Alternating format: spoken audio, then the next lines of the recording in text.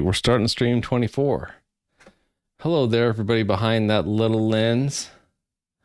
Right there. You there?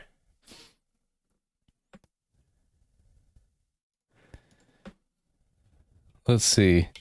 Is it today command update? Yes, it is. I'm working to make sure my libraries use good error techniques and also that unsigned integers are properly supported. I will eventually get to the unsigned integer thing, but I'm still working on the errors here.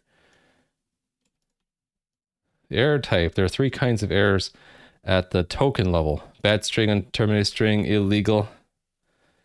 Don't we want to know what character it's on? So like right now, if I go to the grammar, go to my language here and then like unterminated string, like I just do that, right? But I want to actually see that it's on line 18. Actually, and right now it's going to say line 17 if it says anything at all, which I also need to fix. So rather than test, actually, let's do Google cargo. What did I say? Google run, cargo run, parse. So I think it's just going to say unterminated string. It's not going to tell us where. Couldn't even compile. Ah, yeah. I do need to fix that up. I ran out of time this morning. Look at that. It's kind of lazy. It doesn't even want to tell me the types. Expected location token, yeah, something else. Found location, something else. It's like, what? Okay, actually here it says it. So it expected a token. It got a fallible, a result token or an error. Right, because the parser doesn't want to know about errors. That's right. Don't tell me about no errors. That happened here. So we need to fix this. I think what we need is something to do the unwrapping of this. Right, that's right. I was trying to think about what to do here this morning, and then I looked at the time and I'm like, crap, I need to get ready for a meeting. So I had to stop. So I guess we're resuming now. So we make our lexer using our input program, make a parser and ask the parser to parse with the lexer. Right now, they're not compatible. I know what I was going to do. Parse, we're going to change. It's going to take in for this iterator, it's going to be able to accept result token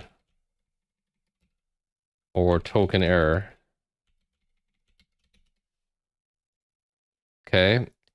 But then parse internally, we need to map it because, or do I?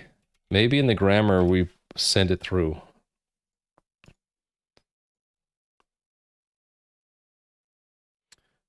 We have our grammar error.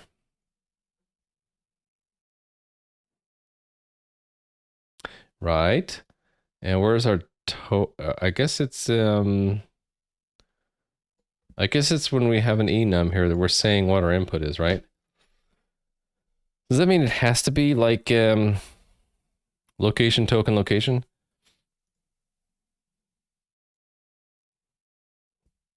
Okay, if that's true, then we need to adapt that to something else. Okay. Then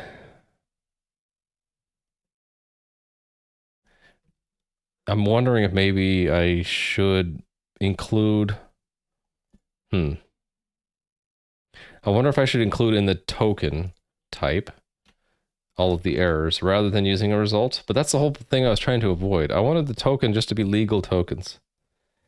Because errors have other information attached to them. Yet again, though, I have this unterminated string and I left it in there. Why did I leave that in there? It doesn't need to be in there. So technically I could delete it. So let's do that. These are all the, right now, all the valid tokens, but maybe maybe I should be putting in errors here too. Hey there, Perkin J. My monading token. I still don't know what that word means. What's monading mean? I can't even say it. Define monading.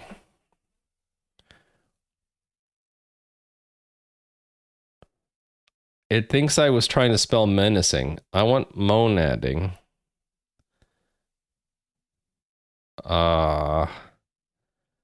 Yeah. See, this is where the web sucks. Like, I wanted to define what monading means. And I get like a weird PDF, some news article about Scala, someone's GitHub. I'm like, no, define monading. What does that mean? Well, the web's not going to help me.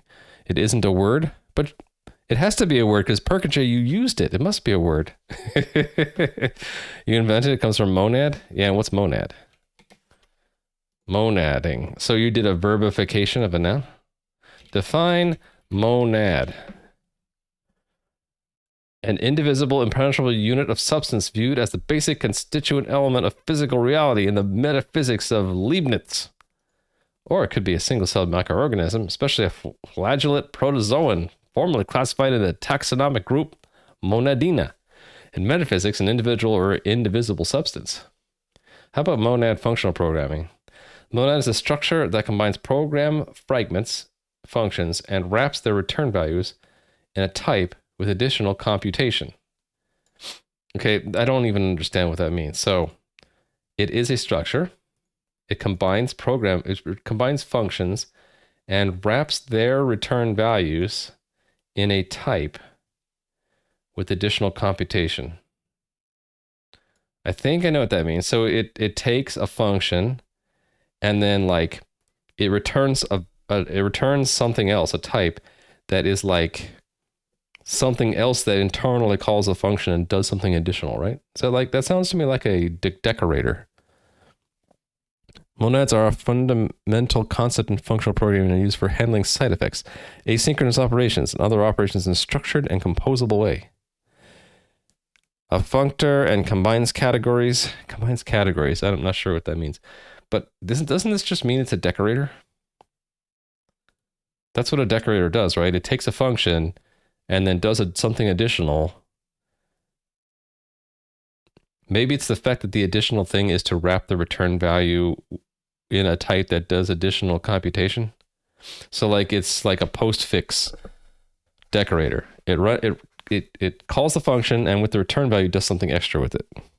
It's a large concept or smaller concepts. Relates categories through a functor. You lost me. Sorry. I don't know what combines categories, relates categories through a functor. You lost me. I'm pretty dense. I'm not a young chicken anymore. It's hard to teach an old dog new tricks. You can wrap a functor like result in the language. So result is a monad because, well, result is like expanding the type, saying not only can it be a value, it could also be an error. Right? Is that what this is sort of saying? In addition to defining a wrapping monadic type, monads define two operators.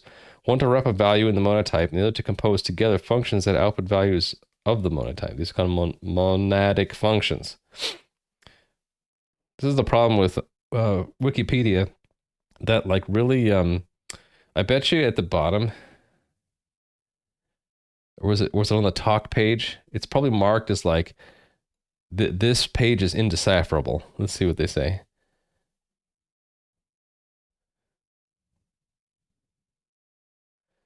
It's computer science B class mid importance, computing low importance.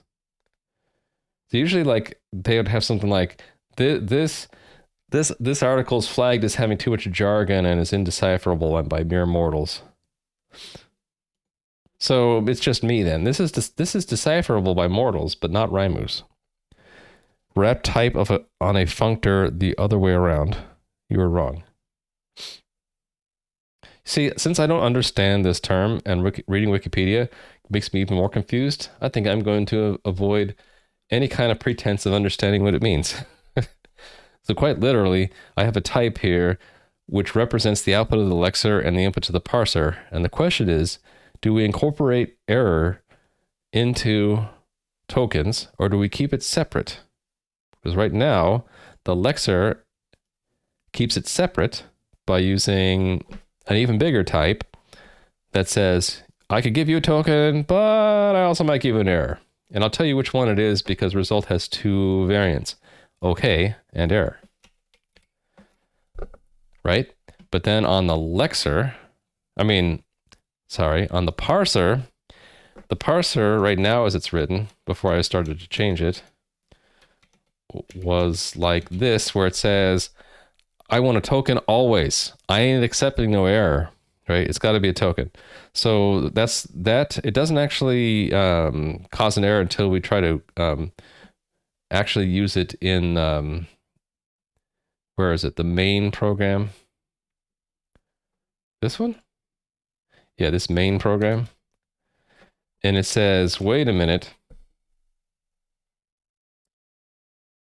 I expected an iterator whose items are tokens and locations, but you gave me one that's a result that might be a token or it might be an error along with the locations, right? So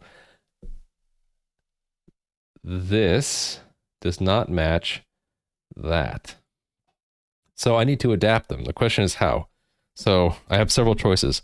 The lexer could never return an error. Then the parser will be happy. But how do I incorporate the concept of a bad symbol or an unterminated string, right? We have an unterminated string. Ultimately, when we parse this, I want to see on the output unterminated string on line 18, right? That's what I wanted to say. The line number is part of the location, right?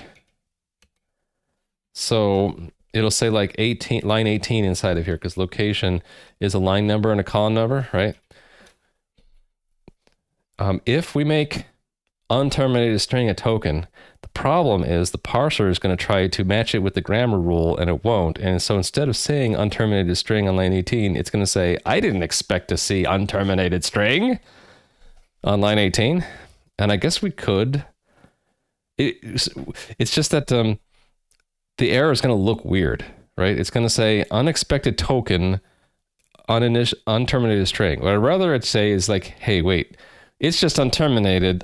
I'm not going to deal with this. Or actually, what I would like it to say would be within the definition of header on statement starting at error, unterminated string. That's what I wanted to say, like on line 18, within the format called header on line 18. So I would like there to be some context from the parser. The parser should know that like this whole thing is a format. So ideally, it would actually match unterminated string in a rule. Like maybe if it encounters an unterminated string while it's doing a statement, then it says, okay, this is a bad statement because it's got an unterminated string in it, but all the other statements around it can be parsed. So we can tell that there's a part here, there's a part here, there's an if here, there's an if here, and there's a return. And this if just happens to have a bad statement in it. That'd probably be ideal. Actually, that is leading me to think that it's perfectly fine to have a token called unterminated string. What we would do is in the statement rule, we would have to have something in there where like all the places where we could have a string, I guess, we could have an unterminated string variant of it. And when we're reducing that rule, it reduces all the way back to being an error or some kind. Are you familiar with deserative and imperative styles of writing Rust? Nope. Oh, do you mean declarative? Declarative and imperative styles of writing Rust. I'm not actually sure what you mean by declarative. I know what you mean by imperative. Imperative is like do this and then do that and do that other thing, right? Get this output, then take the output and map it to something. That to me is imperative. It's compute this value, then do this value. What do you mean by declarative though? Is that like kind of like declaring as a function like the output is that, and then recursively declaring all of the statements inside? Kind of like just like going pure functional? Is that what you mean by declarative? Like I declare that location tracker should count an end of line because we hit a line end. Maybe that's what you mean. I don't know. Cairo is a cool language I've been watching around. Still not on it. Okay, cool. Version 1.0 is pretty much based on Rust. Well, it's got my vote then. Okay, so keep coming back to this. If we have an unterminated string somewhere, like I did have it before I killed it. Unterminated string, right? We would have to catch it in all, I think we'd have to catch it in all the contexts that where a string is valid. So this is expression. So we'd have like a bad expression. And then everywhere that could, see this, that it's going to infect all the rest of the grammar rules. Because expression is like used in a gajillion places, right? It would be simplest if we could just say like, for a statement can be reduced by like anything that contains a bad string in it. And we just say the whole statement's bad.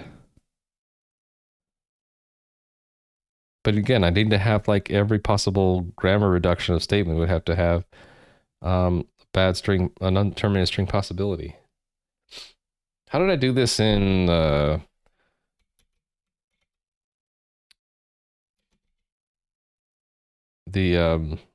Flex and Bison way? I had like the concept of an unterminated string, right? It was called bad string. Missing its terminator. It was a bad string. So how did we deal with bad string? Bad string.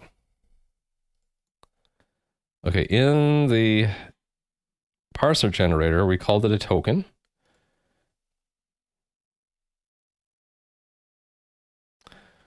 So it reduced to string. Oh, I see how this works. I get it now. If we see a bad string, we just reduce it to string, and so the rest of the syntax actually works. But there's a YY error, right? And there was a mechanism, like it poisoned the stack, so that when you reduced it down to a statement or down to a format, it said, okay, that's bad because it was poisoned by a YY error.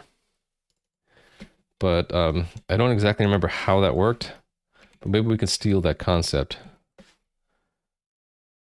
How did that move to there? Weird. Okay, so make sure this moves correctly. Okay, so I wanted to look that up, I guess. So Bison YY error, because I forget how this works. Error function reporting. Here we go. Bison parser detects a syntax error whenever it reads a token which cannot satisfy a rule. An action in the grammar can also explicitly proclaim an error using the macro YY error. Okay. Expects to report the error by calling an error function named YY error, which you must supply. It is called by parse whenever a syntax error is found and receives one argument. For syntax error, string is normally syntax error. Okay. If you invoke derive parser.error detailed or custom, it'll provide more verbose stuff. Okay, that's nice. We can, who cares about memory exhaustion? We're gonna run out of memory. Come on. After YY parse returns to after YY error returns to YY parse, the latter will attempt error recovery if you've written suitable error recovery grammar rules, which is what I have. Right? I have an error recovery grammar rule. That's what these are supposed to do. It reduces to a string, right?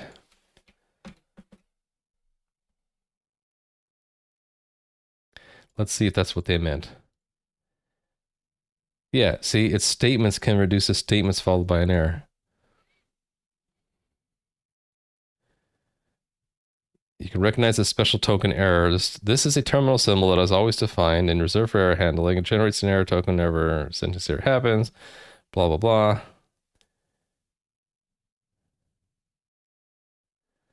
blah. Okay, yeah.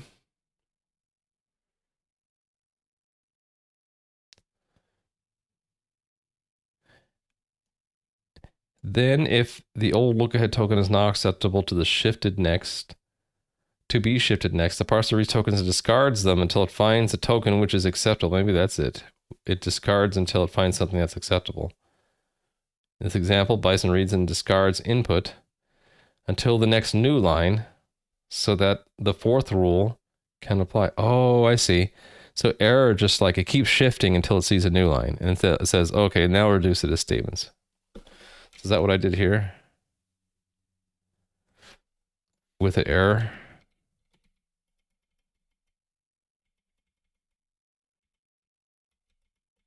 Well, there's my custom YY error thing. I just did a callback is what I did.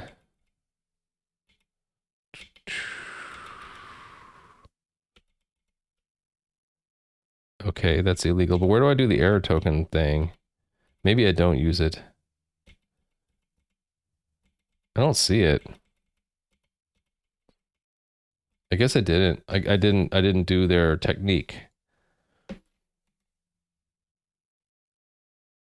I guess it's because what I did is I made a bad string just look like a good string, and then I don't need the special reduction rule. Choice of error. Oh, okay, I see how it works. I see how it works. So, yes. The bad string, or a string followed by a bad string, gets reduced to a normal string, but I poisoned it by calling YY error, and the callback will actually mark the current format as bad, right? Because I had like a YY error thing here. It does notify parse syntax error, right? So if I look that up, I bet I'd see how it worked. Okay, here we go. This is what we do. We just pass it along. Okay, and then here's what we do.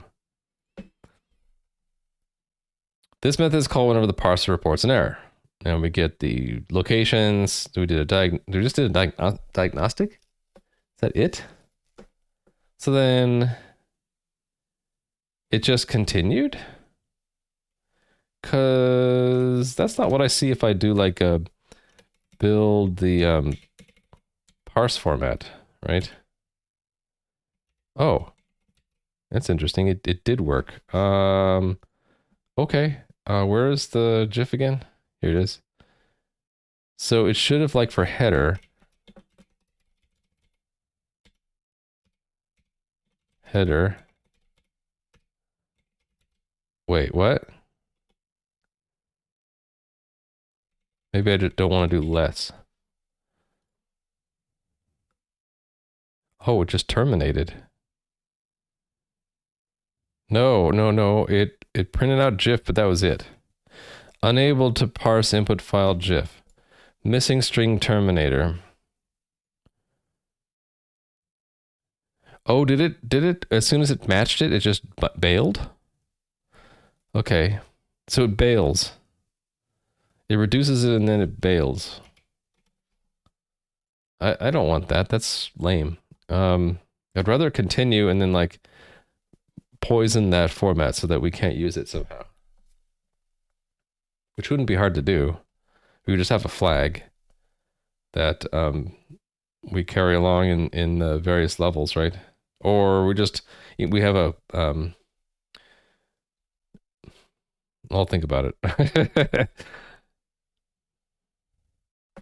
So I guess it's because it must be built into this to the bison then. Maybe it's this thing.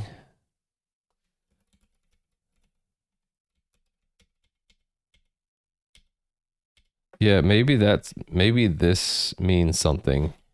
The all caps version.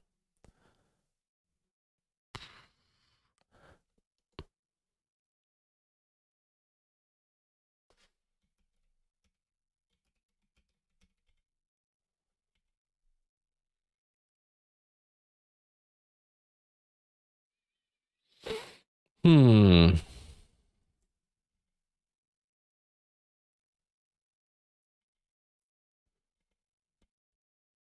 There's a macro YY error.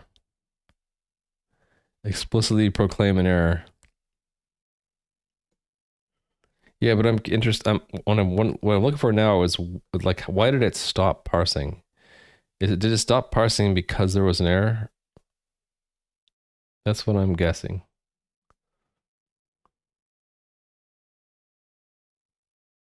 It's probably in here somewhere. I'm just too impatient to read it, every word of it to see it. Okay, let's just not worry about it. So, just putting that aside, how I used to do it with Bison and Flex, how am I going to handle it now? I like the idea of having it reduced to a real string. That way, like, we could continue to, as if it was a string, we can continue, right? Yeah. So we'd have to remember, I'd have to look and see how the, we have to look and see how the parser is actually structured outside of like those grammar rules, right?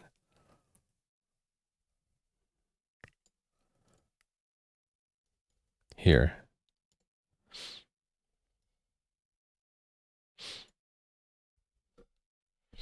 Okay. So yeah. We're building this hash map, right? So it is all done in grammar rules. So format. Right, formats, we start with an empty hash map, and when we reduce a format, we insert it. And I actually don't know why we're doing, oh, we're doing the clone because we're putting it in there. Right. We have 64K, who needs more than that? Exactly. We got 64 kilobytes of RAM. Who would need more than that? That was a famous quote from Bill Gates, right? And it was 640K, I think. Bill Gates, who needs more memory? Yeah, there we go.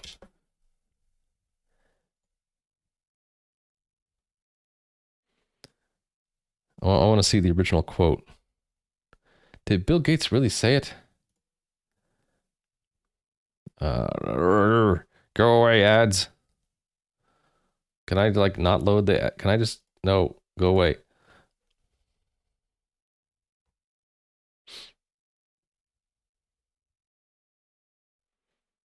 Do you realize the pain the industry went through while the IBM PC was limited to 640K? The machine was going to be 512K at one point, and we kept pushing it. I never said that statement. I said the opposite of that. Okay, so he claims he never said it. I keep bumping into the silly quotation attributed to me that says 640K of memory is enough. It's never a citation. The quote just floats around like a rumor. Okay, I guess he never said it. No strong evidence he ever said it, but everyone blames him for saying it.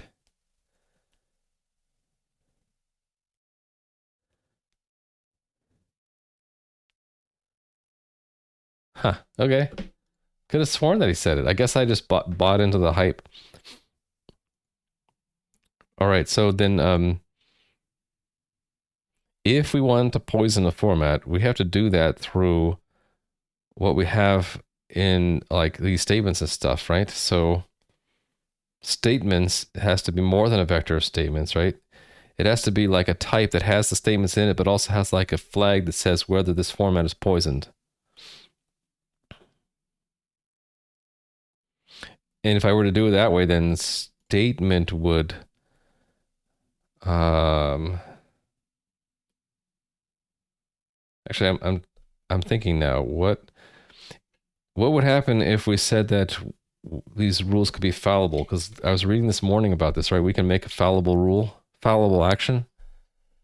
It supports this if we define an action. So what does this do?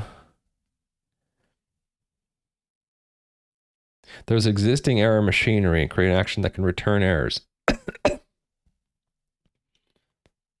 So would it just stop parsing at that point then? Hey there, A squared. How are you doing? Trying to decide how my parser should behave if it hits an error. Should it keep going or should it just stop, and then how? Doing fine, except for my throat is scratchy. I guess I've been talking a lot. Building up that streamer stamina, you know? Parser recovery for diagnostics is hell. I can show you what it's doing now. if I hit the right key, and then actually it doesn't build right now because it's broken. Actually, if I have it in targets, we can see what it actually would have done before I broke things. Yeah, let's see what it does now with, there's an intentional unterminated string here now. So what does this do when it sees that? Stage gif.fmt. Actually, it's not too bad. It says, well, it's off by 1 because this is based off starting from 0 when it should start from 1. But it says that it's kind of weird. It thinks that this is a token and says that token is unexpected. But nobody expects the unterminated string. Nobody expects the Spanish Inquisition, right? So it's sort of a weird way that I did it. So I made unterminated string a legal token, but I didn't have any grammar rule for it. So when it runs into it, it's like, I don't know what to do with that. I can't shift it because there's no rule that's going to match it, and I can't reduce what I have, so it's unexpected. But it does tell us where it is and and what it is. It just doesn't do it in a nice way. Also, it doesn't continue. So if I had 2 unterminated strings, that's the real test. I would want to get 2 errors, not 1, right? Like half of Rust bugs or something set up an error, but recovery went wild. I think I don't need this to be totally elaborate, but there's a trick that I did in the C version of this where I had a rule. Let's go back to it. In format.y, I had a rule for bad string. And what I did is I said, a bad string reduces to a good string, but we remember that there was an error. I think this is actually causing the parser to stop, but we could go further than this. We could say yes, pretend it was a good string, but like internally have like a poison flag that when we get to the top of the format, we can say, well, this whole format's bad because in there was an unterminated string. And we could do the same technique for other errors, right? If we run into an error while we're parsing one format, we could like back our way out and just say the format's bad and not add it to the hash map, but still allow the other formats to be parsed. So like there might be nothing wrong with GIF, so return a tree for that, but maybe header's bad, right? So poison that one, mark it as bad, whatever, but it can continue on, and that would allow us to like find all the errors, and in the end we could actually like list all the formats that have errors in them. Sometimes it's tricky to get the parser to stay where it's valid. The string one, this looks really easy, right? Because we knew that the intention was probably to make a string, so just pretend it worked, right? This, if we make it a real token, it retains the span of what it matched in the regular expression, so it actually is pretty close, right? It told me that, and that's, I have to add 1 to everything, right? So line 18 columns 15 to 30, right? So 18, probably that's 15. Yeah, 15 to 30 is that. So it included the semicolon, but it did its best, right? It thinks that that's the string. Really, that's the string. And we didn't have the terminator, and that semicolon is another token after the string, right? So it didn't see the semicolon, but it got pretty close. If you don't have multi-string, actually, if we were to do it this way, and we said it's a string and we let it continue, then we'd have another error because it would see error, string, end brace, and it would say, well, you didn't have a semicolon.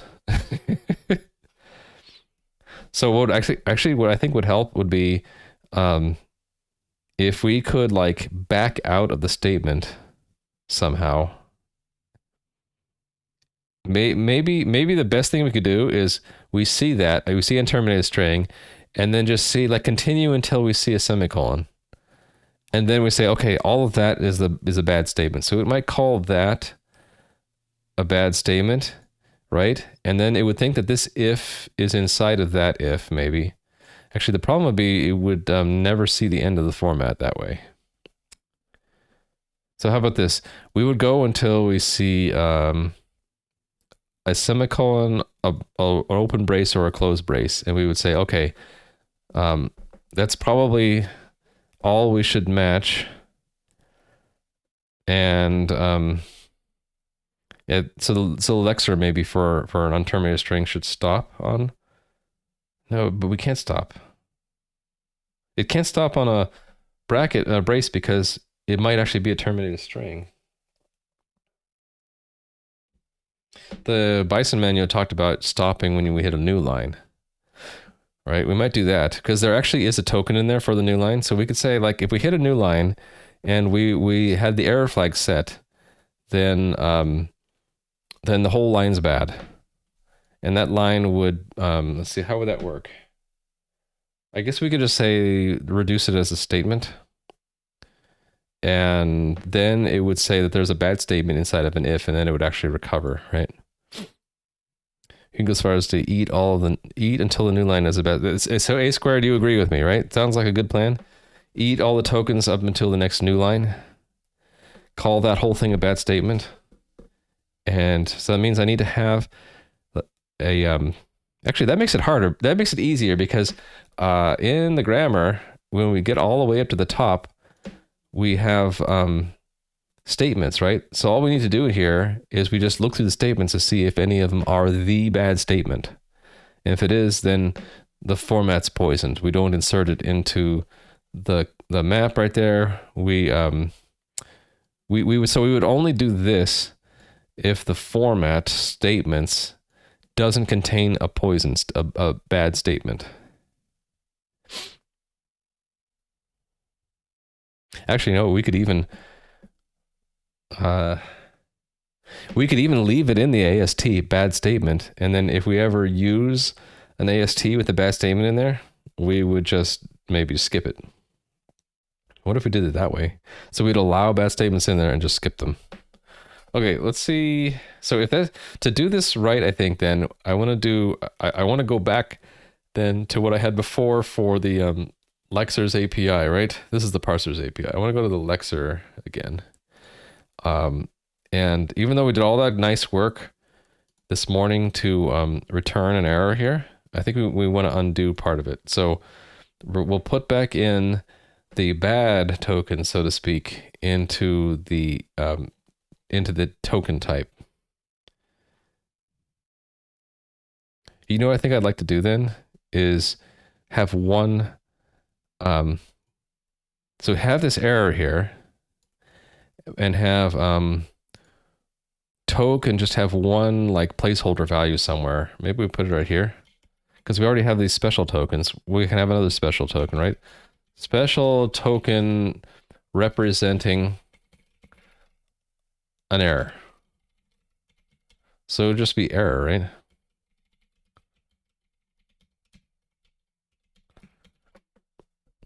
And then it's sort of like it has a built-in it's like a result kind of built in, or it's instead of needing to put this into a result, it can hold an error maybe. Import error from the crate.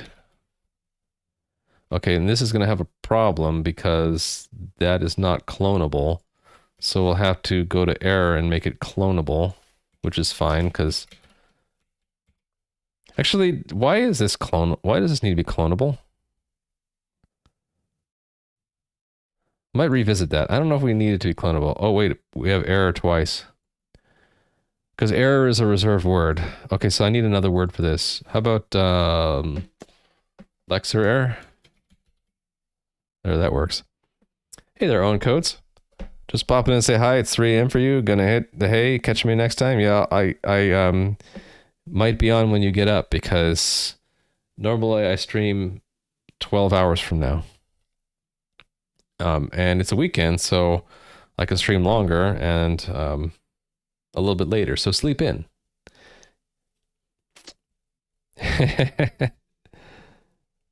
Especially during type checking and such, there will be TY error thrown around all the time. The compiler just ignores them where possible. Okay. Guess what Rust C does for things like this too? Oh, that's what you said before that. So it just throws around an error and just ignores them where possible? Huh. Yeah, it makes sense because you kind of wanted to like pretend there was no error and continue so that you can get all the errors. And at the end, you can just say, well, how many errors do we have? Is it more than 0? Then we got to stop because we can't code gen this, but we could at least list all the errors. So that's what I want to do. I want the error to be like accepted by the parser at first, but when we get into the AST, it would just kind of poison the format. It would say, well, we can't use, if we were to use this format, actually maybe, yeah, like I was saying, like not even poison the format. We would allow the format to be used, but then you would probably get we'd see these error messages saying that there was a syntax error in it, and so the output's not going to be valid. I think that's fine. So Lexer error that represents an error, and we have that error type. We already planned to use it to represent these kinds of bad errors. Do I actually have a bad string?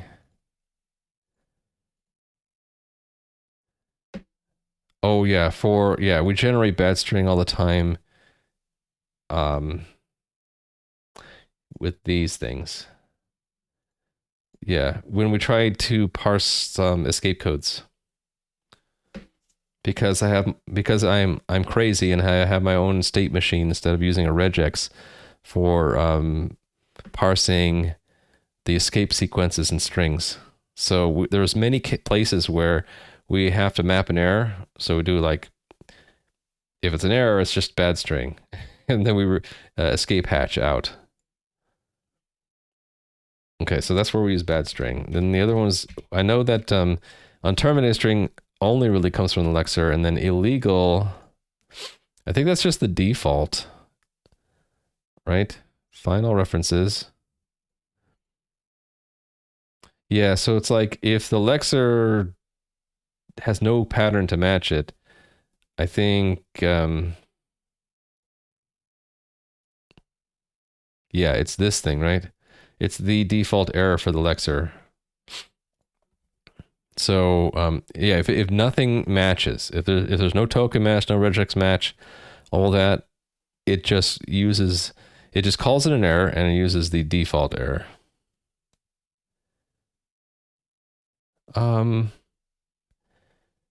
Where is this used?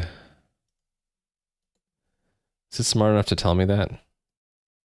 The answer to that? No. Okay, well, I think it has to do with this. It'll come back as an error illegal because that's the default error. And then we end up mapping it to our API level error. So we're not going to have an API level error. Let's just delete that from the from here, right? Just delete it. Okay. Then we're not using create error from here.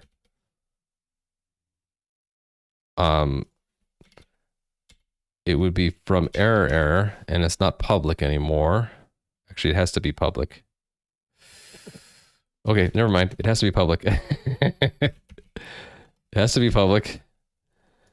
But we don't want a result. So hold on. Let's go to the public API of that. Not token. It's in the Lexer, right?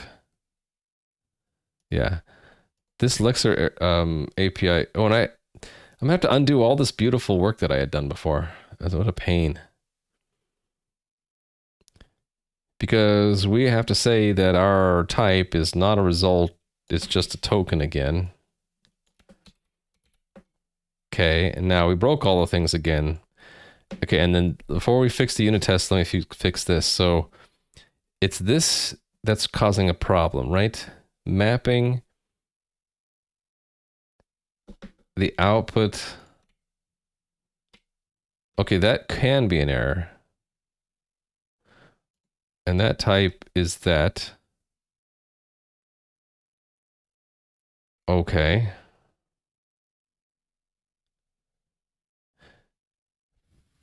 Let me think about this. That's the Lexer output. Correct. The Lexer can generate these things.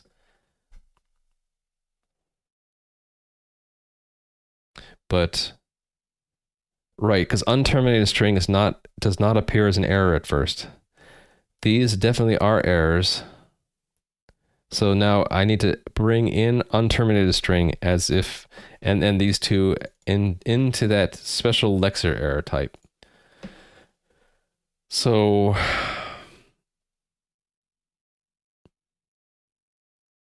that's in the into, right? Yeah, so let's do that first, I guess, because that would be an output. Um, there's an, here it is, from output into token, and then, right, it's actually just gonna go to token. So all these OKs go away. Not all of them above here, but all of them below here. All of these. They go away like that. Okay, here's how the unterminated string goes in. It's a normal token, but it's a Lexer error unterminated string. We have to say error here though.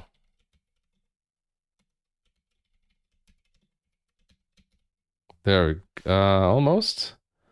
Hold on. Capital T. And this is token error, right? Let me think about this. No, it's not token error. It's under lowercase token error. Why can't it be? It's there. Is there a problem?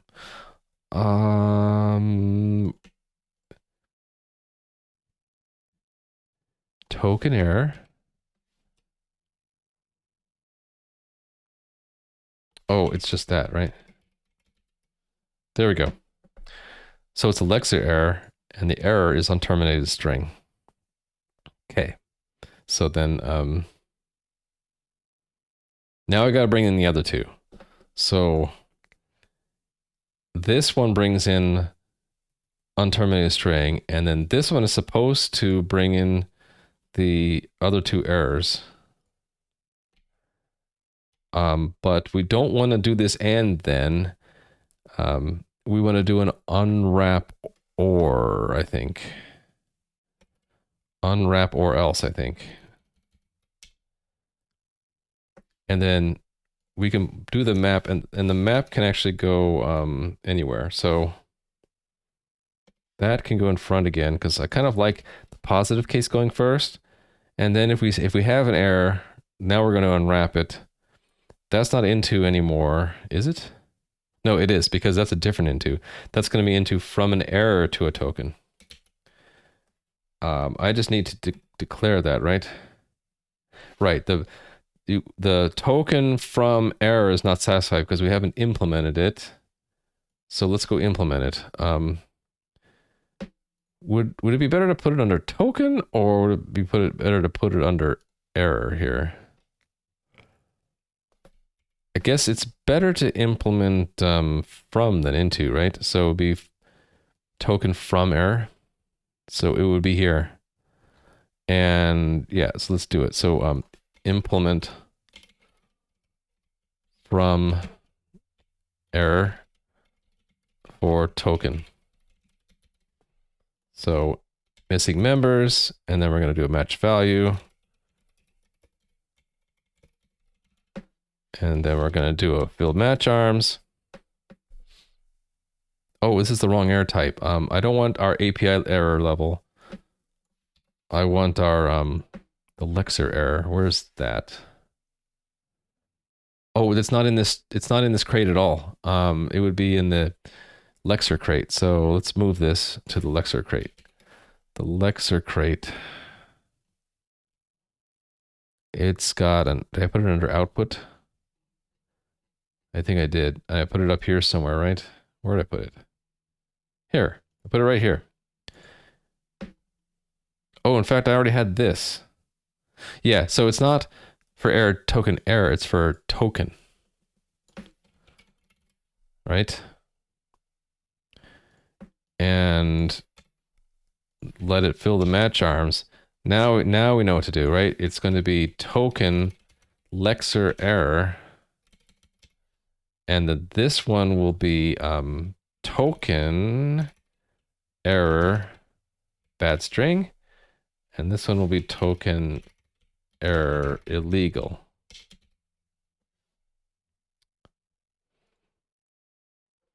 That name I don't like. Let's fix these names. So this is, what is this? This is illegal token, right? Yeah, because we're in the lexer. So I'm going to rename that illegal token. And I think it's the same thing for this, right? Illegal token. I love those the refactor renames. It's nice because it changes it everywhere. Okay, now let's just chase down the errors. I don't know why how that A got in there, but that's a problem. Okay, so our errors are in our unit test, so I need to fix all this, right? So everywhere that we have result token error, it's going to just become token.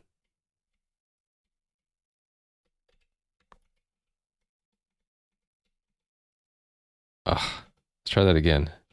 I'm doing this multi-cursor, that's why I have to be really careful. Just token, right? Okay. And then all these OK tokens everywhere, just delete, delete, delete. Go 3 words over. Oh, this is going to be a mess, though. What I want to do is I want to skip to the next comma, but I don't know how to do that. Can I do like move to next?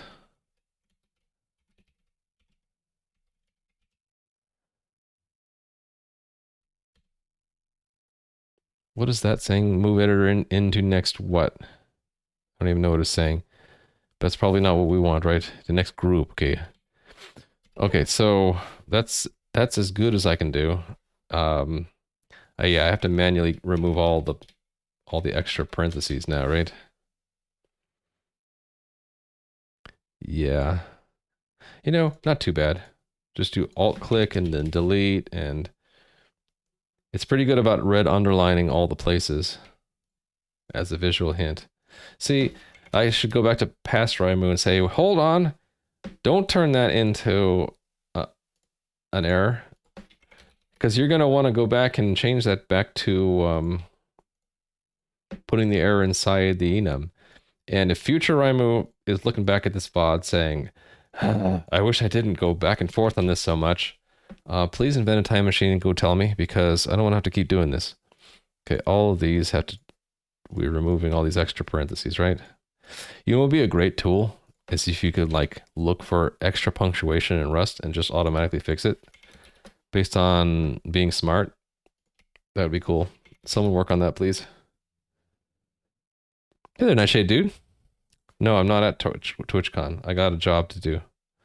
I don't got no free time. What's free time? I would have gone to TwitchCon if I had the free time to do it. Okay, all these are nice because we can just Control D all that and just go 1 word over, delete, save. And probably the same thing here, right? I'm not going to TwitchCon, but I am going to BlizzCon. So if anyone's going to BlizzCon, maybe I can find you there. Yeah, I know you're there. Did you find the Primogen there? You're just there to hang out, right? That's what I did last year. Because I just had the opportunity to just go down and meet people after the show at the bars nearby. Here's one there. And there's one there. Wife is going to a concert. Yeah, but more importantly, did you find the Primogen? Did you find the Prime? Prime's cool person to hang out with. He's a lot more chill in person than he is on stream. Should we be meeting up with him for breakfast? No. He'll be even more chill for breakfast. That's my prediction. He's gonna be super chill. You'll have a really nice time. Okay, yeah, these errors we're gonna have to fix them up because we don't allow those errors anymore. You know, when you play a personality on Twitch, you just like have to like get into that character who's like not exactly you. And I get that. Also, when you know you're not performing for like 100 people at once, then it's kind of like you're in relaxation mode and you're not going to be so amped up all the time. Me, I'm just old and I don't really care about getting amped up on Twitch. Why didn't it like that? What's wrong with my token? What's wrong with that? Oh, okay. It just doesn't like that because... Where are we looking? This shouldn't say error, right? Wait, what? Oh, because these are inconsistent. We can just fix this. This is going to be token lexer error. Token error illegal.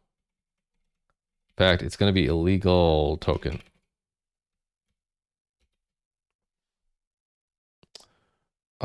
This should be capital token. Yes. Okay. Good, good, good, good, good. Yeah, all these errors I have to fix now. So let's try to fix them all in one fell swoop. So delete, delete, delete, delete, delete. Capital T. Go 2 words over. What's it doing? I don't know what's happening. I don't know what's happening. Let's undo, because I don't know what I did. Good thing we have undo. Capital T. Okay, yeah, I did something totally bad. So that's lexer token, parentheses, token, error, go a couple words over. And actually we're done, aren't we? There we go. We did it. You appreciate my non-ampedness? I'm like this. I'm actually more amped up than I am normally because there's always that little bit of temptation to perform in front of the camera. Also, it's sort of weird talking to an inanimate object, even though I know there are people behind it. Have you ever like felt that way that maybe if you're in a like a WebEx meeting for work or something and you just like mute the audio and then put another window in front, then you're going to get this weird realization that people are seeing you, but you can't see them and you can't hear them. And so like, yeah, it's a weird feeling. You have to actually try to stream or have a one-way, it's like a one-way call. If you're on a telephone call and you're talking but the other person is listening and they're muted or they don't say anything back, it gets quite weird. It's like not a natural interaction. Okay, illegal token is token lexer error, token error, illegal token. I got the word token a lot, but you know, that's because each of these in isolation doesn't have the word token in it. Yeah, I think it's fine. Oh, we have no errors anymore. We just have a warning. We have a warning that we didn't use error, so let's remove it. Now we got 0 warnings, 0 errors. So cargo, let's make sure we can build. You're inanimate. You are invisible to me. I guess invisible. It's the camera that's inanimate. The camera's not moving. You're invisible behind the camera, so to speak. So it's weird in 2 ways. It's weird in that you can see me and hear me, but not vice versa. And it's also weird that the means in which you see me and hear me are through inanimate objects. No. You're confusing yourself with the camera and the mic. You're behind them. You're invisible behind them. Relax. You're not a camera, are you? So can I test now? I would like to test the parser. I probably broke a whole bunch of things in it, and that's fine. I also want to test the lexer. It will only fail 1 test? Not bad. How about the lexer? How much? Oh, we're actually passing everything in the lexer? That's crazy. We're even passing the unterminated string stuff. I guess I shouldn't be too surprised. Okay, so then what are we failing in the parser? We're failing the illegal token. That. Can I just go to the right line? Would you just help me out here? Control clicker. See, it's not helping. It put it way down here on this assert, but I really wanted to like go up to here, to the test case. And when I click that, it like opens tests for some reason. Okay, anyway, here we are. And it's the expected is wrong. Expected EOF. Okay, so we had low expectations. We expected unexpected EOF, but that's not what we should have expected. We should have expected parser error, unexpected token. Well, that's not correct though.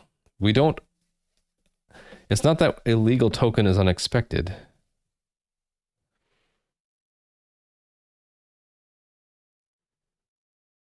Right? Yeah, what do we want? What do we want? Let me think about this. It depends on the context. So we should allow, I think we should allow, if it's just a bare illegal token, it should just say that it should be a kind of error. So let's make a grammar for it. That at the top level, we might have some formats followed by an illegal token. Like this, right? Illegal. And I don't think we need to name it because as in like it doesn't have to have a colon in front because there's no information from it that we're going to preserve here, right? We're just going to we're going to log the error and that'll say what line number and column number it's on, and that should be good enough, right? And if later we add callbacks, we would do that here. We'd still just only use the span from it. So oh wait, illegal is just one kind of error. Can't we just expect any kind of error? Lexer error? Lexer error, right? I put that in on purpose here. Lexer error.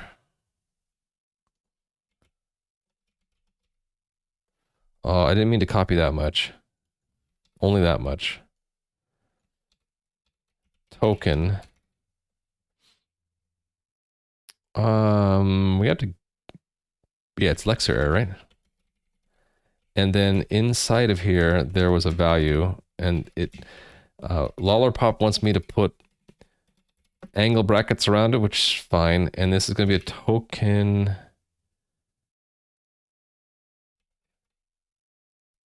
error, right? Okay, and then we need to decide what to do with that. There is no next, so I think we just do nothing and move on, right? Because, or is this the point where I actually want to do logging an error message? I think we do. We want to at least say that there's an error. So the error would be like error, and then whatever the error is. I guess that means I do need to give it a name, right? Like this. So error. Display trait or not?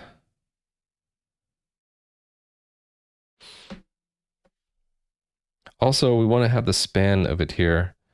So, yeah, that's just span. How do I get that? How do I get the span out of it? I forget how to do that.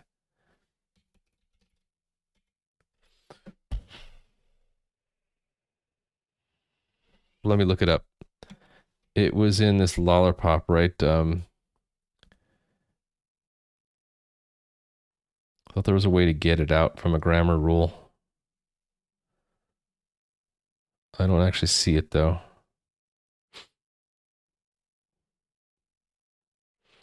Okay, how about, I don't know.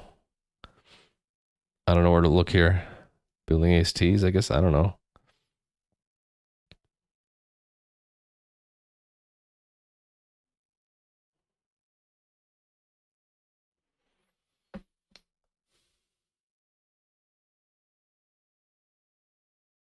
Yeah, this is working with values, not the original token. So how do we get to the original token? I don't like their tutorial because like this is every time I come back to this, I don't know how to find the information I want.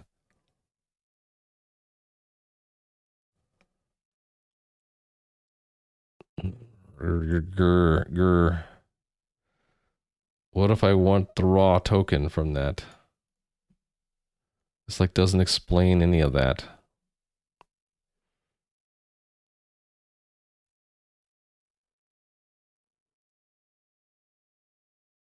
Oh wait. Take the value of the term parsed.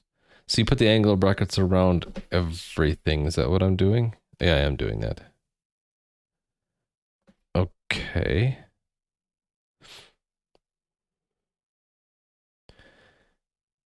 A name.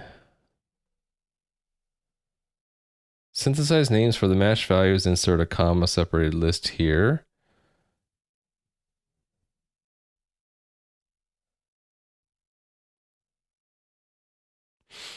Okay, I see that. Actually, that is weird.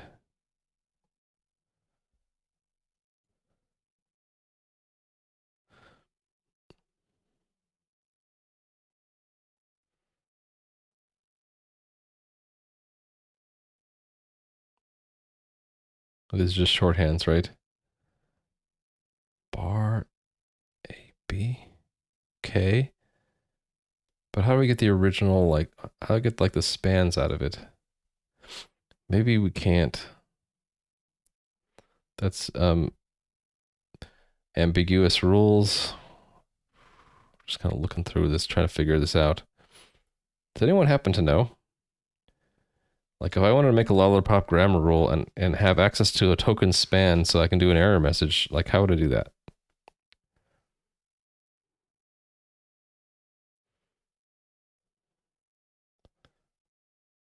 To would discard the value for the comma. What is this? Ew.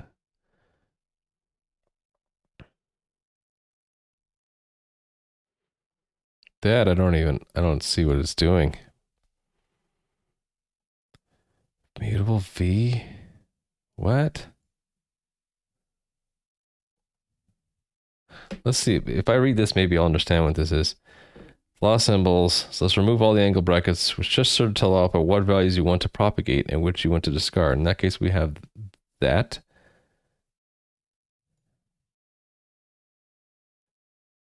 Right. So we just peeled away the onion, so to speak, right? So we peeled away this and that and this and that, and the names and the colons, and we're left with that.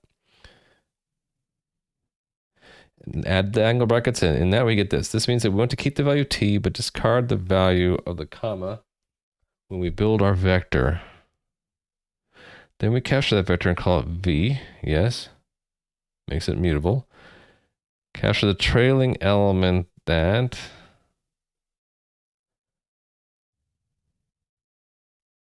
Oh, the question mark means it's optional? Well, that's cool. I was like having special grammar rules to do that. So I could remove some of my grammar rules, but if I use this question mark in there. Okay, but still they're using the values inside the token. Oh wait. Is that why in down here they have these? So okay, then I have an idea. What if we capture the whole thing like that? Would that let me get the token along with its span? Maybe? If that's the type, then that's the type we want, right? Actually, but that's a variant. So maybe it needs to be token. But that... No, hold on. We do variants in there. I don't know, let's see. This is a mix of that's a type and that's not a type. That's a variant, right? It's a value. So maybe this will actually work. So let's try it. Lexer error. Then this should be the entire token. So I want to... let's just do a debug of that, and don't worry about the span, and let's just run it and see what we get. So let's just see if we can build it. Cargo build. Okay. Unexpected token parentheses. So it didn't like that. Okay, so if I put it back in there,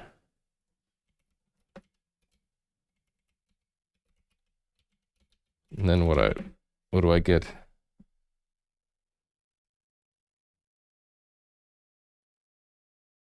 Okay, I need to add a comma.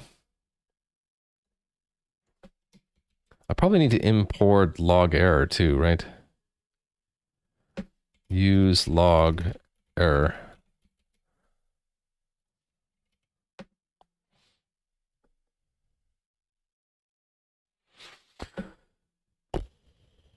Cannot determine resolution for the macro error. Import resolution is stuck. Try simplifying macros. What? Oh, is it because of these other things? Use of undeclared crate. Why did it complain so many times about it? Okay, then I have an alternative, and that is that we're actually going to have that call a function. How do I call a function? Can I have like extra code somewhere around here? Yeah, what if I have a helper function in Rust? How do I call it?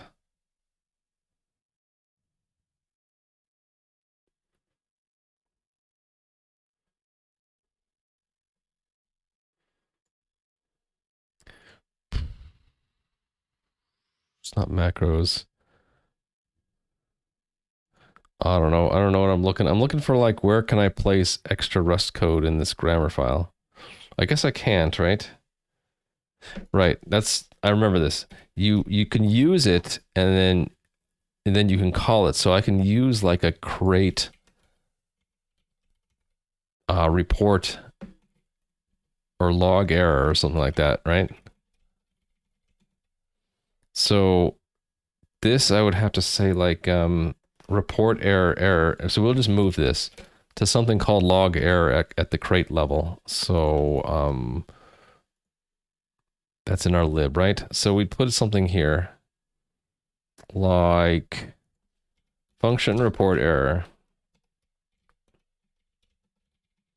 And it should just take a in this case it's going to be a token error, right? And we're just going to log it. Okay, and then from the grammar we would call report error.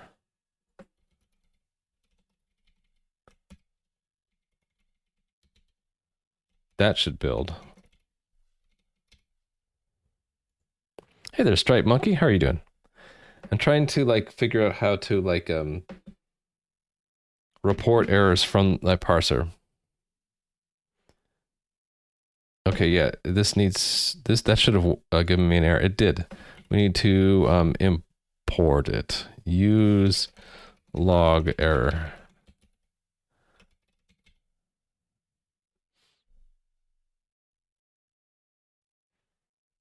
Gotta wait for that compiler. Here we go. Not found in scope. I thought I imported it.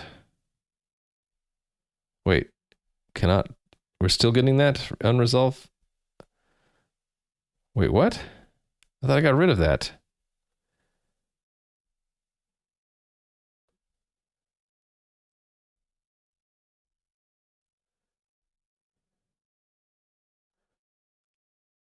Oh, it says log error instead of report error.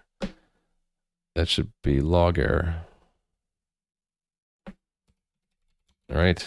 I should use a consistent name. Log error, log error. If I pick a name, I should be consistent, right? What's the plan so far? You mean like what am I doing today? I'm trying to use good error techniques. So I changed a little bit of the API between the lexer and the parser. So now the lexer, where do I show that? I guess that's in token, right? Token. The lexer has a special token now representing an error, and that rather than returning an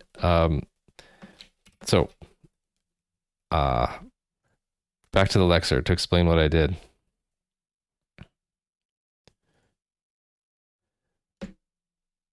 Lexer, if you recall, is an iterator which has an item, and this morning I changed this to be a result of a token either or an error, and then but that doesn't really that wasn't really easy to propagate the error to the parser where I actually want to absorb it into the grammar so that we can continue parsing even if we run into a lexer error. So what I did was I said, okay, to get it to be absorbed into the grammar, we'll just return a token, and then one kind of a token is a lexical error. So internally we can have an error, and we will map those errors in error, I think. Where was it? And I can't remember where it was. I think it was here. No. It's in one of these. Oh, we're in the parser. Gotta go back to the lexer. Is it lib? Somewhere around here. Those are the unit tests. Was it an output? Yeah, here it is. So output implements some from error for tokens so that it can turn actual errors into and put them into a token lexer error. And then those combined with the unterminated string, which doesn't actually get caught as an error, is actually caught with a special regex here. That's technically an error, but the lexer eats it, right? With a regular expression. It says, okay, that's a valid token. The other kinds of errors are if it's doesn't match any rule, then it has to use the default value for the error type. And then bad string we generate from my ugly state machines at the top here, right? Whenever we get an error, we just escape hatch out as a bad string. So that all comes together in the end with this it either the unterminated string isn't an error to begin with, or we have two other paths to make an error, and it gets packaged as a legal token, not an error anymore. So then it should arrive along with all the other tokens in the token stream to the parser, and there what I'm doing now is I'm adding special rules that will eat. So if we find a lexer error outside of a format, we're just going to log that error and continue. And then I need to add a rule for like in a statement inside of a format. If we get an error, what I want to do is like somehow mark that the format's not good, but then otherwise continue. Taking notes, Stripe Monkey? What's OTTG mean? It's like a little duck that's making notes. I like it, although I can barely see it. Yeah, so I was just trying to get that log error to work, and it looks like I got some problems. Cannot determine resolution for the macro error. Import resolution stuck. Try simplifying macro imports. Use of we didn't have the parser doesn't use the log crate yet. Okay, that's easy to fix. Cargo toml. We depend on log. I think we're up to like 0.4 or something. I think it's funny that such a stable crate is not yet on version 1.0. Normally, when I mouse over this, I get a list, but it's not working for me right now. I feel compelled to double check libs log. If I didn't put a quote in there, it would have worked. Okay, log. Yeah, it was 0.4. Okay. Now that this is done with the mouse over work, the click work, this hasn't been working for me inside the virtual machine. Like usually when I mouse over or click on these check marks, it opens up a little pop-up and I can see like what the versions are. It's meant to be for rubber duck debugging. You don't know what's really going on, but you're learning. Just think, yeah, but Stripe Monkey, you always know what's going on. Like you and Sarian, usually all you have to do is like glance at what I'm doing and you're like, oh yeah, he's doing this and he's doing it wrong. He'll get to it eventually or not. Maybe I should say something. You're like the guardian angels of the stream.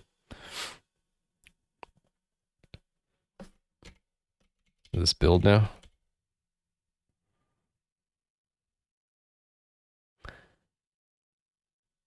Okay, we have a mute we don't need. That's fine. I'll deal with that later. Okay, so it's working. So what happens now when I run the tests?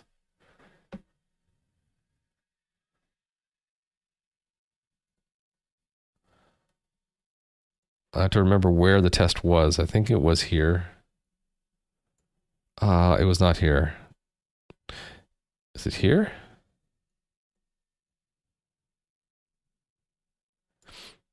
It was tests API, wasn't it? Yeah, here it was. Tests API. Okay, so the illegal token test, what is it? How does it break right now? We get an okay with an empty. Oh, but it should have printed something. Oh, but we don't have the standard logger turned on. It's actually what we want to see, right? Yeah, but we also want to know that an error happened. So eventually I want to turn on logging for all the tests, but for now I don't have that ready to go. So I think we're just going to turn on simple logger for that crate only. And where did I have that in Lexer maybe? Or was it ingestion? One of these we were pulling in simple logger for it. Ingestion, cargo tunnel. There it was.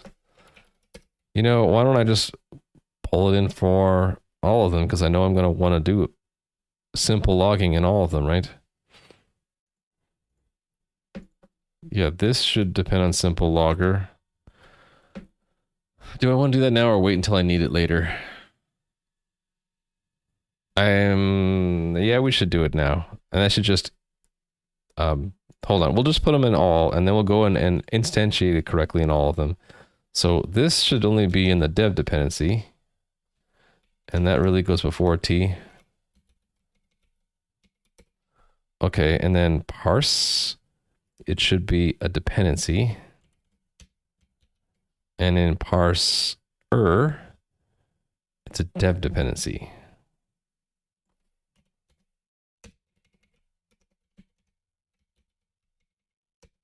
Okay, and then ingestion, it's a dev dependency. Okay, so then where are we? I had like a commented out version of this somewhere, I think. Yeah, right here. So I think this is time to figure this out. I want a logger to be set up for all tests in one place. I don't know how to do that though. There has to be like something that all the tests run, right?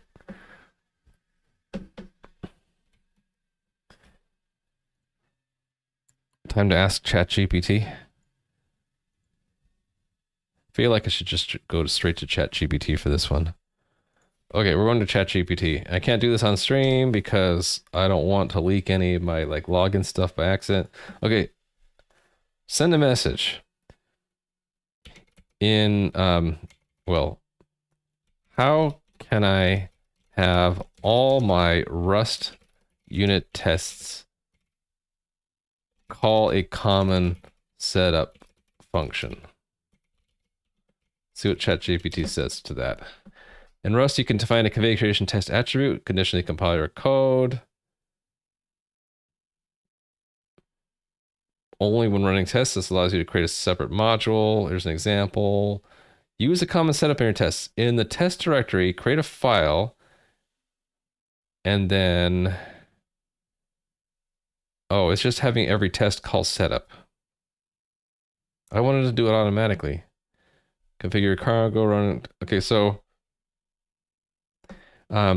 is there... The follow-up question. Is there a way to have every test call setup automatically without me needing to have that function call explicitly in every test? Yes, you can use the setup function in the setup phase of each test by utilizing Rust test frameworks and fixtures. In Rust, you use the fixture attribute to define a common setup function that is automatically called before each test. Here's how you can do it with the RS test crate, which provides parameter testing with fixtures. Okay, so it said I could use this thing. So let me look this up here. Rust fixture. So I have to use RS test then. To find a fixture, you can use in all RS test arguments. You should mark your function as fixture and then use it as a test arguments. Fixture functions can also use other fixtures. See a trivial example. Okay, if the fixture function is an async, okay, but I still have to mention it, right?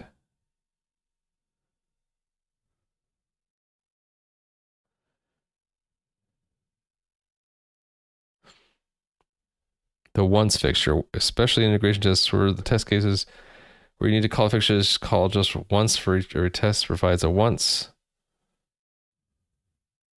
It's still calling it explicitly. Maybe I should ask ChatGPT a more focused question like, if how do I create a simple logger that all my tests will use? Let's just ask ChatGPT that. I'm gonna new chat. How do I set up a simple logger in one place in my Rust library so that all my tests can generate log messages without them each having to set up a simple logger directly. Okay, ChatGPT, you're gonna come through for me, right? It's doing a lot of chat. It's like pages and pages. To set up a simple logger in one place in your Rust library so that all your tests can generate log messages without having to set up a log, blah, blah. You can use the log crate along with the env logger crate. Initialize the logger. In your library's entry point, add the following code to initialize the logger. So there's an init logger function. Make sure to, okay, call the init logger in your tests. In your test files, call the init logger before running any tests. Yeah, but that's what I don't want to do. It keeps saying like, set it up, but then have every test call it. Okay, what if I don't want to have to call init logger in every single one of my tests? Sure, generate. Give me an answer, ChatGPT. If you want to avoid calling init logger in every single test, you can use the test attribute to define a common setup function that will be executed before all the tests in the module. The setup function can initialize logger. So that's interesting. So in your test file, define a setup function with the test attribute. The function will be executed before every test in the module. Really? That's interesting. I didn't know that would happen. I don't think that's true, though. When you run your test, Rust test framework will execute that setup function before running each test in the module. I don't think it is right. It's here. I'll copy the code that it generated for me. Actually, there's a copy code button. I can just use that. It said that I can do. How do I keep doing that? I keep moving my my windows around. I want that to go in workspace 2. There we go. Okay, it said that I can do this. And then both of my tests will initialize the logger. I don't think that'll work unless I run all my tests, right? If I use the little buttons that it generates, like, and just run one test, it probably won't initialize the logger. We can give it a shot though. I mean, I'll give it the benefit of the doubt. So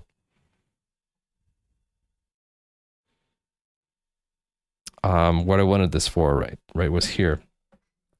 So right now, if I were to run this one test, it'll just say it passed, right? And I won't get, wait, that actually doesn't log anything, does it? That doesn't actually log anything. Where were we actually generating errors? Value coercion can't go to size. Can't parse a bit without a bit stream. Exceed the boundary. Too many bits. Collision. Actually, I don't even think we're generating any errors right now. So maybe I move this thing. Where was I? I don't even remember where I was. That's how scatterbrained I am. I'm just hitting the bat. Okay, here we are. We're in simple format, an ingestion test. Let's move this to where we do expect to have an error. And that was the parser. Yes, the parser's API tests, right? Here. So this should say okay with empty map. But we should also see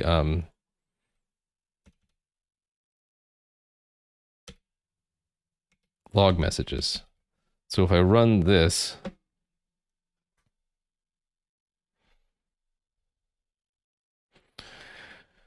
but I'm patient and I wait for it. I can be patient. I'm patient. See how patient I am? Come on, finish, come on, finish, come on. There we go. So now we get our error illegal token, right?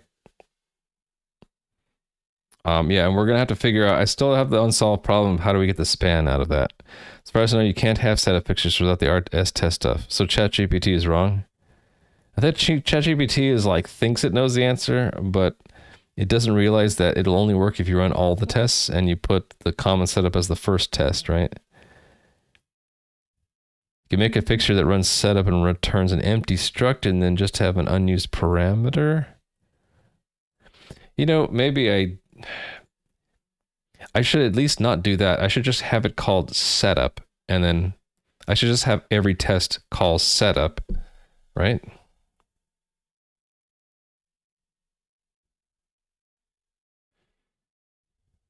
What happens if we call this multiple times? Does it actually do anything? Or does it panic? Because if it panics, then I want to make sure it's done once and only once. So I would do, what, a lazy or something? To make sure. If it doesn't panic, then we're fine, right? Panicked. Okay, so yeah, we might run into the actually, hold on. What if I do it once and I run all the tests? Does it actually call that? It's gonna call it for every test, but is it gonna run the program multiple times? Actually, it looks like it actually works. Nope. It's the set logger error. So yeah, we have to do it like, make sure it's only once. Once cell, right?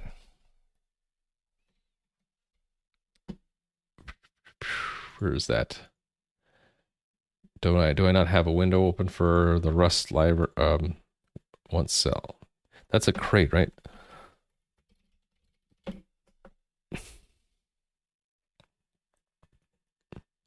Actually, do they have a nice page here? Maybe we can look at it.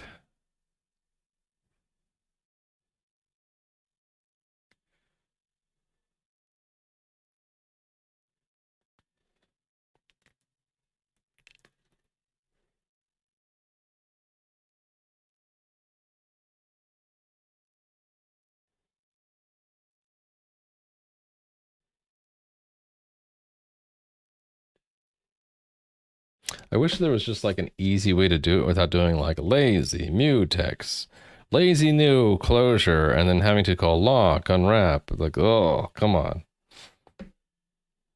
Isn't there an easier way to do this? I guess I can just do it and then like wrap it away in something that I don't look too closely at. So 1.18.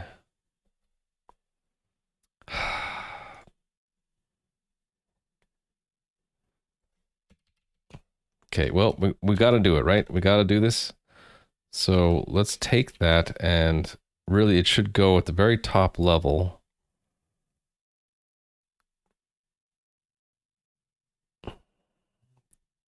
Tests? Hold on. Yes. It should go here, right? So there should be like a function set up where I like only do that once, which means that I'll want to have lazy in here, right? For a dev dependency. Or once cell, LMNO, once cell. Is it? It's underscore, right? Logger is already technically in a static cell. And you know, I just realized I lost the code that I had. But undo knows what it is. I don't know, is it? Let's see.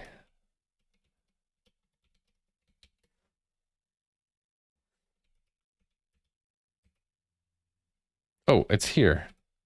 I thought I deleted it just now, but I didn't. One cell is 1.18. I don't need that. Okay. To test. Too many friggin' files open. All right, this is the way ChatGPT said to do it. I think this relies on doing them in order. It's like, oh, okay, it's initialized. Now these can use log statements. We already proved that that's not true, right? No, I didn't prove that.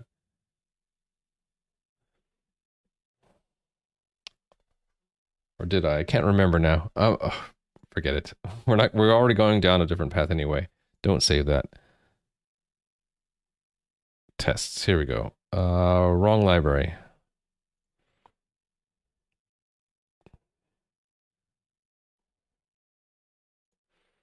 Here we go. So yeah, then let's see. Let's see if this hey there, Lazy Guru, how are you doing? Just lurking, you don't have to keep calling me out. I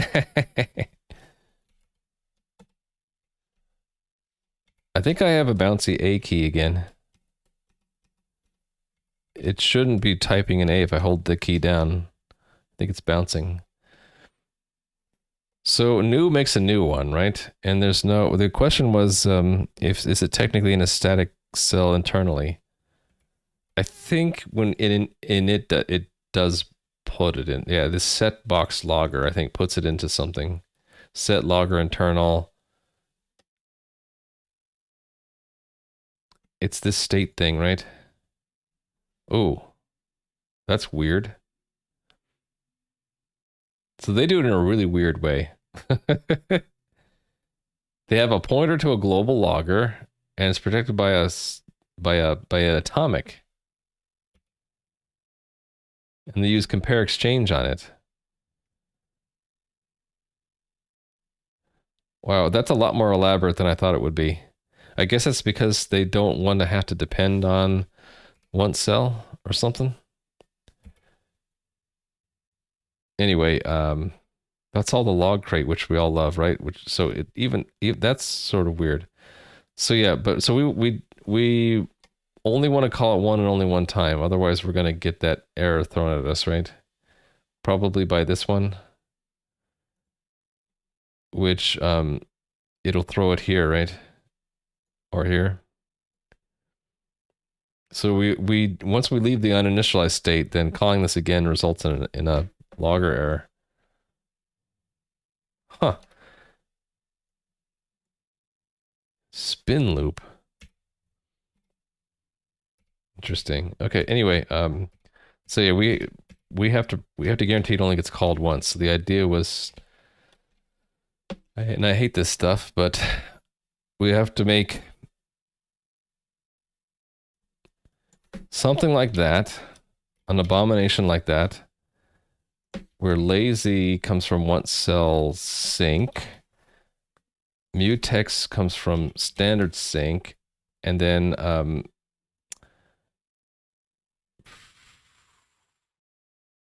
it doesn't matter what I put here, right?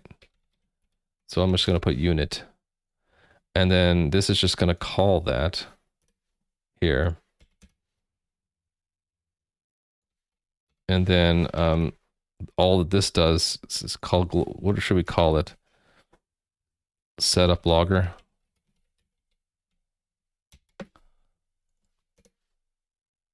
It's going to call setup logger.lock.unwrap. So we're totally relying on this side effect. What's the problem here? Yeah, so we're dropping it. Is that the right way to do it, or do you assign it to underscore?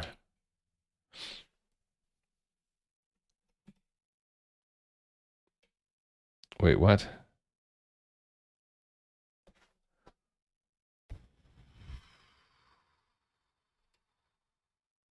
I have no idea why it's telling me that. Why does it want me to have mutex new m?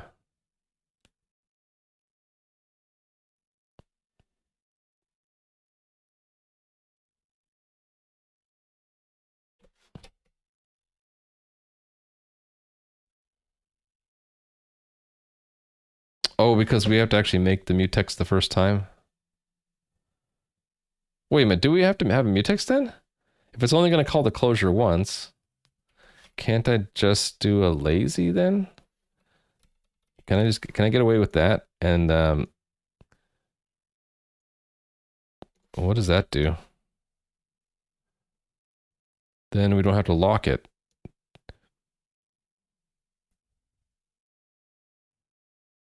So what is that? It's lazy. Do I just say, we can't say that, right? That can I do, I have to do something with it. I don't know what to do here. Do I just,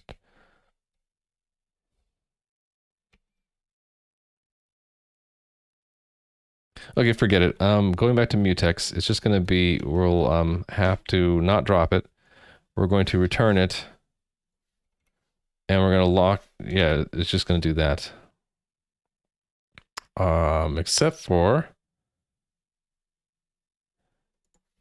I forgot. We gotta make ours pointless mutex.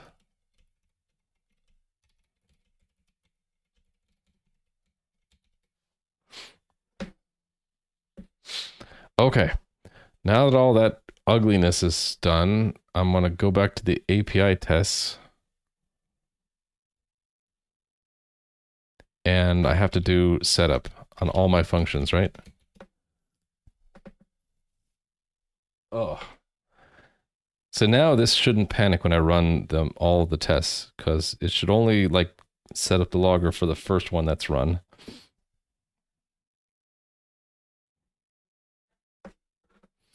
Well, I hear the dog barking in the other room. I suppose that means it's my job to let the dog out. Who let the dog out? What's this? So now we get that error.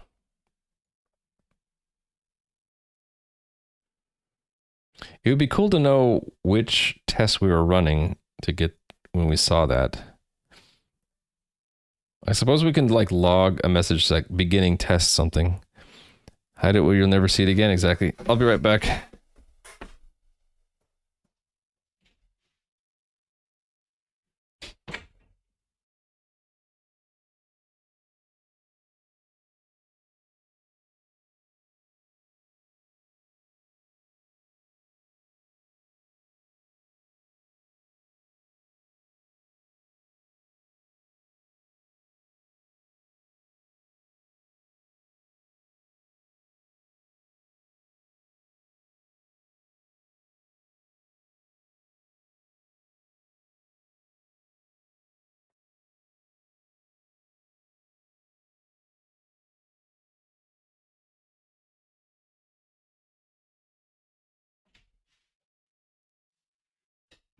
Okay.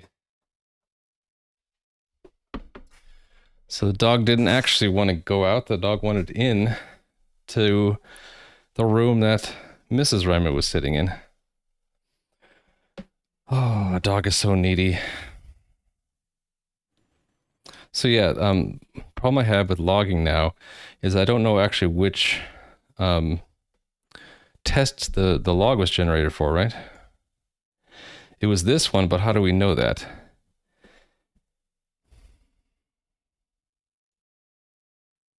If I did something like, if I knew what function we were calling, we could like pass it to setup and it would log something.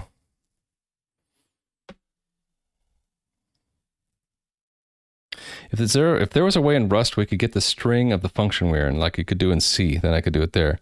If you looked at the tracing crate, it has the same interface as log, but offers more fancy scopes. No, I haven't looked at tracing. Do you think it would solve the immediate problem I have? Of like telling me what function I'm in when the log happened? Because the problem with this is that it just said parsing. Where was it? I don't even see where we ran it. Oh, that's an old. Yeah, it wasn't in terminal. It was when I did this, right? Or if I did it, clicked here. It just says parser, right? Because that's where the log is. It's in the parser crate. It would be cool if it had the context of that we were in the test API illegal token test at the time, right? So if tracing does that, that'd be sweet.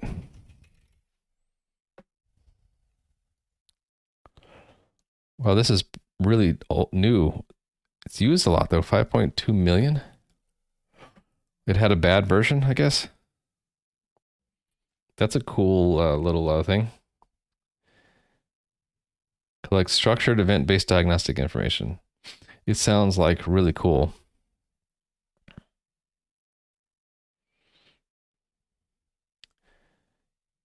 This reminds me of what I did in the C code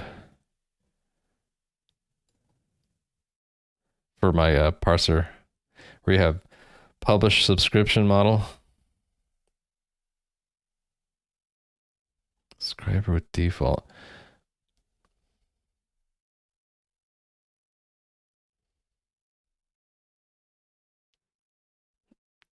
I'm interested to see like what it actually generates, not the code that's generating it. It's not actually showing me. What a disappointment. I want to see like example output. What does it look like? Okay, looks cool, but I'm kind of impatient to solve this.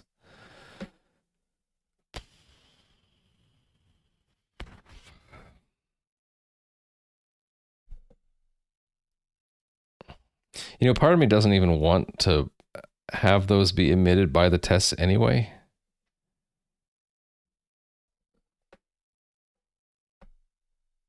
Like it really should only print that if there was an error. So maybe, what is it like, if I wrote to the standard, if I write to standard out, like it shouldn't have printed that unless the test failed, right? Or is it if you write it to standard error, it only prints it if the test failed? I can't remember.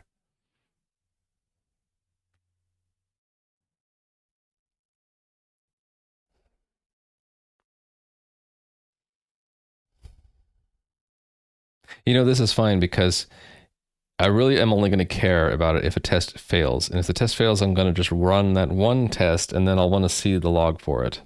So this is okay. I'm fine with that. Okay, let's just move on. And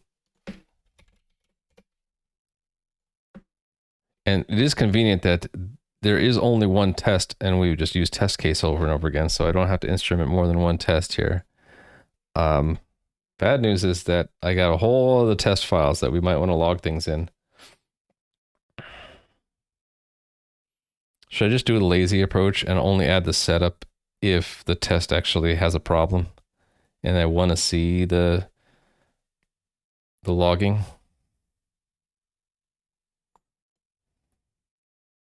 Then maybe I call it setup logging.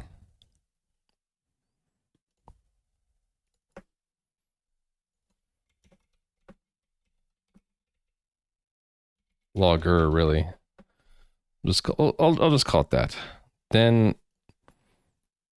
yeah, I think I'm just caving in.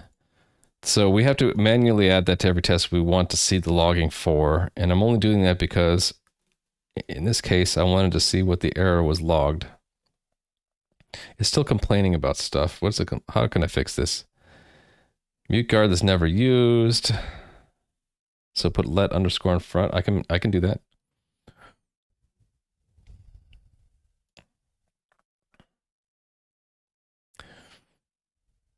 Okay. Close others. Now, go to tests. Put a let underscore equal. And let me fix that other warning. That was in the grammar.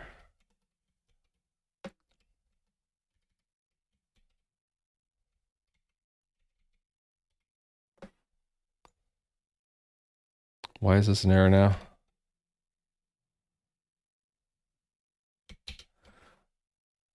I don't know why it thinks that's an error. Okay, so here we didn't need it to be mutable because we're actually not mutating it. I think that's the warning we're seeing.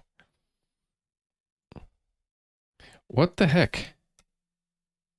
Non-binding let on a sick. Okay, let's just drop it. Just drop it, compiler. It's starting to annoy me now.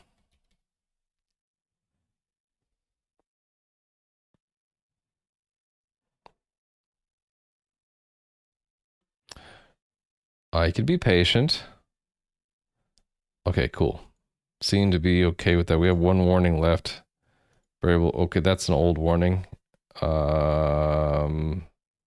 Is it? I don't know. I think it's old, but we'll run this to make sure.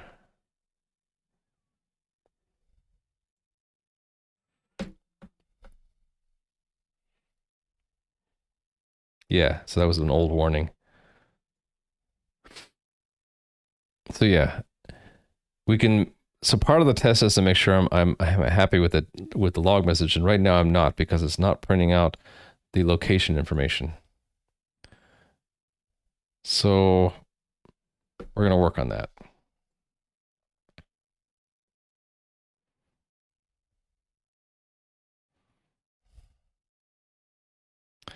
Should just kill that terminal because I'm not using it.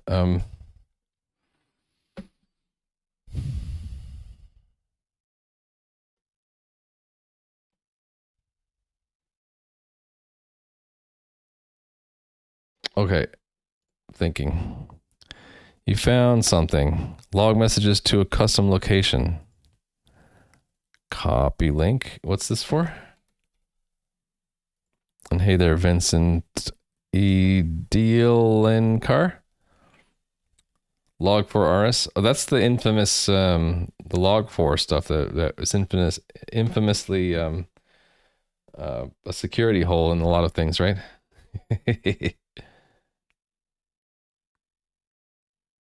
This would be like if we wanted to capture it somewhere and then like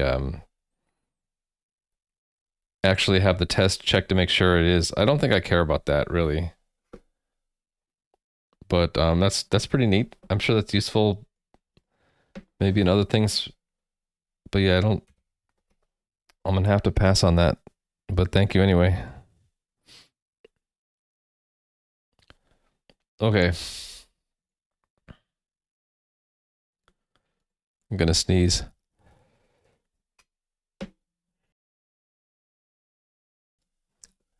I muted it so you wouldn't have to hear my sneeze. Okay.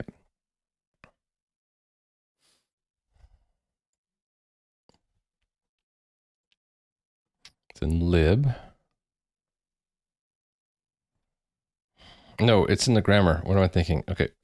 we do the log error, and right, and log error is at the top level here. It's the debug trait of the error is wrong. I actually want to display, I want to have a display trait on the error. So that means this has to implement the display trait. And ultimately that's the problem. That's we have lost the location by the time we get to this, right? So well,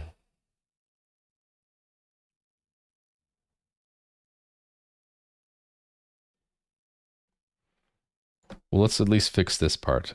We're going to implement display for error. Where is display? It's from standard format. Implement methods, match, self. Right, and I'm sure that there's a nifty crate to do this automatically, but you know, I don't really mind this part too much. Bad string. Unterminated string. Illegal token.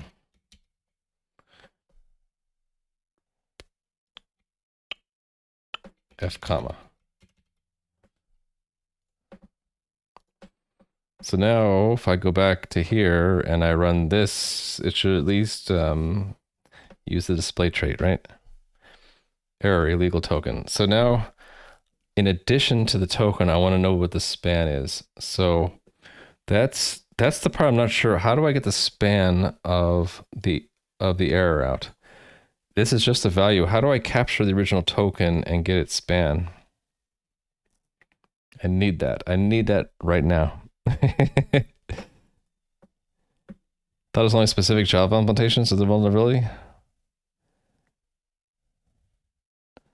So remote code execution of jar file stuff. Don't recall much about it. I just remember that it was all in the news and there was like a big uproar at different companies that a lot of infrastructure was using it and now they're all hackable or something. I could ask ChatGPT this question. It should be able to tell me this, right? Okay, so how can I get the span of a token in a lollipop grammar rule? Question mark, enter. Oh, it gave me the answer. It says, in a lollipop grammar, you can get the span of a token by using the special $start and $end variables. These variables represent the start and end positions of the current token in the input stream. So you make a rule and you say let span equals start end. In this example, the lexer matches a identifier, captures the start and end positions of the match token using start and end. These variables are then used to construct a span variable. Refer to the lollipop documentation. So it says that there's special variables called start and end, and this isn't matching what I want because we're not even in the right tab. Let's try again. Start.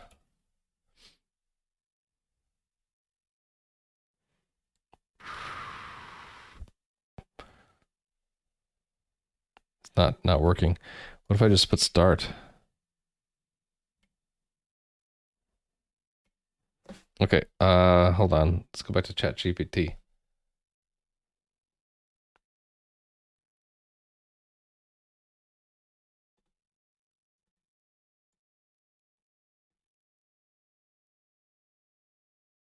Okay, I'll say what if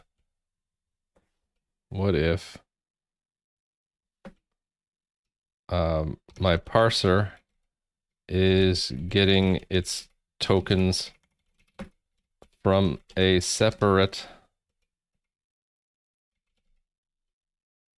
I need to spell separate correctly, separate lexer library.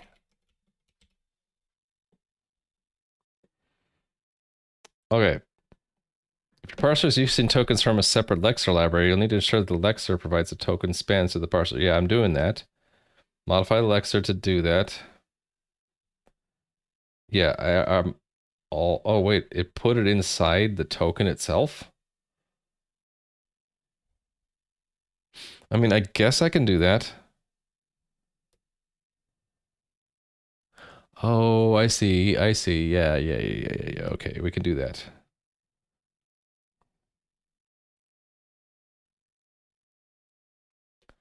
Pass the tokens with spans to the parser, yes. In the grammar, you now have access to the spans from the tokens. But now it's confused because it switched back to some ident which it's doing the lexing in the grammar. It was on the right track and then it totally went off the rails. Okay, so I think it was on the right track. It's basically telling me that in token, one way to do it, close target, in token, for token, in this error, rather than just making an enum, we can actually put, we could stash the span in here, I guess it would be, go back. We would do something like this. There's an error, and there's also the span.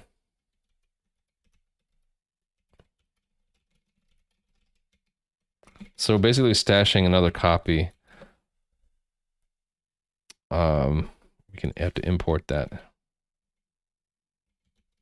Stashing another copy of the location in the token itself, even though the lexer is already providing it. This is what I don't like.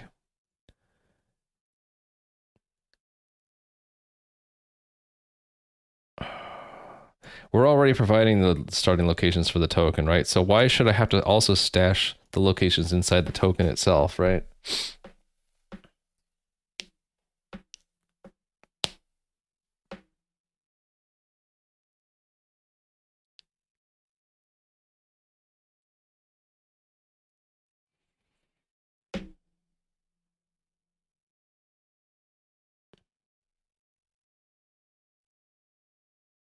And what if I have a user error? Actually, if I have a user error,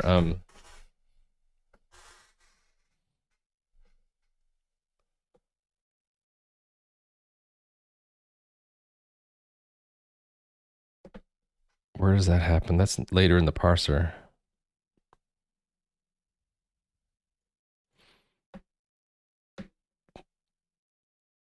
Oh, wait, hold on. We get the location if it's a user error, right?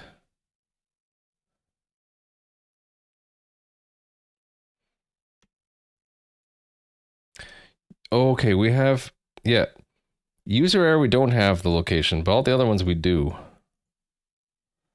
Right, there are locations around given with the token for these other things, like extra token, invalid token, we get a location. That's if it's the lexer, so we know we never get that one, right? Okay, so we have the location for unrecognized. It's just the lexer error we lose because I'm doing it wrong, actually. Okay, yeah, I think instead of logging an error, we're supposed to make this fallible and actually generate an error, and that error we would be able to get the span. I think though the problem is we're gonna get that entire span. Anyway, we can see what happens though. So we're back here. It was fallible actions, right? Yeah.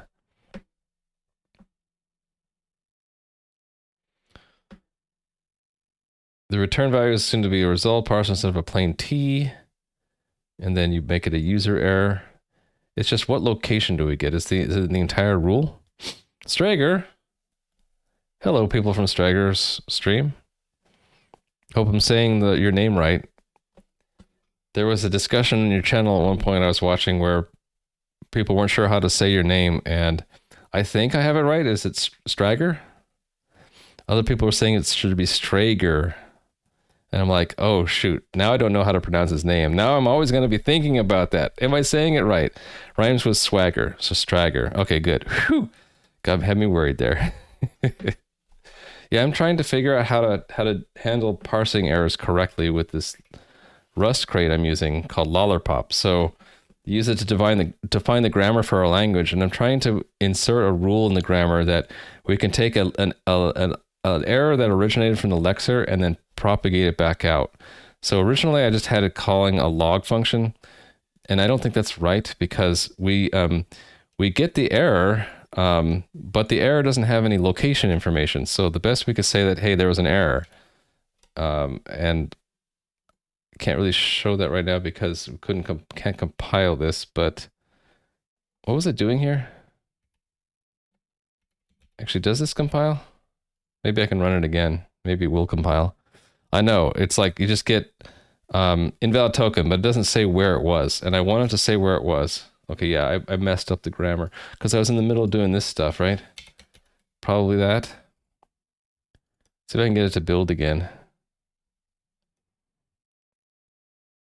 I'm always like too lazy to like preserve the last working state so I can go back and quickly show it. Do I just undo? No, that should work. Why is it not? I messed it up. Crap. But anyway, hello. So, people, it's like Murphy's Law, right? You always get rated at the most inconvenient time when your code doesn't run, and so you can't demonstrate what you're doing. Fortunately, I have a backup plan, which is I have this, which sort of describes some of the words I use and also gives you a top-level view of what I'm doing. So I'm porting to Rust a tool I made years ago that's just like a general-purpose decoder. So it takes some bytes that you give it, some blob, and it assigns meaning to it based off of a description of it. So, for example, you could have the GIF, whoop, I didn't mean to open that one. GIF format. So GIF format, right, has starts with the header, ends with the trailer, and the header has a signature inversion.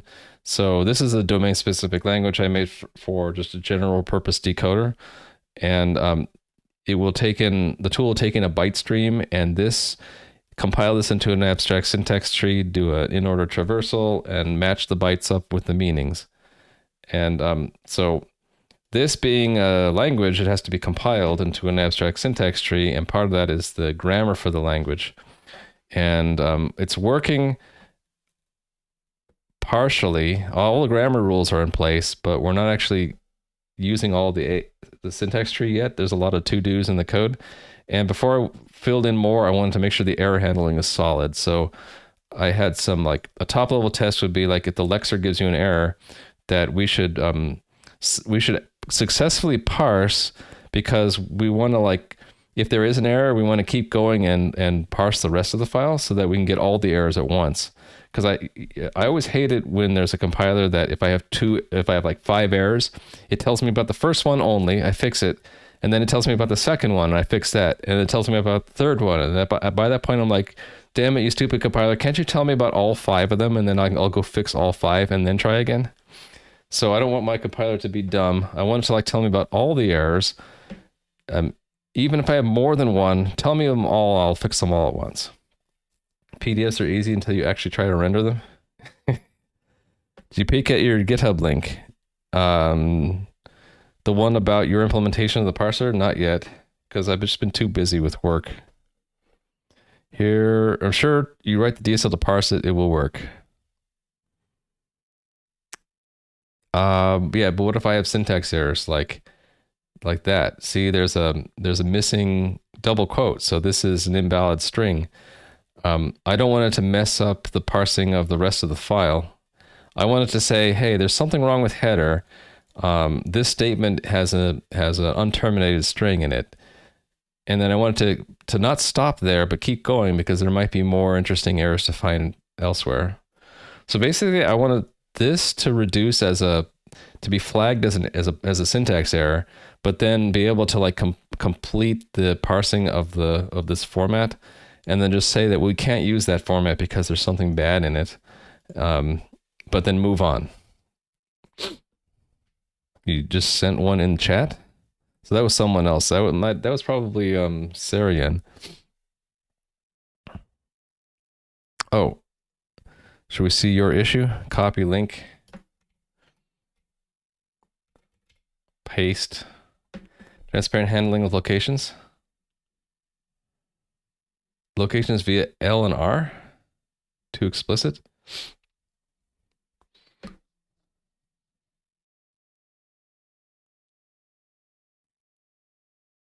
Make locations a part of the content. That's what I was gravitating towards, right? Programmer has to explicitly make locations as additional payload for normal payload. Especially cumbersome to add locations to tokens. Is it though? Because in my Lexer, it has the location. I can just like stuff it, a copy of the location into the token. But wait, if we can already do this L and R thing, maybe I don't need to do my own thing.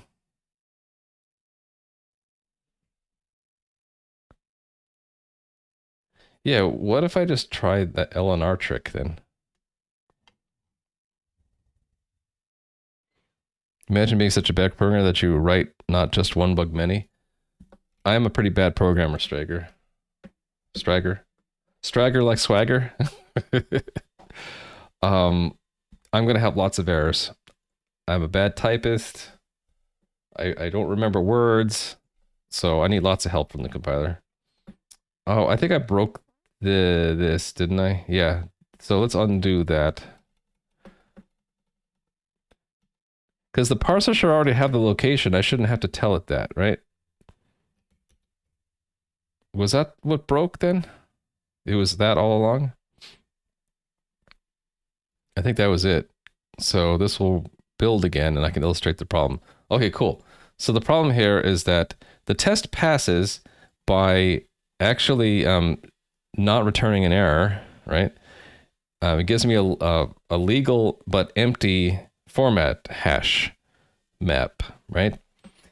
But we're just, right now, we're off to the side logging, hey, there's an error, but it says illegal token, but it doesn't say where. So I wanted to say like what the original line number was. In this case, on this test, it's a trivial test where it's going to always be line number 0 and column number n, where n is the which token it is. So it'd be, since there's only one token, it's going to be the location 00 to 01. But I wanted to actually say that in the log. It should say error 00 to 01 illegal token. So yeah, if we have that L, I didn't know we could do this. Let's see if that'll work. If those are locations, then I can pass them here, right? So I'm guessing you can just pass them. And what, they're just location objects? So what, log error gets locations? We want to go to which file now?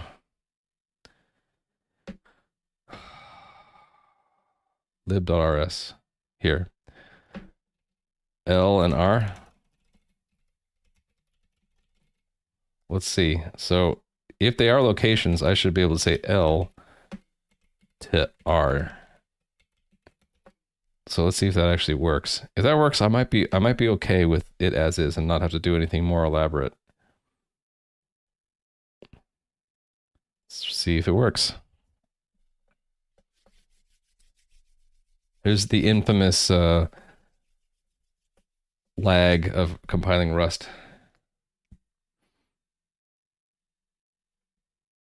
Okay, so it didn't like the L.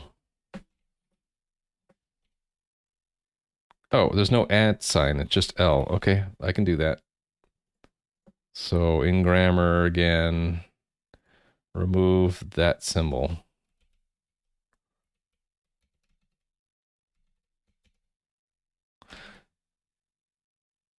And it's lowercase for some reason. Okay, let's see if that works. I mean, I don't know. Maybe it works, maybe it doesn't work. Who knows? Just guessing at this point, because Lollipop's manual is non-existent. This tutorial sucks. It works if you know how to use it. Okay, didn't know what L and R are. Couldn't find that value. So how in the hell is this supposed to work? Oh, wait. That's L. Wait, it's low and high? So like just like special words, low and high? Okay, fine.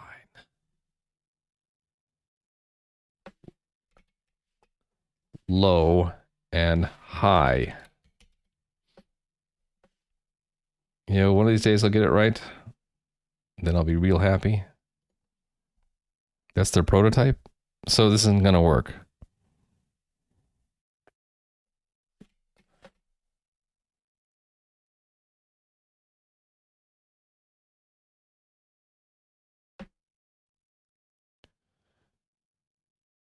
Tracked inside of production, simple. So yeah, oh, there's high and there's low.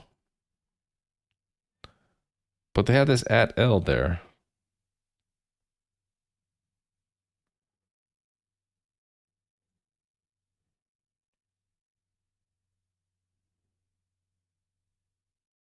So I just don't understand this.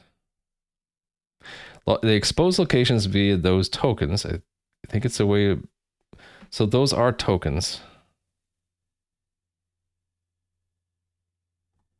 But how do I make them? I don't understand this. Okay, one more attempt. So if maybe the way to interpret is thus that there is a low call with L and there is a high for R. If that doesn't work, then I'm abandoning that. I was just hoping that there'd be a quick and easy solution. Because if not, then I have to actually stuff a copy of the location with the token itself, which I don't mind doing. Because it's only for error tokens anyway, so it's no big deal. Oh, it actually ran. Oh, there, it worked. Okay. Great, it worked. So, I do need to change my display trait to add 1 to the column numbers and rows. What if I just do that now? So that's back in the token library. In source, in location, and when we display, we want to add 1. So there and there, it's +1, please. So then now if I go back to api.rs and run this again, it should say it's from 1.1 to 1.2.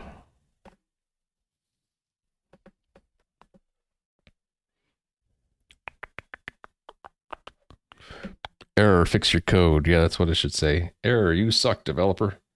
Okay, cool. So that means, what does that mean? We can catch illegal tokens, but we're not catching unterminated strings yet, right? If I ran this test that I ran earlier to parse my format that has an intentional unterminated string, it's not going to show what I want it to show.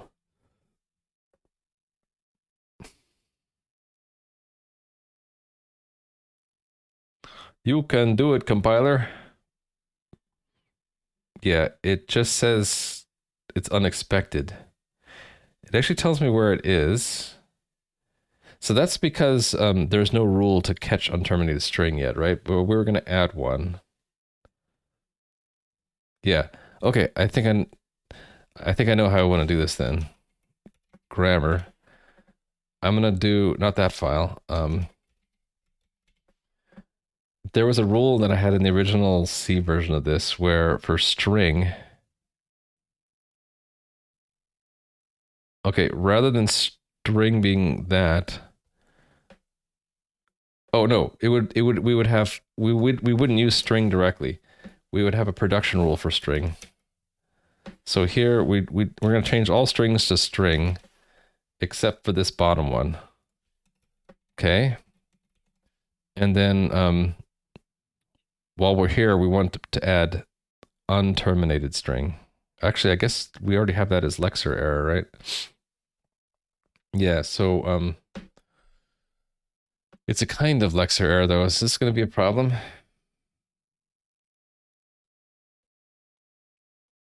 No, because we can actually take the what the Lexer error is and propagate that back out. Okay, so then we need to have a production rule for string.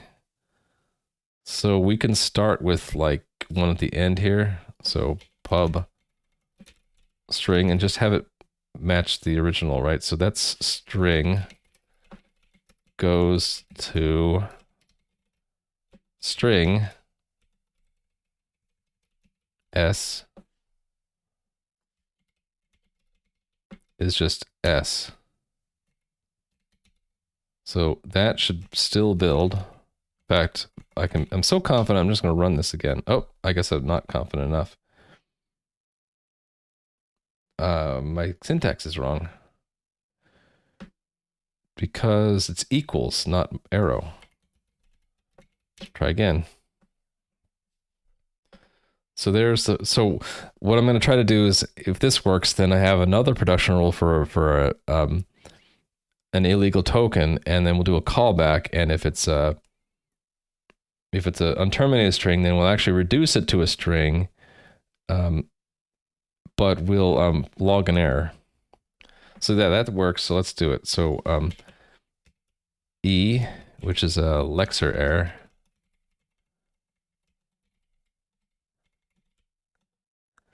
And then I want to maybe reduce this to an S by saying if it would be let token error unterminated string. By the way, we want to do that trick with the errors, right? At the top. This thing. Let me just copy that because I'm lazy. Actually, let's just copy the whole thing. Okay. And paste here, right? And this part moves to the beginning. That part goes to the end.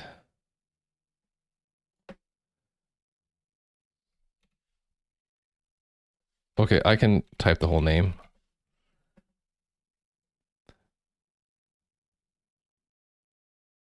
So, yeah. This goes away. This moves inside to there. Okay, let's not do this something I haven't done before. Let's just have it log the error, but then still reduce it to the string. Okay. So, oh, there is no S. So what do we actually, we should reduce it to an empty string. So string new. Okay, so then run this. So it should parse all the way through, but we should see a log message about it. Oops. Hi. What did I do wrong here? Expected one of those, name it log error. Oh, bad punctuation above here? Oh, there's no S there. Yeah, that'd be a problem.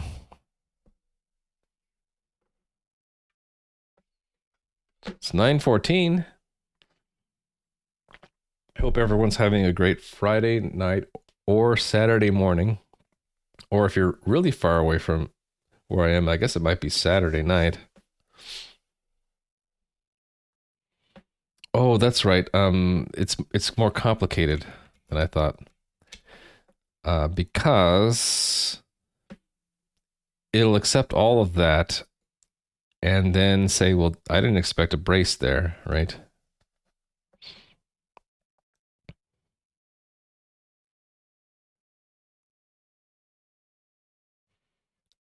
So how do I deal with that?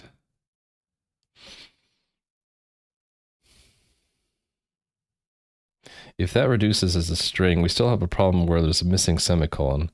But I could make a rule for missing semicolon. Maybe maybe if it's an error followed by a line ending. But the line ending doesn't get, there's no it doesn't, that token doesn't actually make it to the parser, does it? I can just put another semicolon there. It would actually have to be there on the next line.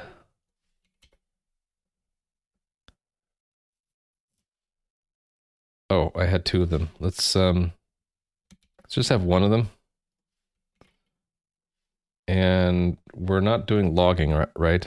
So parse it all, and header, it should have missing stuff in it. Yeah, see, so that's the erroneous string in there. And we're not doing the logger, so let's add the logger. Hey there, winter coding, and make a spell system for your game and wrote a simple macro rules, easier plugin for your Bevy engine. How am I doing? So. I'm trying to deal with. I'm trying to improve the error handling in the compiler that I made, but it's proving to be kind of a challenge. So like I'm having to do some weird stuff to actually get my grammar rules to fit right, and yeah. If I can figure that out, I'll be happier. Yeah, so we're not logging errors because we didn't set up a logger. So let's do that. I forgot to do that. So I think I did that here, right? I need this line over in parse. Right there. Now when I run it, it should log it as an error. That's what I want to see. I know, it's past midnight. Why are you still coding? I don't know, James B, because you are a serious developer. You're a serious developer. Where is... There we go. Error. Unterminated string. Okay, so cool. That should be correct, right? Yeah, line 18, columns 15 to 30. 15 to 30. So, yeah.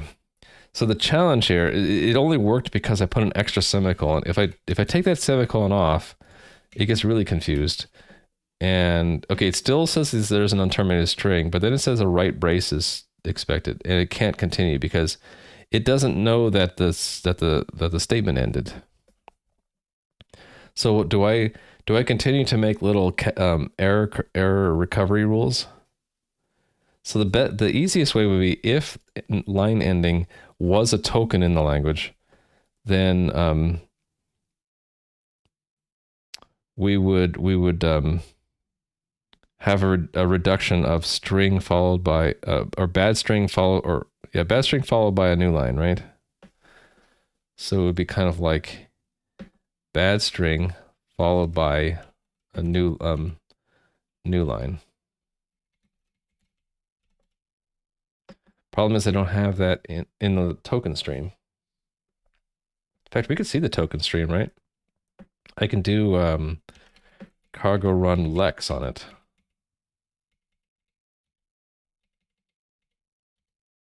Cargo run lex.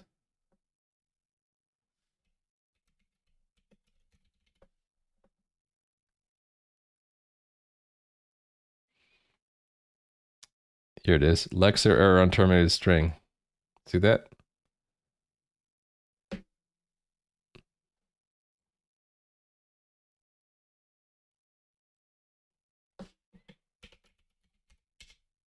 There it is. So that's how it sees this. It sees left brace there. It sees error, which is a reserved word, and then it sees unterminated string, which is that. And then it sees the right brace on the next line there. The fact that there was a new line between the unterminated string and the right brace means like I don't know. You know, yeah, I don't know what line. Actually, we do know what line number it's on. Hmm. But at the grammar rule level, we don't know. We can't match that there's a end of line there.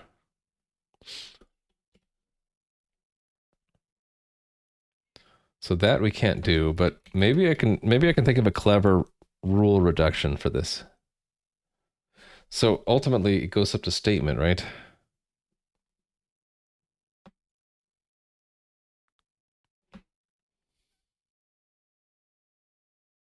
Well, like I could cheese it and say that error, there's another reduction rule for error, right? Error followed by bad string. So wait.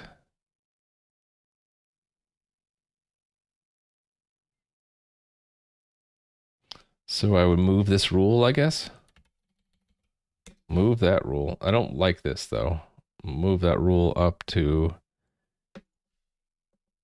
here and say that instead of a semicolon is we're getting that Lexer error. See, yeah, this isn't going to be, this will technically work for me, right? Because it'll reduce as a statement. But I have to actually, I guess we'll just say it's a statement and the error is a nil. So that's expression. We have to actually make an expression here. How do I make an expression? Well, there's a nil expression, right? Yeah, expression nil.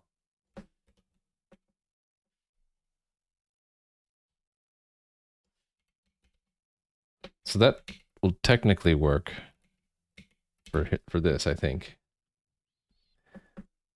But it's not going to be that cool though.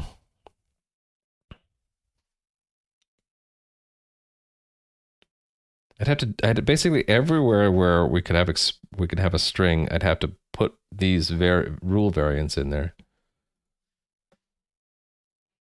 So if I scroll up, we should see it.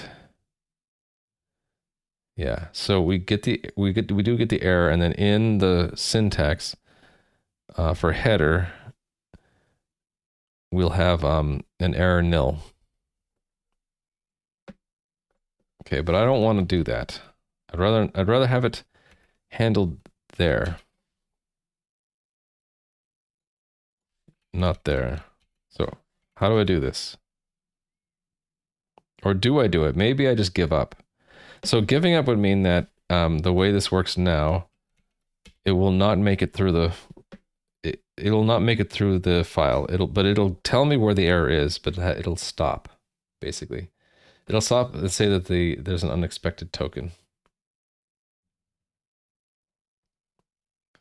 Right brace, right? Because it's confused. It's lost the context that it doesn't know that the statement ended, and so it's still looking for the end of the statement, really.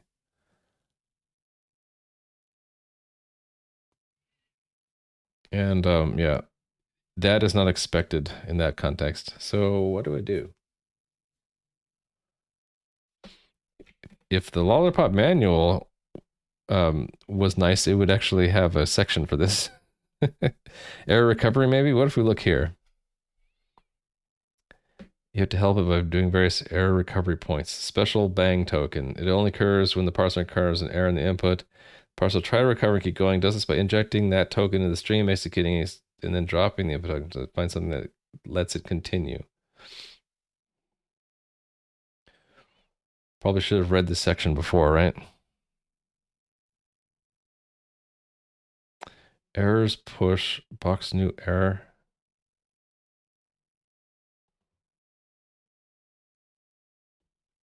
When I start skimming, then I have trouble with this tutorial because this tutorial is not designed for skimming.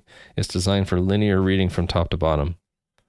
First, you need a way to return multiple errors. This is not something Lollipop does by itself, so we add a vec storing errors we found during parsing. Since the result of bang contains a token, error recovery requires that tokens be cloned. All right, that's already pretty gross looking. Since it's expecting to expected to return the same type of value. We have to add another variant. Oh, that's, yeah, this is what I was hoping to avoid. I don't want to add extra variants in my abstract syntax tree. No, I don't want to do that. I'm already against this idea. Finally, we modify the grammar, adding a third alternative. So I'm okay with doing that with a string. I'm okay with that. But I do need to distinguish it that an error happened. That's what I'm kind of stuck on. And I also need to have it recover, basically complete the statement level of the grammar matching.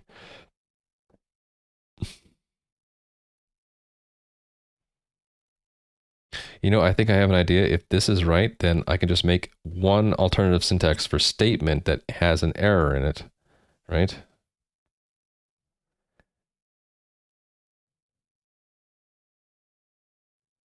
And then I could just say, well, that reduces.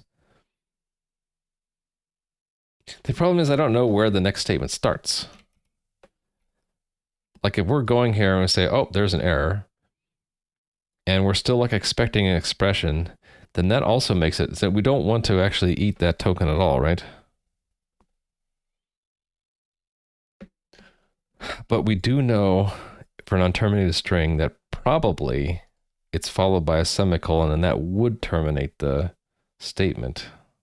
But what if it was like, what if we meant to say like that plus 2? Let's say that we can add a string to a number. Then the next token is going to hit, it'll go all the way to the end, and it'll still think it's in an expression that started with a parentheses. So I'd have to have like error reduction rules for expression too, not just the statement.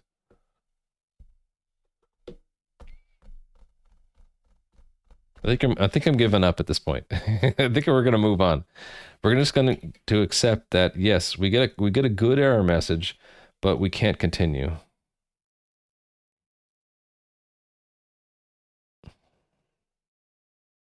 So then the question is, how do I generate a log for that?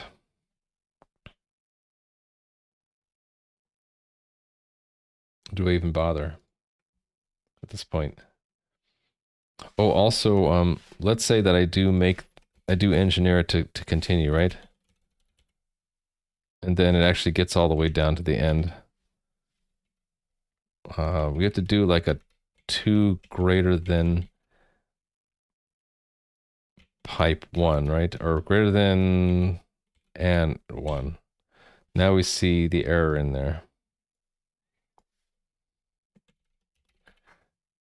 And header is in there. It's just that the string got eaten, right? So we still have to we know that there's an error, so we need to mark the whole format as to be abandoned. How am I going to do that? Maybe the answer is I don't, and I keep this simple for now. So then we would just make it fallible, right? Okay, I think I know what to do. So we don't reduce this to a string. We make this, what do they call it? A fallible action?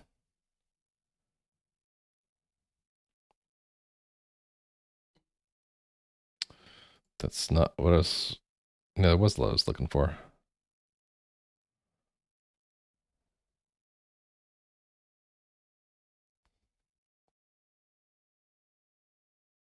I guess we're just saying it's fallible.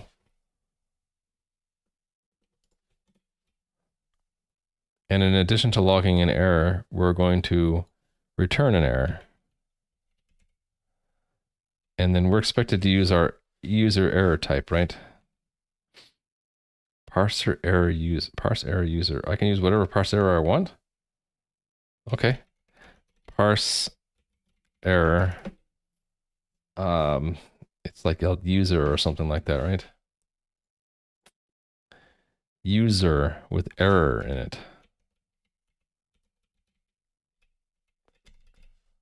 What happened? Why is it? Uh-oh. The shift state is all messed up on the keyboard somehow.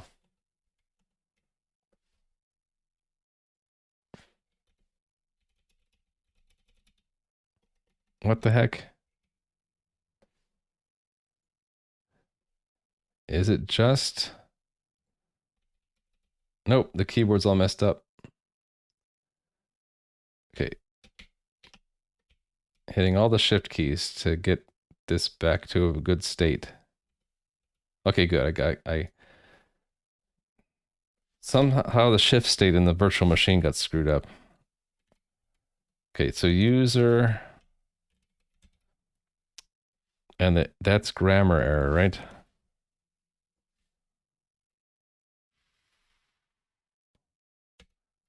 But grammar error is an empty type.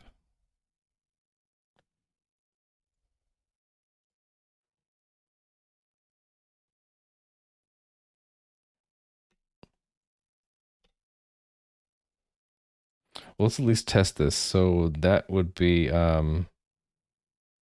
like this then, right? Well, grammar error works like you can do that, right? Let's just see if it builds.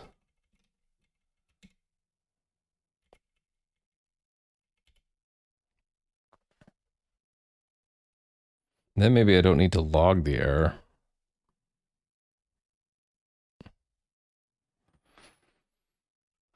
Undeclared type.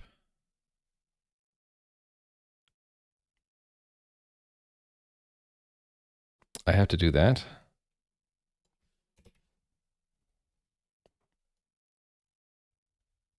Oh, indeed, I do. Okay. I thought it was automatically imported, I guess.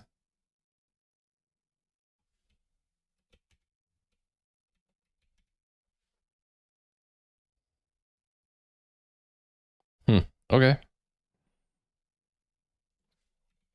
Fine. Use LALR pop util parse error.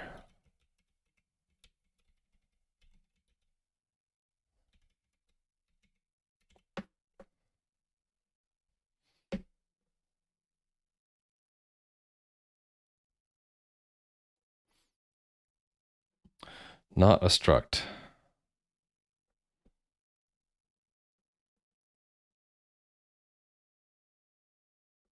Not a value.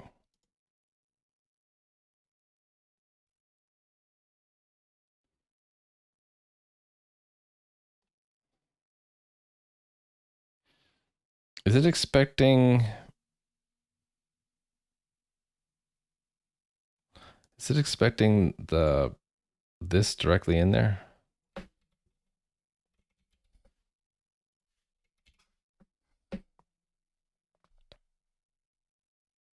Maybe.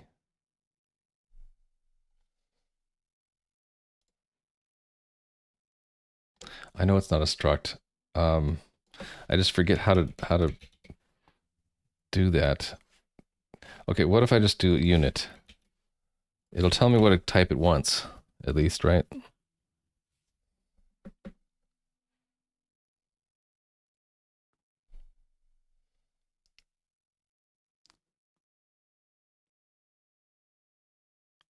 Oh, user is a struct with a field called error, and that type is of, okay. Undo. So I was on the right track there, but this is a structure with an error of that type.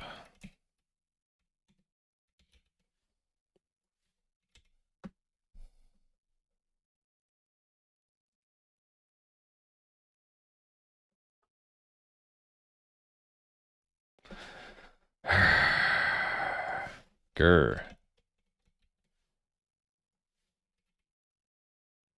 Do I have to use unit there because the type is an alias for unit? can't use a type alias as a constructor. Well, I was trying. I tried. I mean, I guess that makes sense. I'd have to implement new if I wanted to call it, make a constructor. Okay, getting somewhere. Right, how do we, what is this?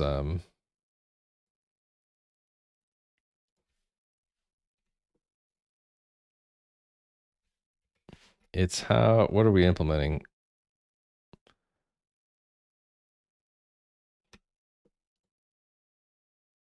Okay. Yes. We have to call it something. So what do I call it here?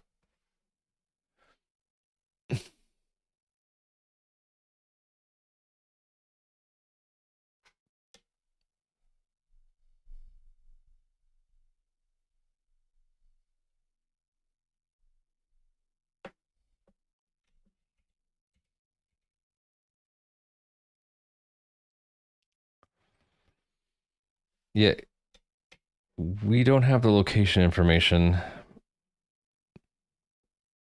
in the type that they give us, right? This type, it just has an error. So that means it's up to us to put the location in there.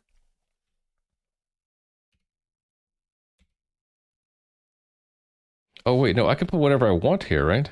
Hold on. What if I don't use user, but I use like something else? Well, those all these other ones are not really valid.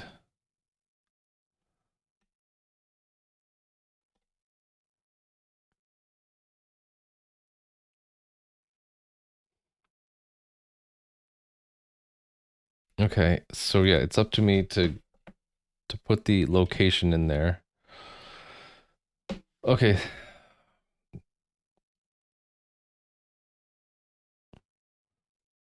This needs to go because it doesn't really go here. It doesn't belong there. It goes with error. Because we have a parser error. That's public. And then I also should have like the grammar error here, and that's not public. Well, it is. It's public, but it's not re-exported like that. Okay. Oh, I also have span. Oh, okay, that's convenient. Where am I using span? Try again. Using it in tests. Wait, I'm using it there. Oh, that's re-exporting it. Oh, I'm using it there. Okay, yeah. So I think I need to add something in here like unterminated string.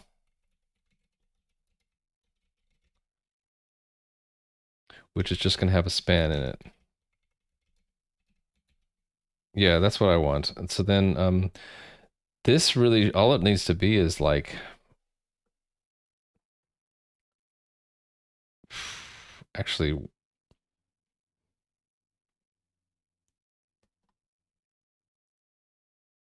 I hear a cat meowing. I'll be right back.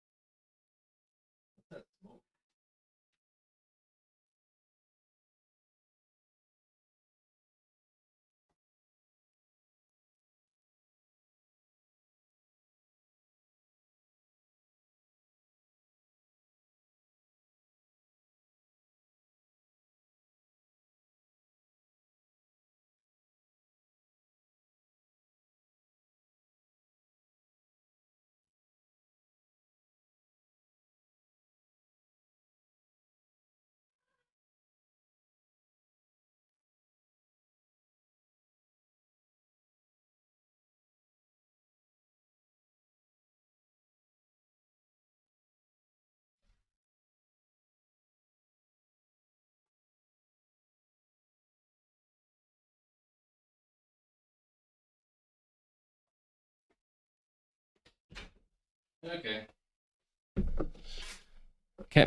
Couldn't figure out what the cat wanted. Thought I smelled smoke, but I think that's just our neighbors. Okay.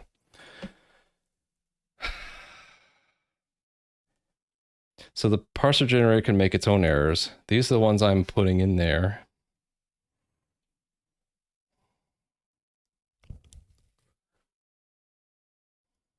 So what do we put here?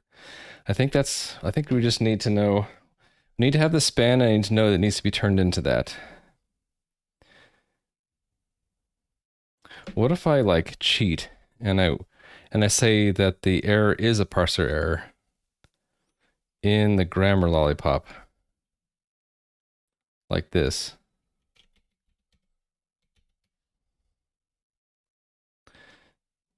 I should be able to get away with that, right?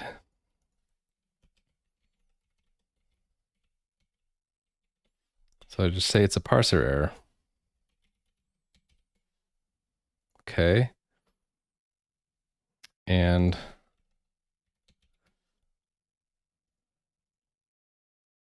there is no grammar error. Okay, and then display trait. Unterminated string span.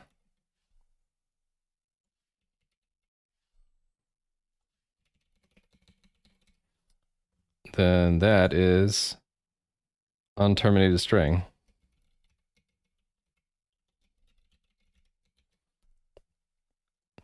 Okay. There is no grammar error. There is no spoon.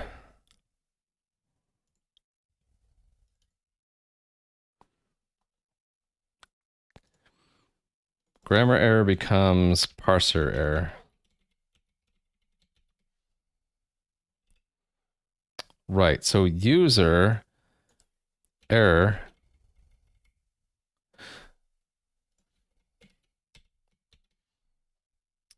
that is a parser error. So then it's just error. It's just a pass-through rule, really. I think that's fine. So the only problem with that is we're technically using a type that has things that the parser itself could generate and then things that our grammar rules can generate mixed together. I think that's, that's fine. It's not pure. This isn't a pure type anymore. It's like a combination type of errors from different sources. So I could accidentally like use unexpected token in a grammar rule, even though it wasn't an unexpected token, if I wanted to. Okay, and so then if it's a parser error, then this has to be a parser error. Parser error. And then I would use unterminated string. And its span would be should have had the span type open at the time. Start and end.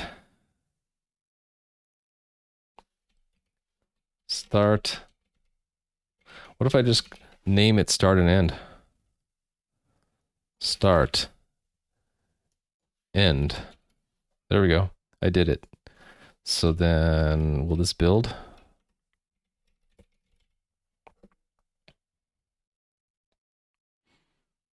I probably broke a bunch of unit tests.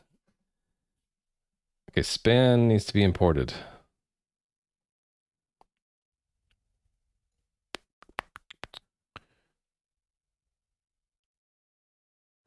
Create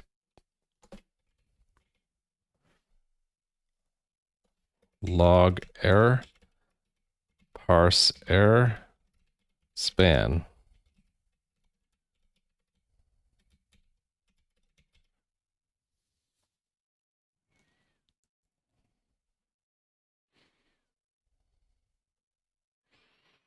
Oh, I didn't update the log thing.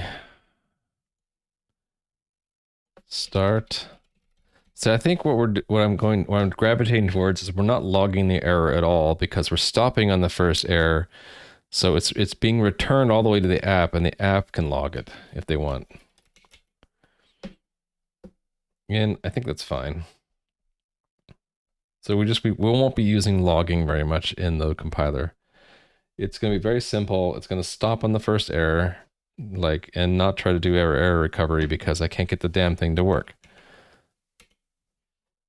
Yeah, so because it's it's actually returning an error that when we display it, it's exactly the same as that. I don't think I need to bother about logging at all. So then we just remove log error, right? Log error is not used anymore.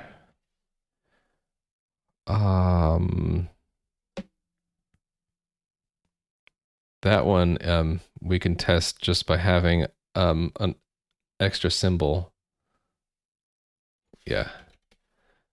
It was if we put an extra symbol outside here. So we don't need to worry about this anymore. If I just put like a $sign or something, like put a $sign in front of header, that should match that other rule. Then I can go remove that one's log error and instead actually generate an error.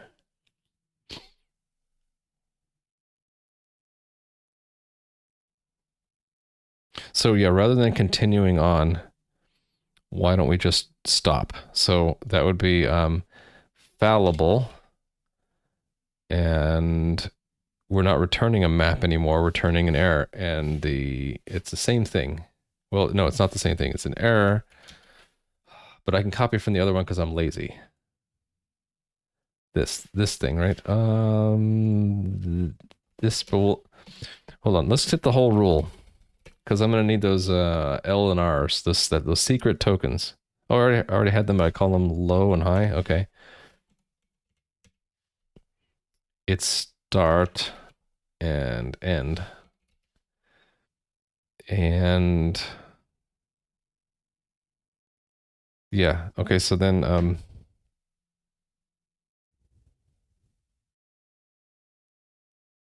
just delete this, right? So it's not unterminated string, it's something else. It's illegal token.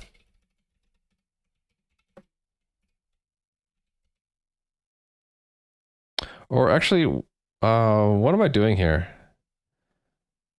It's not an illegal token. It's any kind of Lexer error. So shouldn't I put like Lexer error?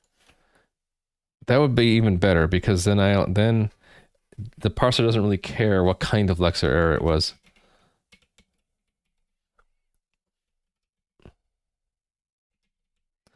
I just need to remember to stash the location in here.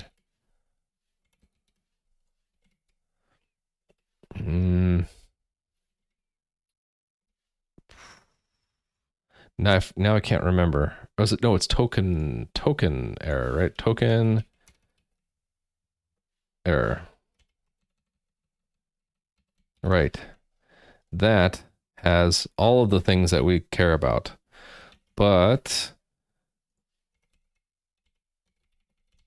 we need to stash the span in there. So error and span. Okay, now I think I'm happier because this captures the bad string, the unterminated string, the illegal token, and then we have unexpected identifier, unexpected token. And this is all nice. Okay, I'm happier with this. So there is no unterminated string. Delete that, right? Fill match arms, we have a Lexer error instead. So we do it a similar way, but instead, so we let the display trait of the token error do it for us, basically. Okay, and then one more error. There is no grammar error. Okay, and I didn't save here. Right, so it is just error then, right?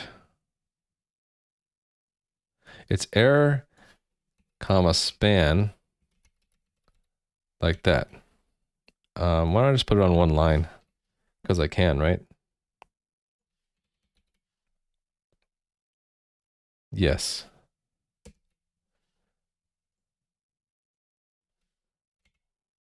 There we go. So that's in two places now we're seeing it.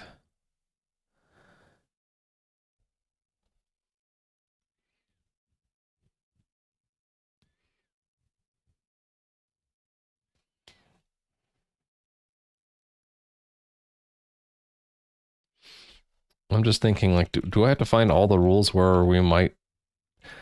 I think what it is if if Lexer error needs to stand out. Actually, I don't even know if I need these rules, but let's make sure this works. This should say now, it should say illegal token. And tell me where it is, if I did this right.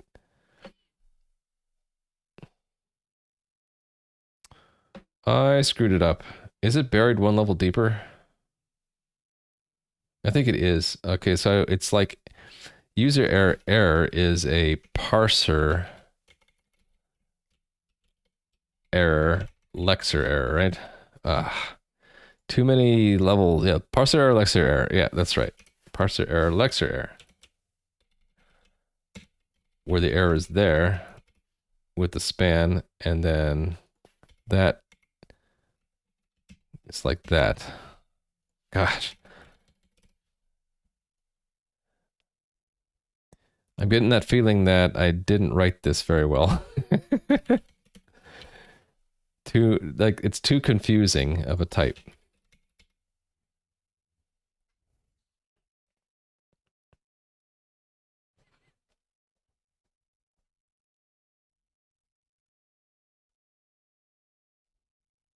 Yeah, we're not using log error anymore, if I did this right.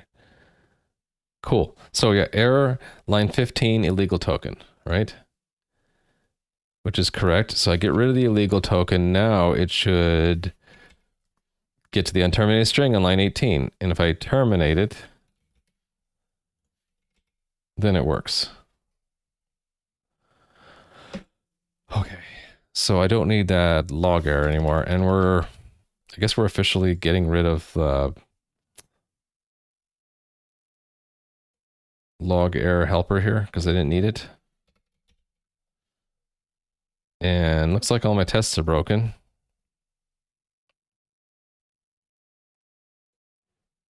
There's no grammar error. Okay, so that's just parser error, right? So should I just do a search replace? I think I can, right? Grammar error turns into parser error globally. Okay. So now we're just down to some warnings. What's the warning? We're not using log error anymore. Correct. Okay, so then cargo test. Time to run our test. It's been a while. Let's run the Lexer first.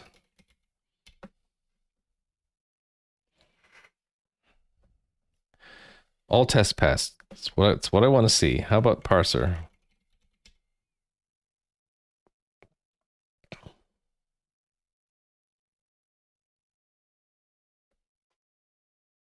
You can do it. We're not using map somewhere in our... Oh, we have 7 test failures. Probably all the error cases, right? Yep.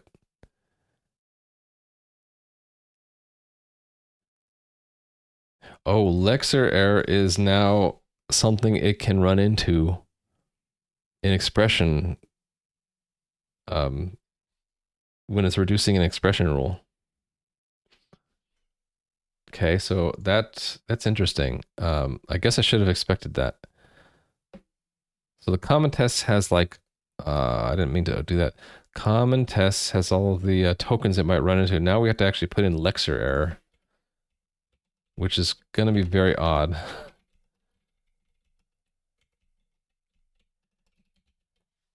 Makes me think that we shouldn't actually include that. Why didn't it like, oh, because we now have 13 tokens.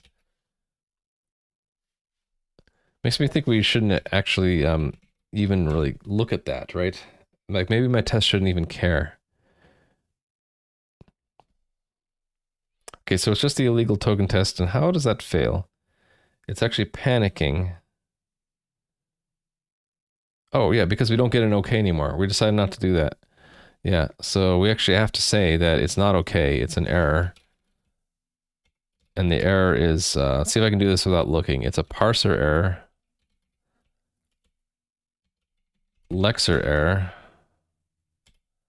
where the error itself is a token error. Maybe not. It's okay. I'm looking. Illegal token.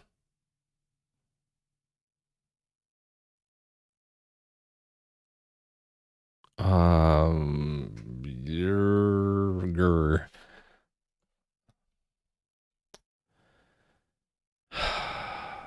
Yes. It is a token error. How come it won't let me write this?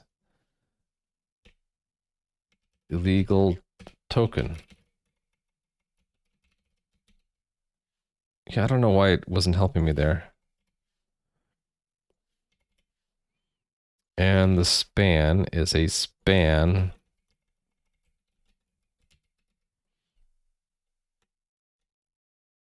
I'm gonna cheat and just copy that. Okay, what location is it's 0, 0 to 0, 1? Okay, run that again.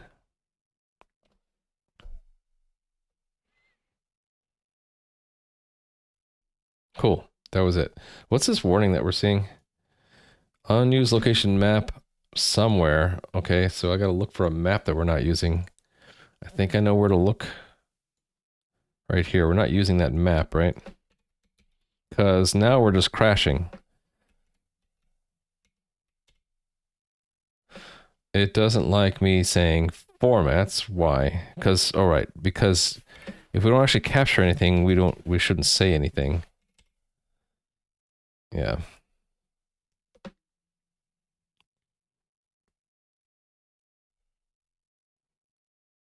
Cool. We passed all our tests. No warnings, no errors. Or do we have a warning? That's an old warning. That goes away if we do cargo build, right? Or actually, now it's already gone. Oh my goodness. Proper error handling is hard. So in the end, I abandoned the ability to recover from an error for now. And I combined the errors that the parser can generate with the errors that the lexer can generate.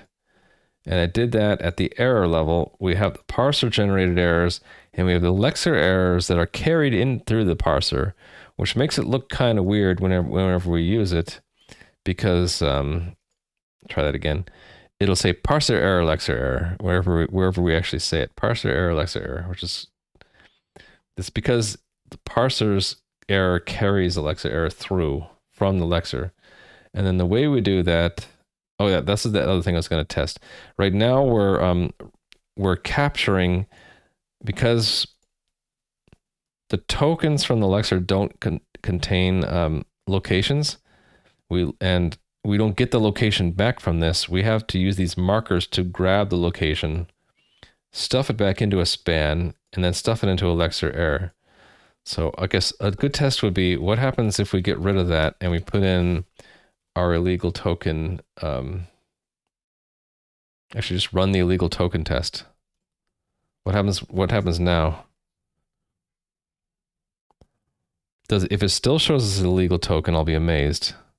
I think it's gonna say it's unexpected token now.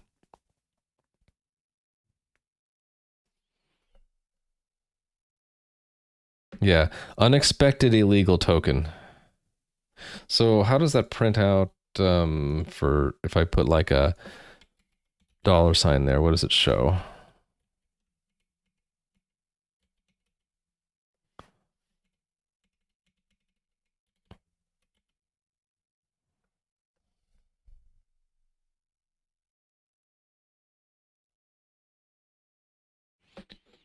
I can wait for the compiler just like anyone.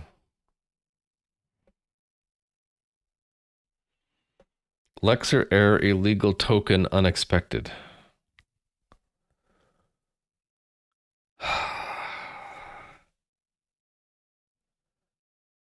Well, I can improve on the display trait at least, right? It should just forward it to, it should just be forwarding it.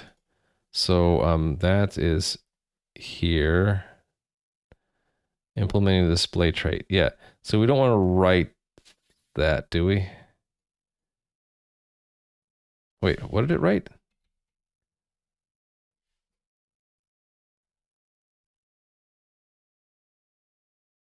There's the span.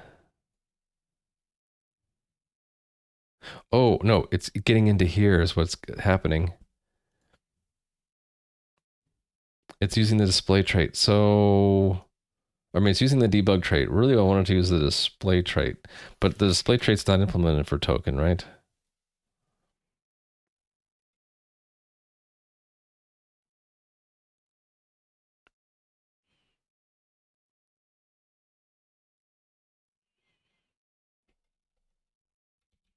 Yeah, okay, so whenever I see that now, it's going to lead me to want to make an extra grammar rule to turn the illegal token into a Lexer error of a legal token by doing these weird rules here.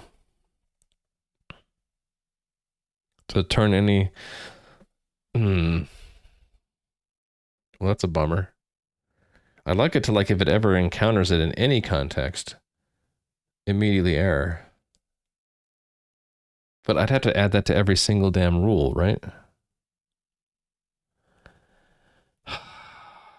I hate this. This parser, like I'm running into the ragged edge of it. So its error handling is just not very good. It needs me to actually make a production rule that generates an error. I can't tell it that if you ever see this token at all, that immediately turn it into an error.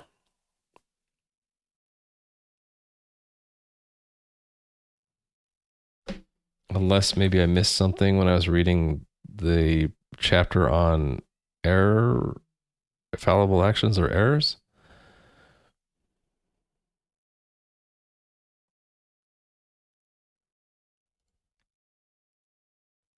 It's 10 o'clock. The kitty cat one in?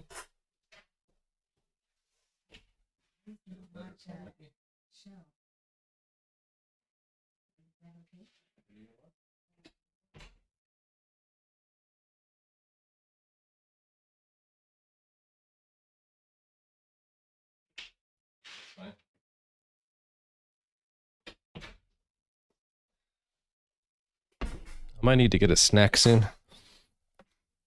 All right, so the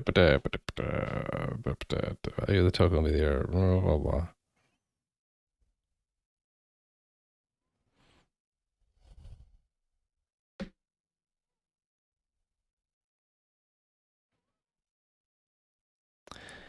Thing is, I need to tell it that a certain token is always an error. How do I do that?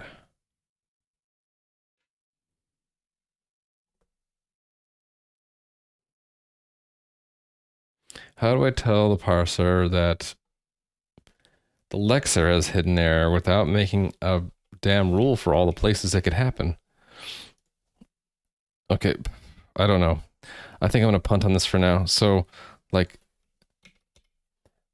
by having this rule, it allows us to turn this into... Okay, did it not save? I have to actually hit save. So that extra rule turns this into something that looks nicer, which we will see as soon as this is done compiling.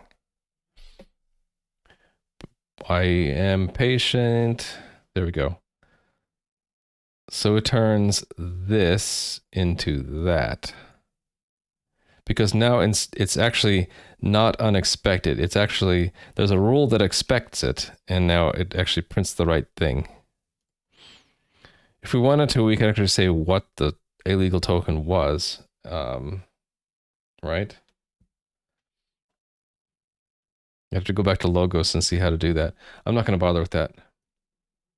I'm just going to leave it now. So I don't know if I had a unit test for both of those cases. I have one for illegal token. Actually, that means I'm gonna have to have a test case for all the illegal tokens. So why don't I just make a another test file for that?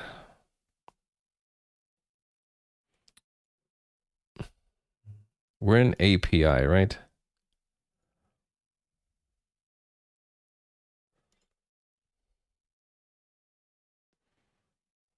I'm tempted to like push all these tests down a level of directory.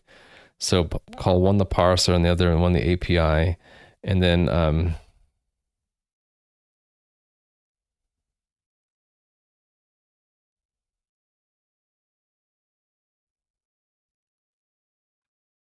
but I'm not going to add a whole lot more tests, so maybe I don't care. No, don't worry about it. Yeah, okay, not worrying about it. So this is like illegal token um, outside of a format. And then I wanted another test for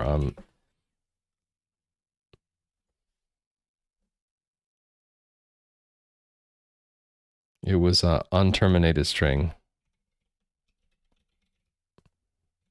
So in this, it'll only detect it in contexts where a string is expected. Otherwise, it'll say it's an unexpected unterminated string, right? Which is going to look weird, but not as weird as illegal token, unexpected illegal token. Um, so yeah, to make this work, yeah, we have to actually put it inside a format, and we have to get to a context where it's expected, where a string is expected. So foo, left paren, right paren. I need the parentheses, right? Left brace, and then we'd have like token return would be the one of the easiest ones.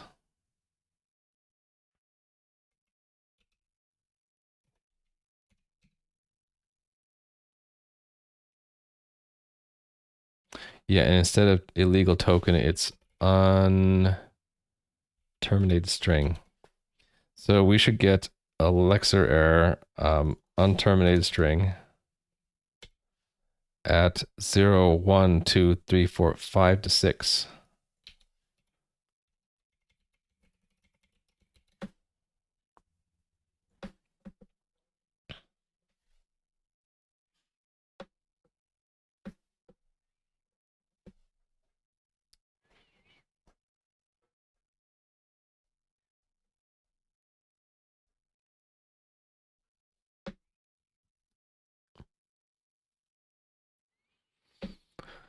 Ah, the compiling is taking a while. Unexpected end of file.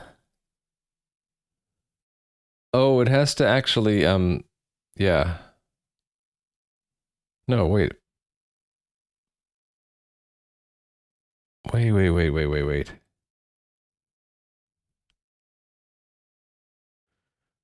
Why didn't that work? Hold on. Uh, shouldn't the grammar rule have seen that it's an expression? Oh, wait, no. It has to be like followed by a syntax that like, yeah. Well, hold on. No. It should have seen it. It should have expected a string, and where it expects a string, it should have seen that and returned an error and stopped. So why did it get unexpected into file?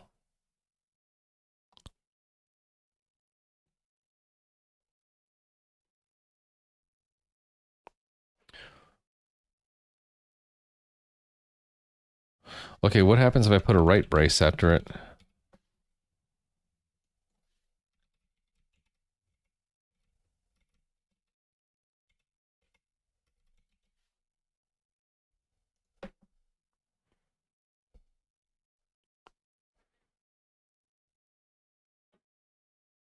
Why does it take so long to build the test? Okay, now it's okay.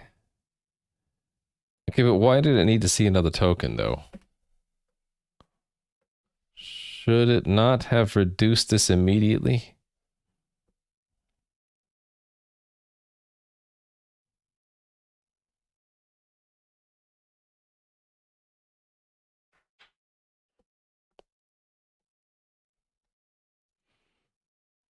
I think it should have, but it didn't. I don't know why.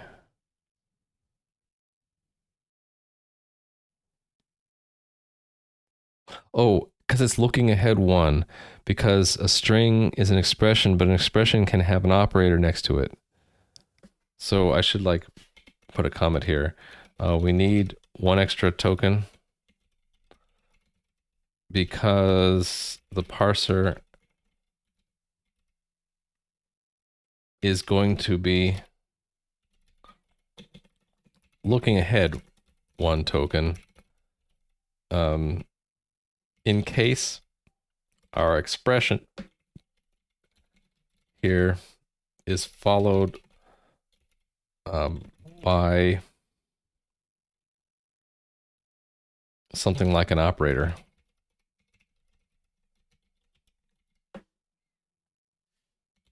Okay. Okay, that makes sense. I understand that. It is unexpected because there's no way it reduces to anything logical. But if there is a right brace, then this should reduce as a string, but then it'll follow the reduction rule of it's an unterminated string, which is an error. It's this specific error. Okay, moving on.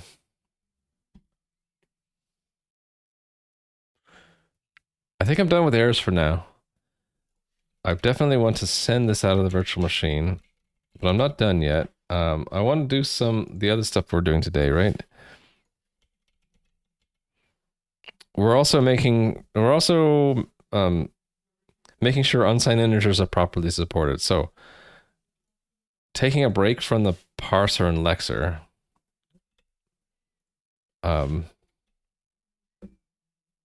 if I fix the file that we have, remove that, make sure that this actually runs.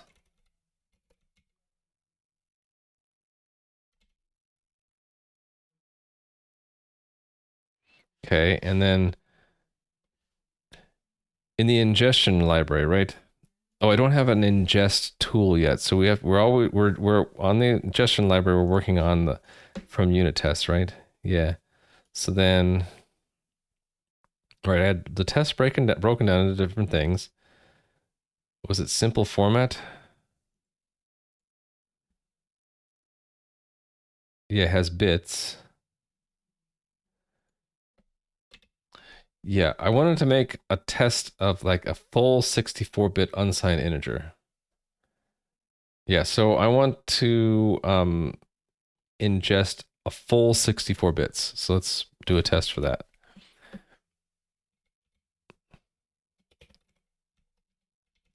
So test ingest 64 bits as unsigned integer. Okay, and then, so that's going to be a 64 because our test AST has unsigned integer in it. Okay, so then I need 64 bytes. I need 8 bytes though. What was I doing here? Like, yeah, can I just use hex digits to be a lot nicer here? Let's use hex digits. So let's just copy paste a bunch of bytes. Okay, so then 3, 4, 5, 6, 7, 8, 9A, B, C, D, E, F, 0. Okay, so ingest them as foo, we should get unsigned integer. 1, 2, 3, 4, 5, 6, 7, 8, 9, A, B, C, D, E, F, 0. Let's put little dividers in between so both we and Rust are happy. Okay, that's what I expect. But if I'm changing my expectation to be unsigned integer, then all these other places where we were using data value integer need to be changed to data value unsigned integer as well. And then I'll want to add a test that if we negate an unsigned integer, it should become signed, right? I'll need to have that. Okay, so unsigned integer needs to be added. U64, right? And then fill the match arm, unsigned integer, U. Let's copy from I. So this is to convert to a U size. So that should still work just the same way, right? Only it's a different type there. Okay. And display works the same way. Right? It's just U, and then we're going to write it out. Same way we do an integer. So that goes there, unsigned integer. There. Okay. We can run our test now because everything seems to be okay. So let's run the tests at the test level, right? Simple format. So we failed all the tests because the type is still signed integer. And actually, I'm interested to see what happened with the 64-bit one.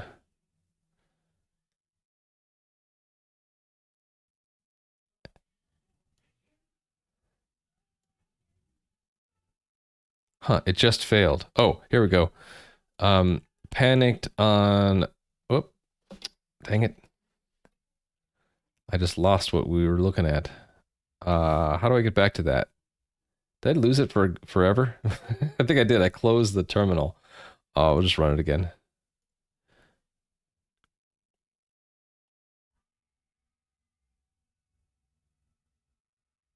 There it is. No, that's not it.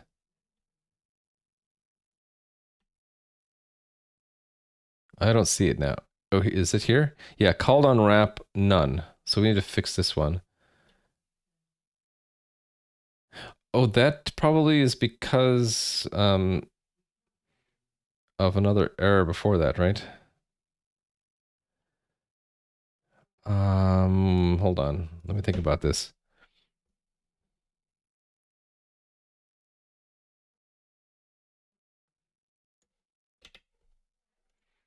Wait, is it because I don't have logging turned on and we're logging from the ingestion library now?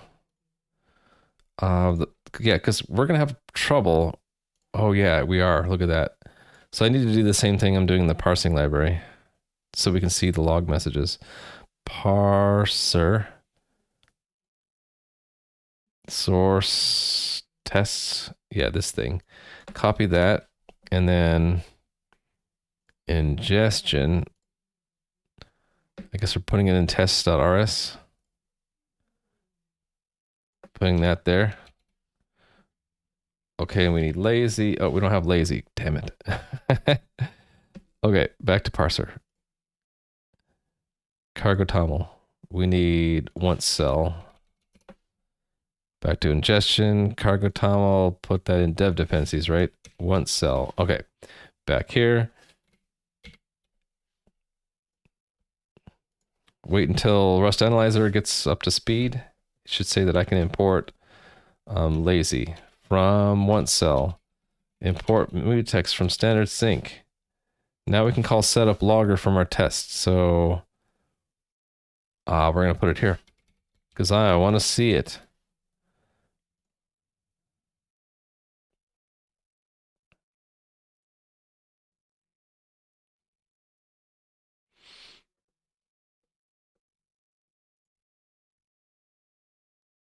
Here it is. Too many bits.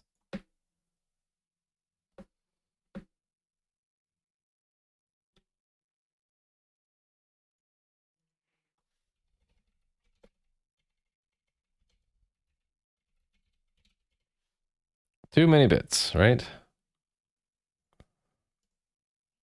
And here's where I have the to-do full 64-bit integer support. So we support it as long as it is unsigned. And we do not This bits actually returns U64, right? So here's the point where we had the type mismatch. So I can remove that now.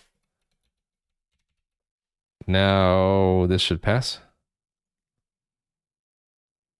But the other tests are going to fail because this is the wrong type, right? Or no, maybe they'll pass now. Maybe we did it. So run all the simple format tests. Yeah, okay, good. Good. So can I run all of the tests? Okay, it can, but we failed something. What do we fail? Test 2 levels were failing. What happens in test 2 levels? Integer versus signed integer, okay. Yeah, that's unsigned integer now. Okay.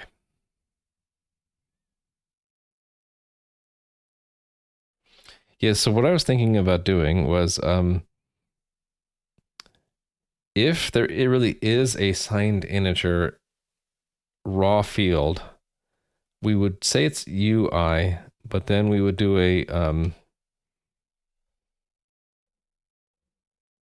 well, no, take that back. If there is a raw signed integer, we should have a primitive for it. So what if we do that? So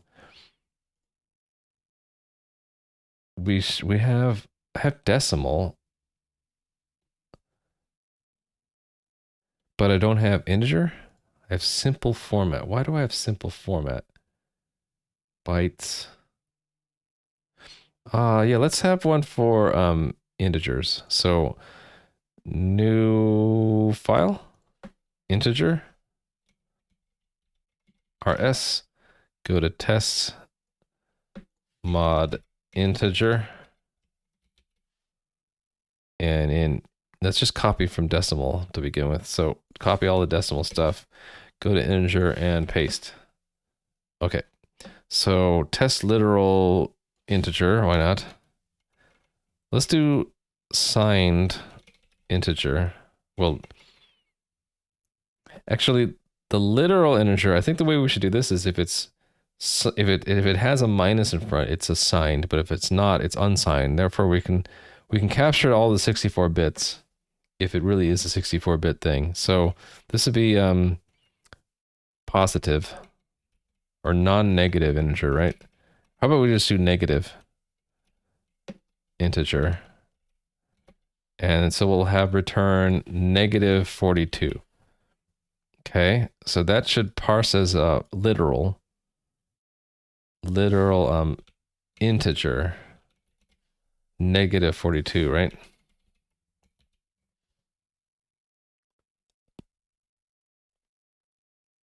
That means I actually I need to crap. If I want to do this properly and support full 64-bit unsigned integers, I need to actually do that at the lexer level, not the parse, not here. I have to go back 2 levels and do this.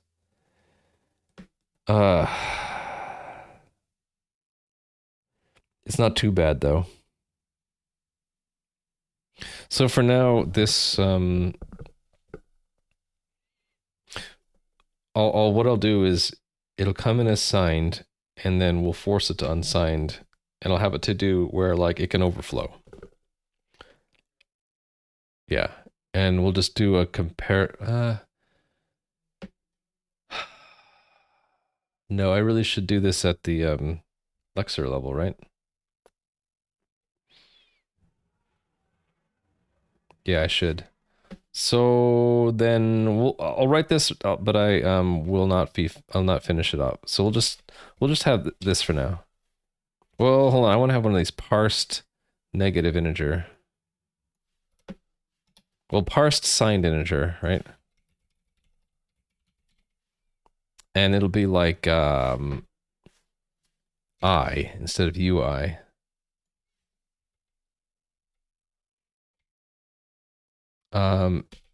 And then the bound, so it'll be a signed 7-bit plus sign, right? So if I have the byte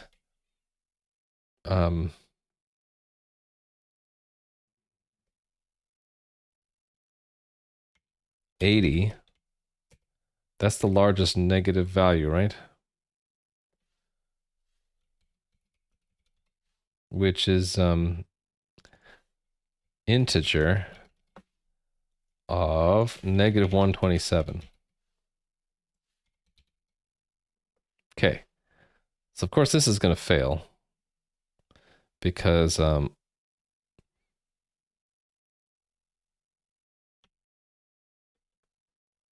not going to see it unless I do setup logger. Now we'll see errors before we actually get it out all the way out. Don't we? Huh, we unwrap a lot earlier. Oh, because we have no elemental for I. So we assume I actually exists as a user-defined what is this tab open for? How weird. Oh, because we only have one terminal, it does that? Ah, that's interesting. Huh. Anyway, we'll leave that test for now.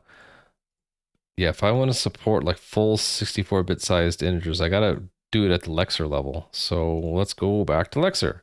Thought I was done with that for the night, but I guess not. So maybe we do this in the unit test first.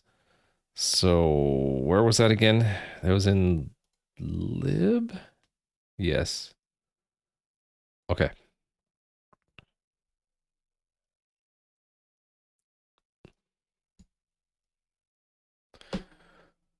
Okay, yes.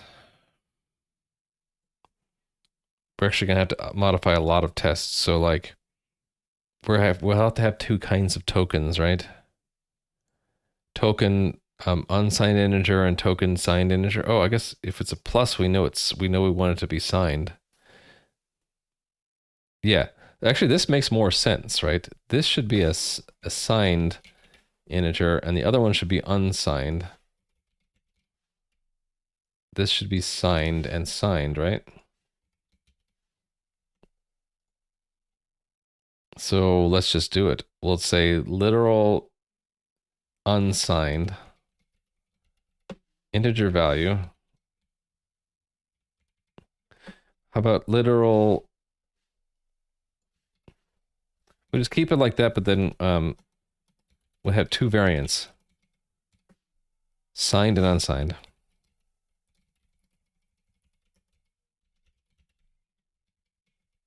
So signed integers will be limited to 63 bits.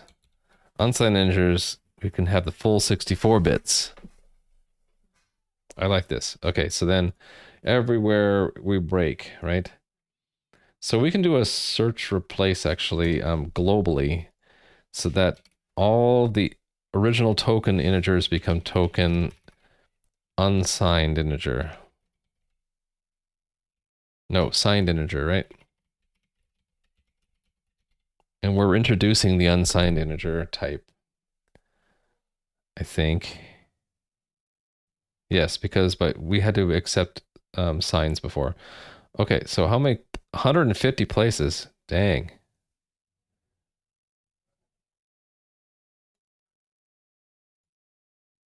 Yeah, we're doing it everywhere. Okay. Replace all. I'm committed. We did it. All right. Letting it build is a good thing. No warnings, no errors yet. We don't have any? Wait, that can't be right.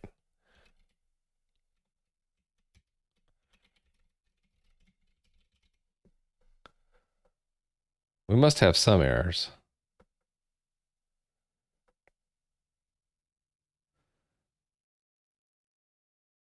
If there isn't, I'll be amazed. Oh wow, okay, I'm amazed. Can we run all of our tests? Run a cargo test all the libraries.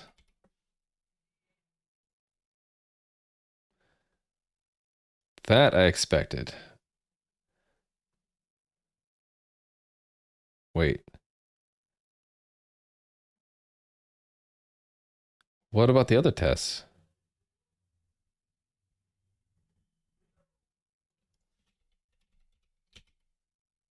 How come it's like stopping at the after the ingestion test and not running the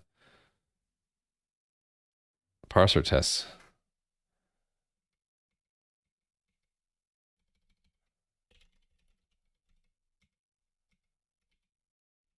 I don't know.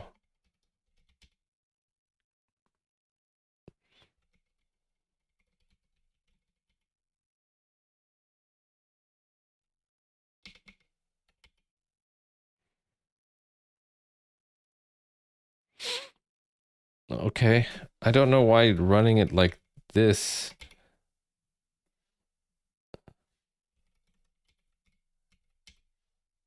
only runs the tests from the ingestion library. Is it because it stops on the first failure or something? That's what it must be. It must stop on the first failure. Okay. Then I'm not gonna worry about it. We have to fix the Lexer, right? So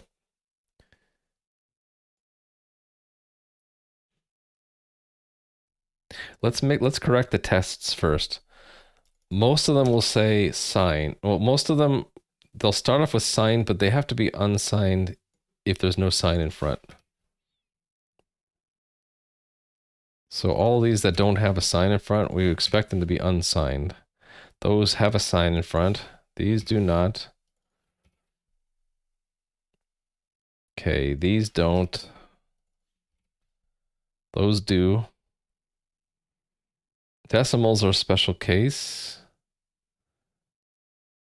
Okay, so these are all unsigned actually. I think I stopped using negative and positive numbers here.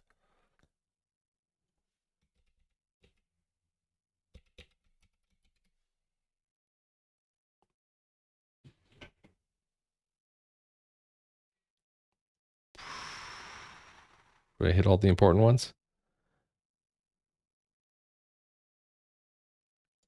This is unsigned. There we go.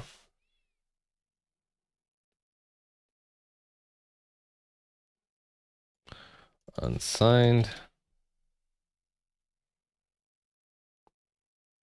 All the different string tests. Okay, here's a number. Two numbers.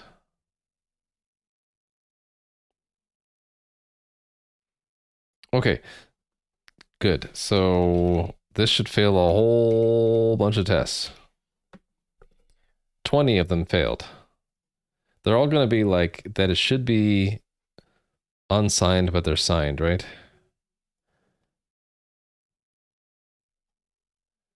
Yep.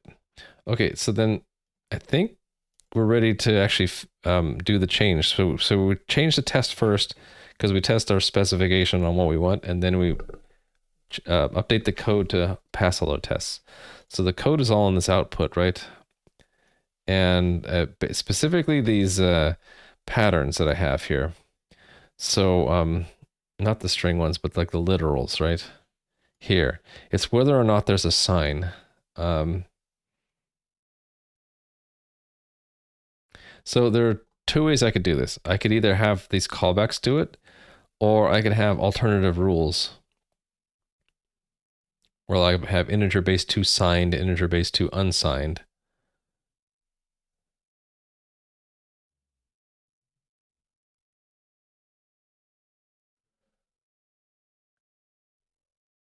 So like it would look like this. You would have signed, unsigned, and then why did it turn to blue anyway? Because I don't know why. Signed, this is no longer optional. So that goes away, and then unsigned, there's no sign at all. It would be like that. The alternative would be inside of integer base 2, we'd look at the first character and see if it's a signed character.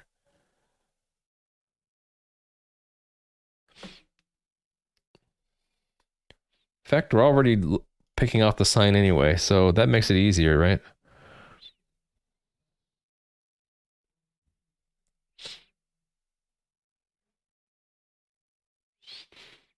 So signed, signed, unsigned. I could put it in the tuple. Actually, I already am. I already am.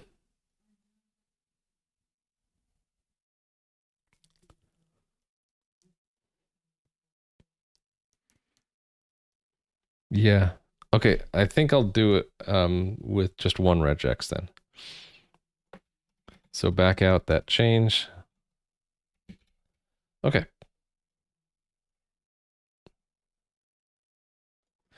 Oh, yeah, that's a problem. Signed integer. If it's a signed integer, and then we need to have an unsigned variation of it.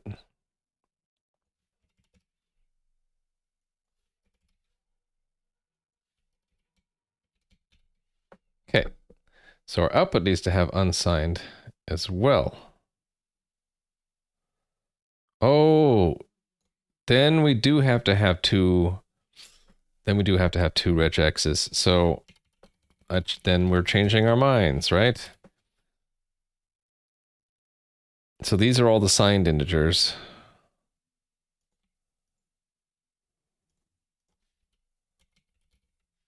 These are all the unsigned.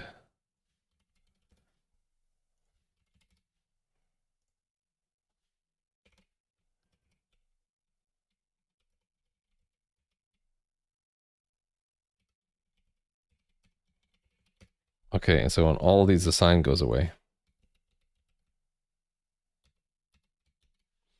And all these, the sign is not optional. All of these have the word signed at the end. All of these have the word unsigned. This is a signed integer, I64. This is an unsigned integer, U64. Okay, and then I'm copying all of my parser callbacks. So this one is signed. And then I need to make an unsigned version. Unsigned. U64. Okay, the signed one always has a sign in front. So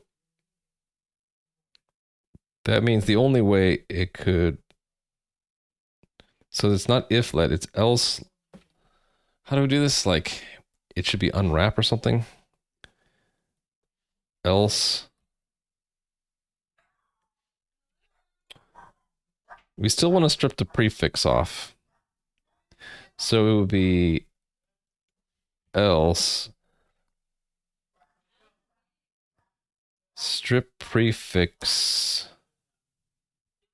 Yeah, that would go in here, right? Strip prefix dot unwrap. And then slice 2.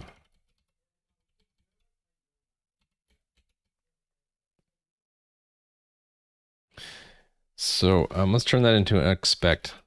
So expect signed integer with neither plus nor minus in front. So it's something that shouldn't happen, but if it ever does, it indicates a bug, compile time bug. I didn't like that it indented that just because my string was longer. Can I like... I guess I want to shorten that. Dang it. Can I concat? Do the concat cheat?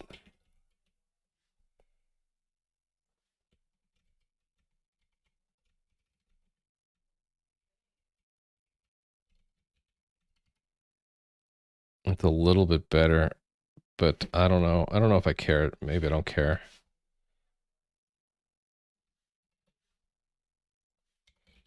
Just indents it a little bit more. It's sort of ugly though.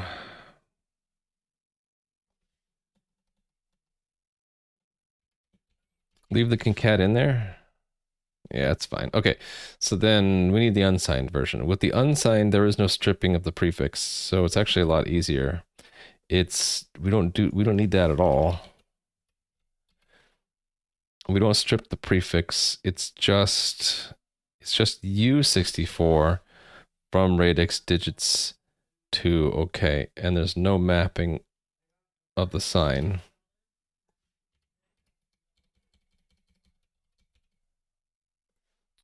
Digits is input,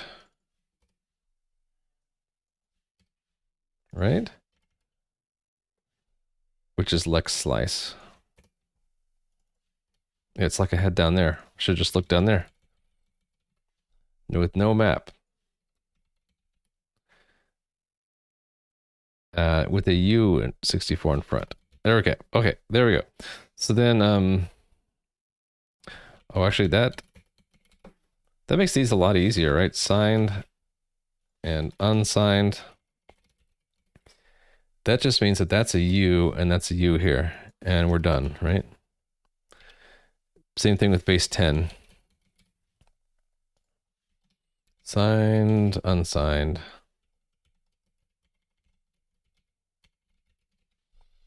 With the U there, and I don't even have to do a from string radix, it just knows. Okay, and then base 16, which is a real bitch. Unsigned, signed with the I, and unsigned with the U. Let's do the unsigned one first. That was, we don't have to get the, no, we still have to get the X out of it, right? Yeah, it's kind of like what we did with the B. Oh, I have to skip the 0B part. I have to do that.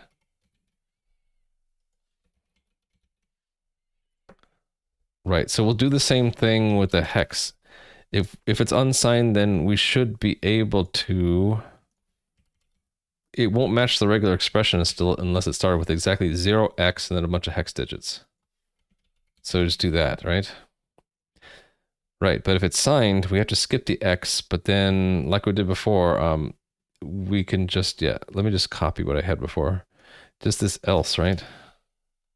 Goes here. So it's always negative if it's not positive, and yeah, it's that. That's what it is. So that is common. I wonder if I should have extracted that as a function. I probably should, right? This is like strip, it's like determine sign and strip marker character out, right? What to call that? Let's do a refactor, extract into function. What am I going to call it? Fun name.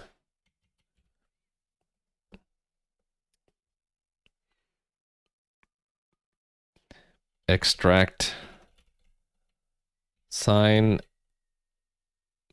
magnitude.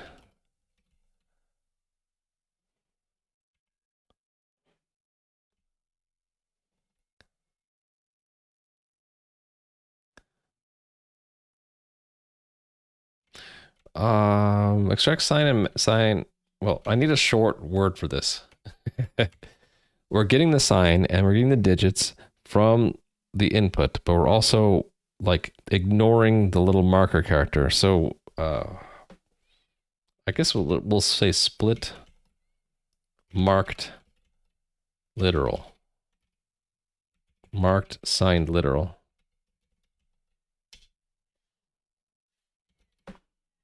And let's declare this one first, cause we can. All right, blank line there. So then I should be able to just repeat that down here. In fact, I don't need to say input. I could just say like slice there.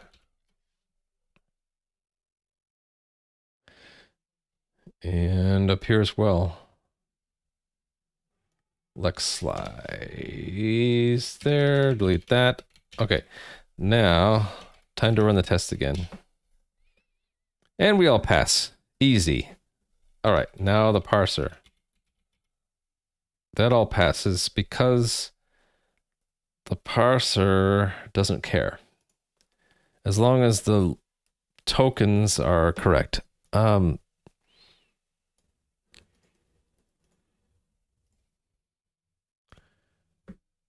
we did that, so it's fine, right? Okay, so then my parser tests are all updated now, right? To probably use signed integers everywhere, which is fine. It doesn't really matter. Like, we probably used them in expression everywhere, right? Like literal, yeah, here we go. Signed integer 42.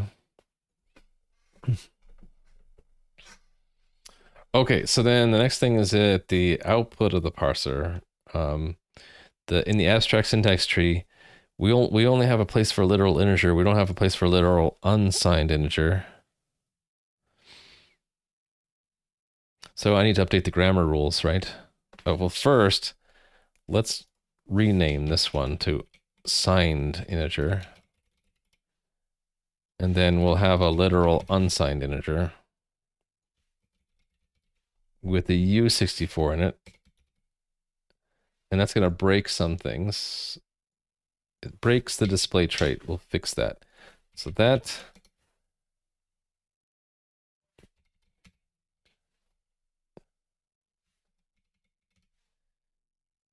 U and just format write it. It's all good. Okay, and then I'm surprised it didn't break anything else. What about our tests? Okay, so it's broken in the right because the rename doesn't affect the grammar.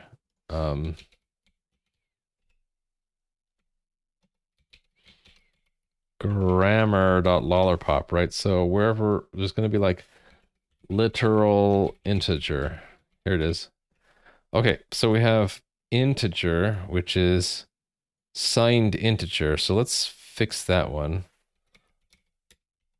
Actually, we'll do a search replace of that string. 2 places, right? And then let's put that in sorted order. There, and then unsigned integer goes here. And there's where we get to say U64. Okay. Then let's look for all the signed integers. Should be only one place. Right. So then we just add another kind of literal, right?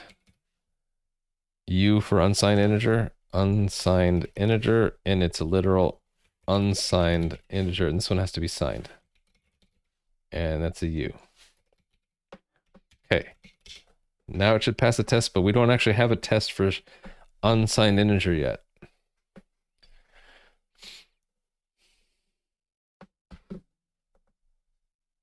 It's a good thing I did this before I did all the arithmetic operators because, yeah.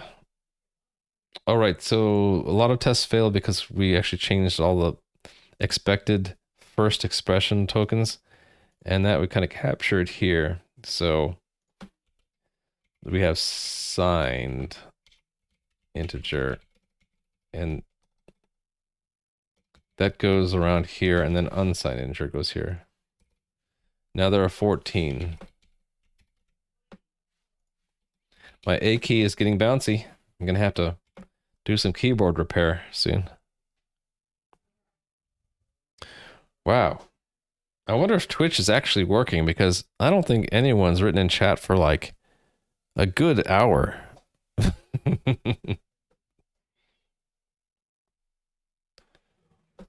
All my tests pass, but let's add a test for, do I have one for literal integers? It would be an expression level 11, right? Phil Powers, thank you for testing chat. I get nervous that if there's no chat for like an hour, that maybe something's wrong and maybe my stream isn't working. My stream is like the opposite of Dr. Disrespect stream, right? So the energy level is low. The chat is absolutely dead. Whereas someone like Dr. Disrespect, it would be like super hyped up and chat would be going a million miles an hour. Hey there, Dan, and hey there, Chaz G. Tazji. How do I say that your name? Tadjid. I can't even say it. Sorry. Some of us are busy, not dead. Thank you very much. Yep. Did you end up finding Prime? Are you out gambling? Let's see. Let's see what you said. I don't think you ever said. Oh, should be meeting up with him to breakfast tomorrow. All right, you're not seeing him tonight. Okay. Can confirm, not dead. Well, isn't it tomorrow yet? It's almost tomorrow. Isn't it? Aren't you guys like 1 hour ahead of me? So that means it's almost tomorrow, like less than 10 minutes from now. Come on. And everyone knows in Vegas, breakfast is 24/7. Like literally, you can go to any place that serves, and they'll serve breakfast no matter what the time. So, Nightshade dude, come on. Wait a minute. Oh, there's no daylight savings time in Nevada. Okay, well, I'm going to stick to the second thing now. In Vegas, it's always breakfast somewhere. Breakfast 24 hours. Come on. So I didn't bother to test literal expressions? Oh, wait, no, it said 0, not 11. What am I thinking? It's here somewhere. Oh, I saw it. I saw it. I saw it in there. Here it is.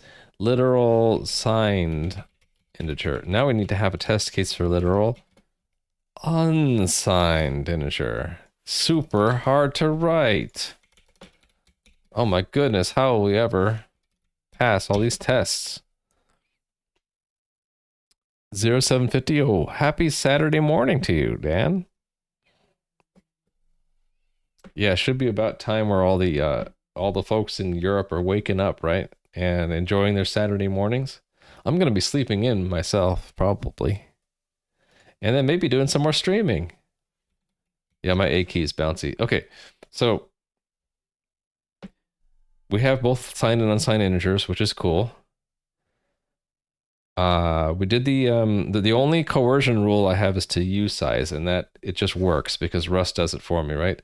And that was done outside of tests. It's in where is that?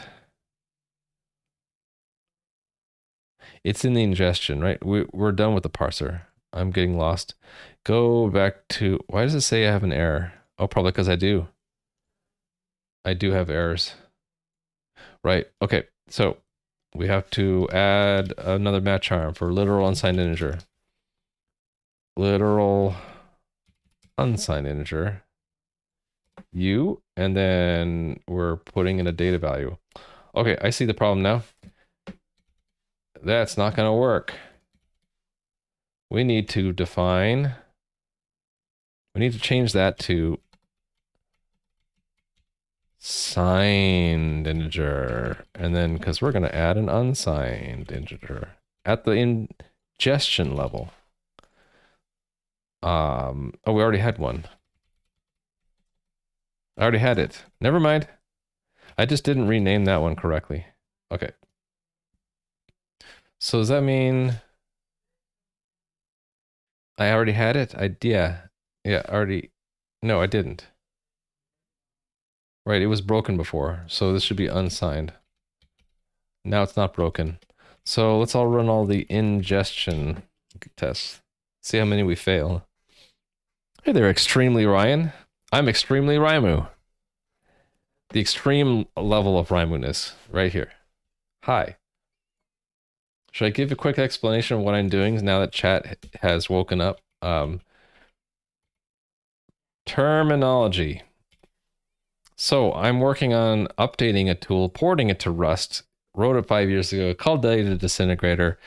It disintegrates data. It pulls apart the bytes of a binary file or stream. It assigns meaning to everything in it based off of a description of the format that's written in a domain-specific language. So the example I've been playing around with is I'm describing the format of a GIF file. Has a header at the beginning, a trailer at the end, has some data blocks, some other interesting things in there, like a header starts with a string signature that's 24 bits long, followed by a string version number that's 24 bits long. But what are these while loops and if statements? Why do those go in a structure? Well, the language defines things in it with a dual nature. So it defines it structurally. A GIF starts with a header, ends with a trailer, but it also looks like a function because when we're parsing a real GIF file, we're going to be parsing the bytes in order by walking through the data structure in order. So if we have next to our format there an actual GIF file, and then we ask the tool to parse it, it will walk these 3 bytes and say, well, that's GIF because we told it it should be a string. And then the next 4 bytes, 898 in ASCII because we told it was a string. And then the overall value of the header is the version number. So it's 898. The next thing is a logical screen. Logical screen starts with a descriptor. The descriptor starts with a width and a height. LEU16 is just a fancy way of saying parse the first 8 bits as least significant and then most significant, and then shift the most significant up, add the least significant. So it parses the 44 that's right here, and then the 1 that's right there, shifts them around and adds them, and you get 300, which is what this will tell you right there. So you can think of it as my own version of Wireshark, where you would give the tool a bunch of bytes and you would say, this is a string of packets. Here's the format of all the possible packets. And it would give you a bunch of displays in different ways. And clicking on a byte or clicking on a field, it all stays synchronized because my tool will identify what every byte means within the output data structure. It's kind of doing this in text right now. So like it knows that 89A for the version starts at byte 3 and goes 3 bytes. The whole overall header is 6 bytes long.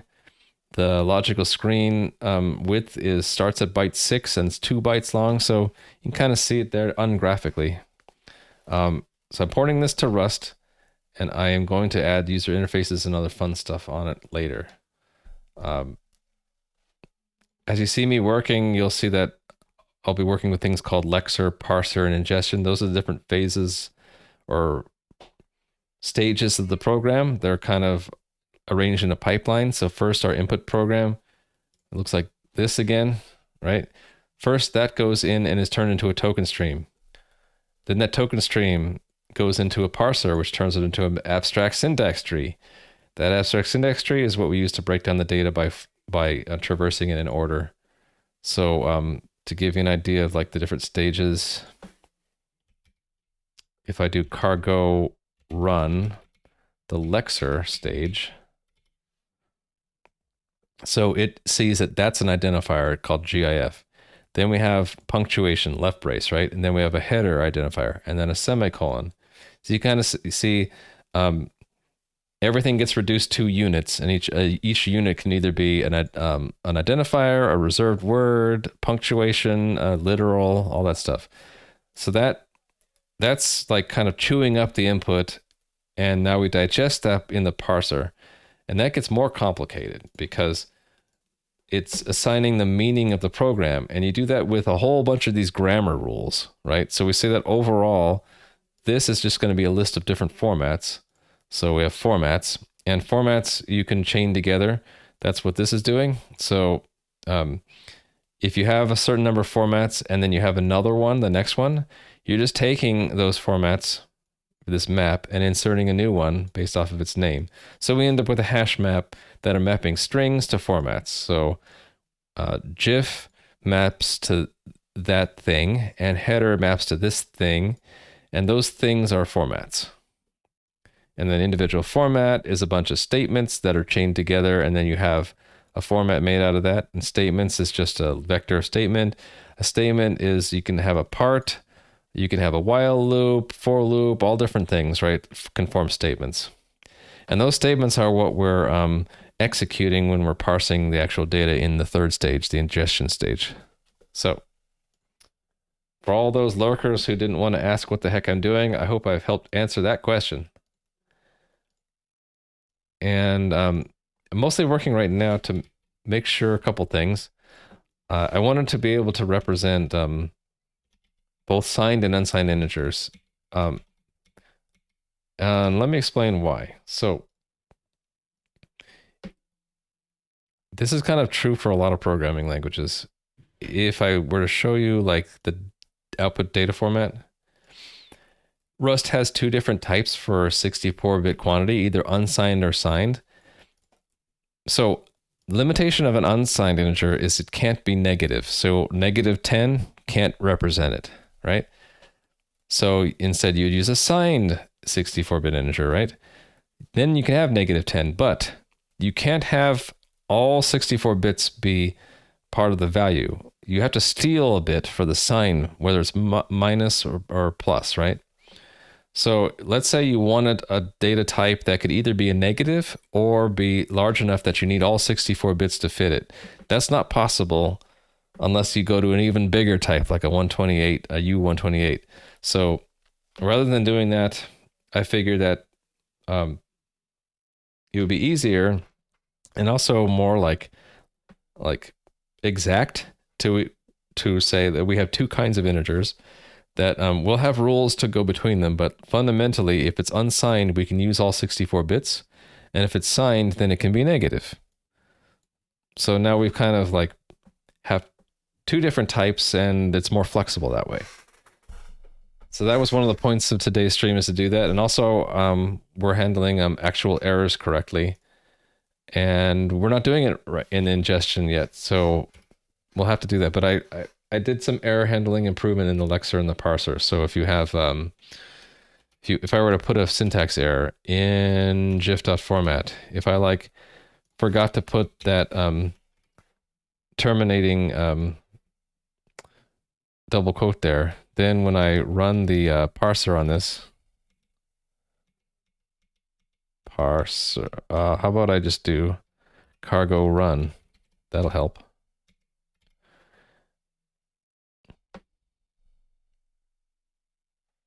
I don't know why it's taking a while to compile. I must have accidentally touched a source file.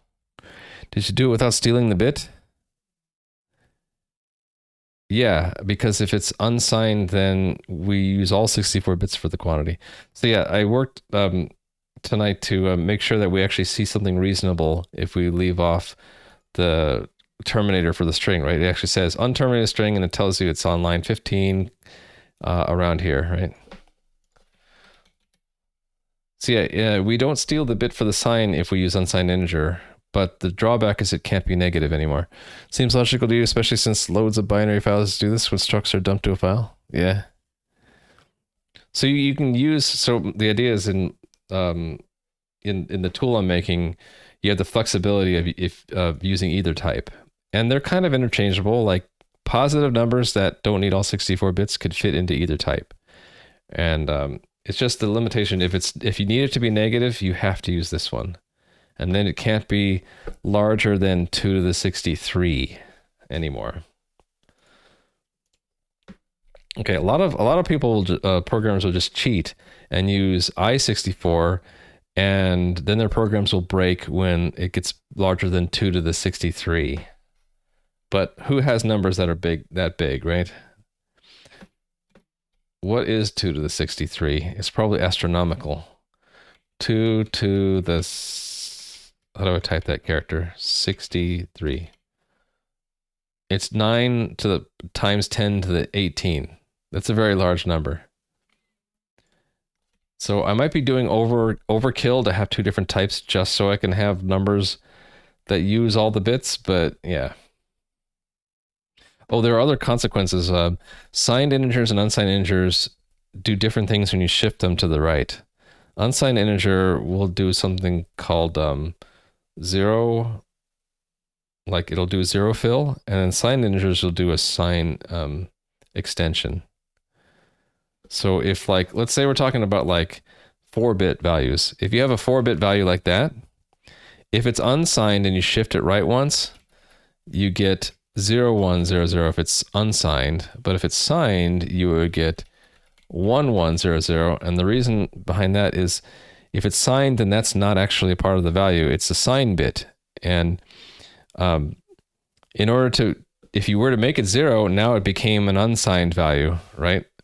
Well, no, you need to keep it negative. If it started out negative, it stays negative.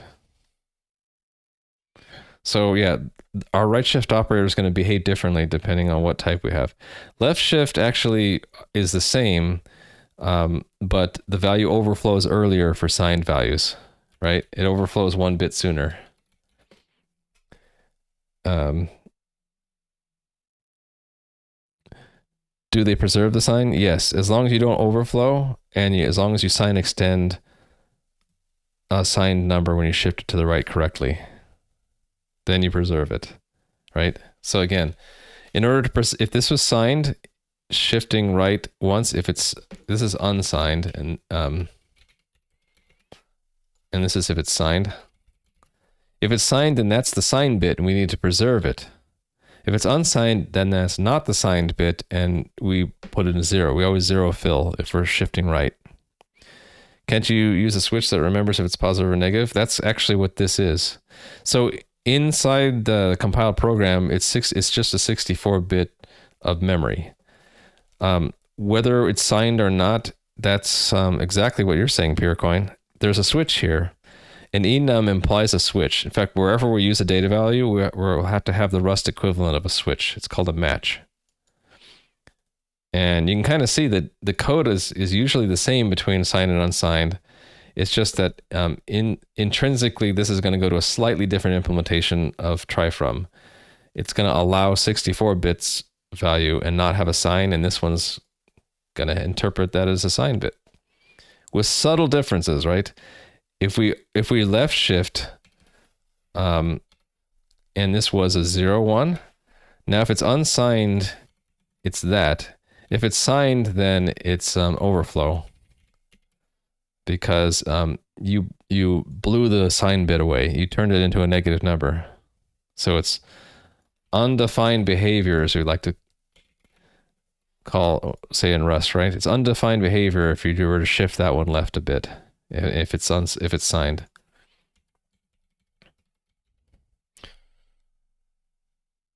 All right.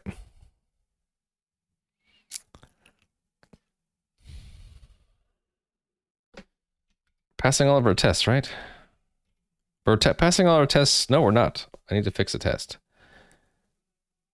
We panicked on... Oh, because we don't have an elemental for unsigned.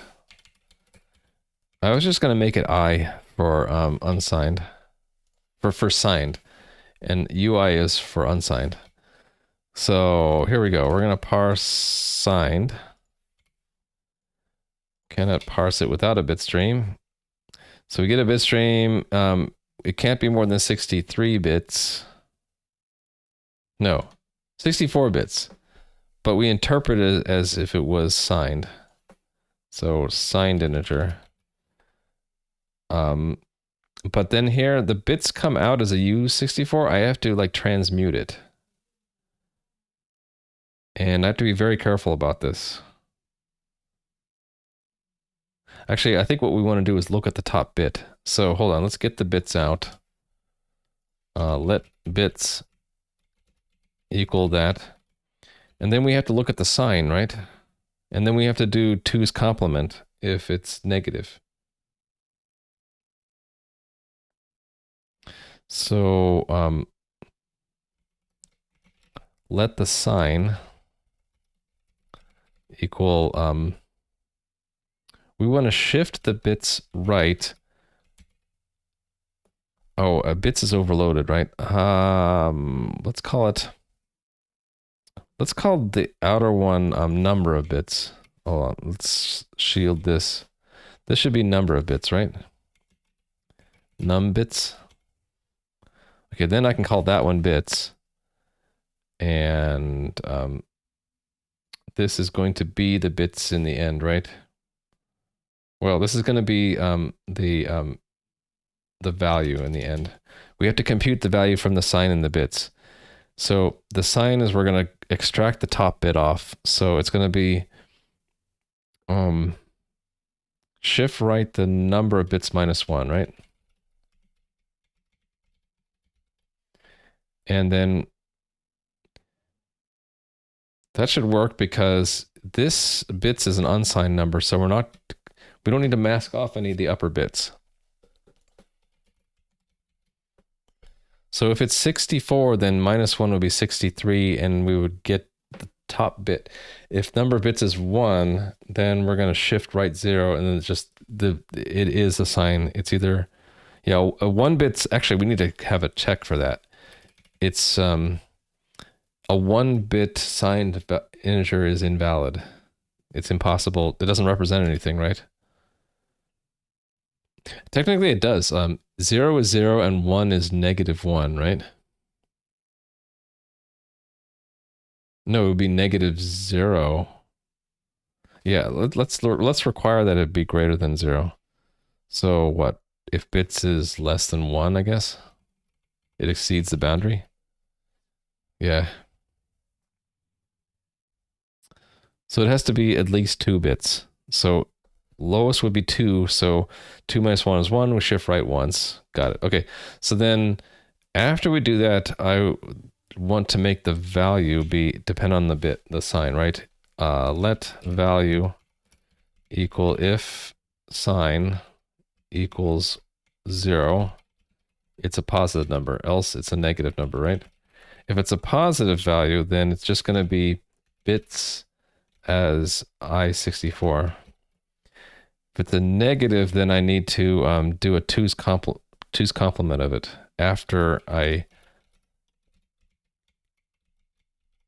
I64, and then I need to do a two's complement. So that's not, and then transmute it. So that's, what is that? Standard mem transmute.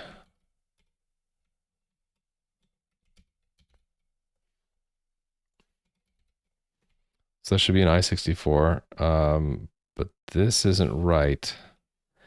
This operation's unsafe. I know that there is an equivalent, I just can't remember what it is now, but I'm waiting for this warning to tell me what it is. What? Transmitting for type to itself. I'm not transmitting it to itself. Oh, this shouldn't be here. Yeah, that shouldn't be there. Oh, I thought I would get a warning for that. Maybe that is what I want, though. Oh, I need to add one, don't I?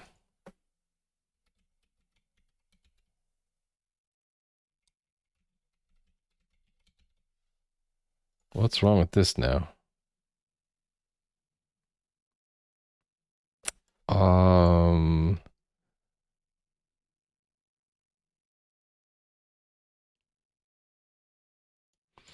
I guess I add one here. Yeah, that's fine. My keyboard, want to see my keyboard? That was last year's project. Firmware's all in Rust. Designed on stream. The most helpful people in chat had their name put on the silk screen of the board. Okay, I think we need to have a test for this. Good thing I have one over here, right? Not here. Where do we put it? Put it around here somewheres. Tests, integer. Yeah, put it right here, right? Test failed. We're off by 1. Oh, right. It's negative 128. Right?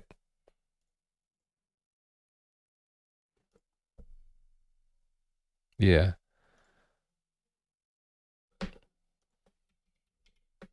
Passing all our tests now. So it's probably not good to have one test, right? Do I need that allow? I don't. I know what we should do. We should have like test case here, right? Do I have test case available? I do not. Let's pull it in from, I don't know, Lexer, I guess. Test case.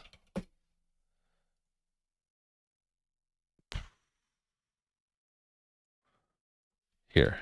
Okay, so test case is kind of a neat crate, right? So it should let me do some cool stuff here.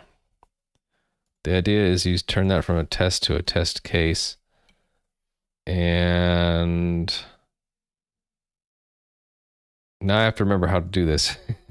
Or I can just cheat and look. Let's cheat and look. Okay, was parentheses, argument, and then semicolon name, and then that has to match up with a function that takes things, and then we can just assert that there. Okay, so I got it. So this test case would be like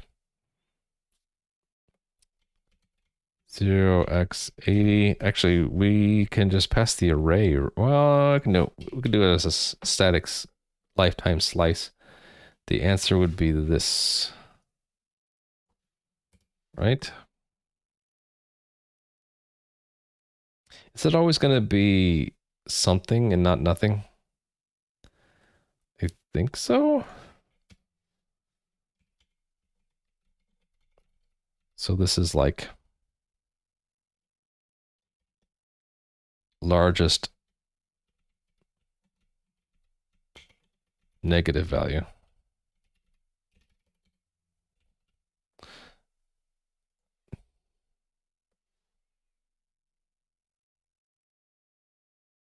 I'm tempted also to test like a full 64-bit integer just to make sure it works.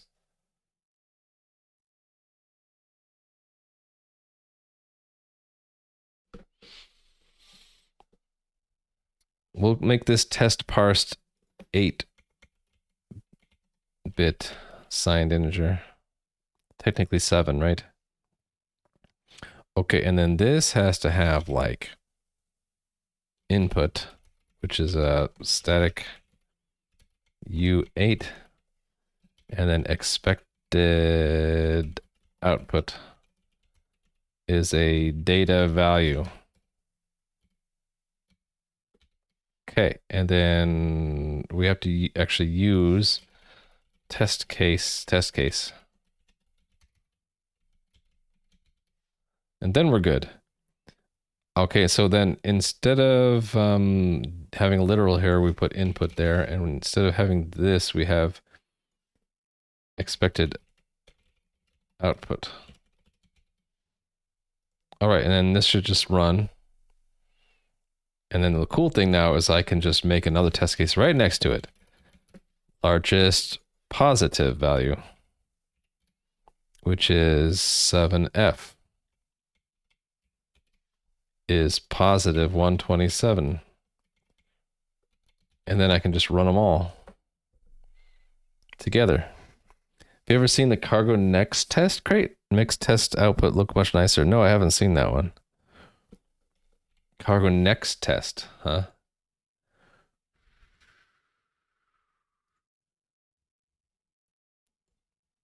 Cargo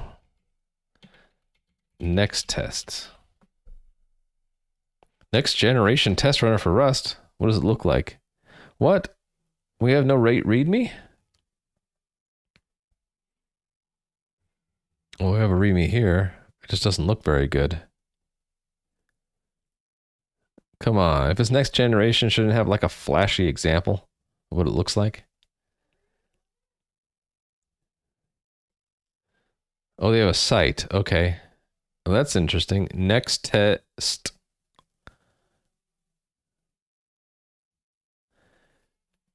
Up to 3 times as fast as cargo tests, uses state-of-the-art execution model. Identifies slow and leaky tests. This is kind of cool. So is it easy to run? Cargo next test run just to run them. Okay. Do I have to have a binary?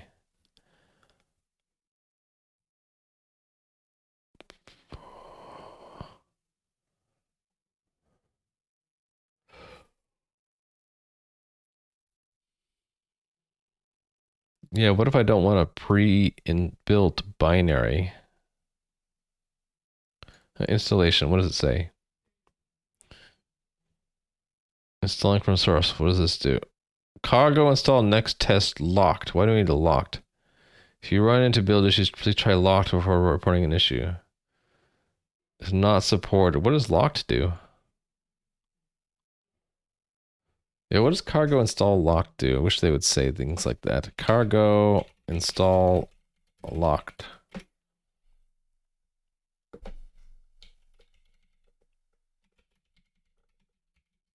The lock flag can be used to force cargo to use the packaged cargo.lock file if it is available. This may be useful for ensuring reproducible builds. Use the exact same set of dependencies that are available in the packages published. Okay, downside of locked is that you will not receive any fixes or updates to any dependency.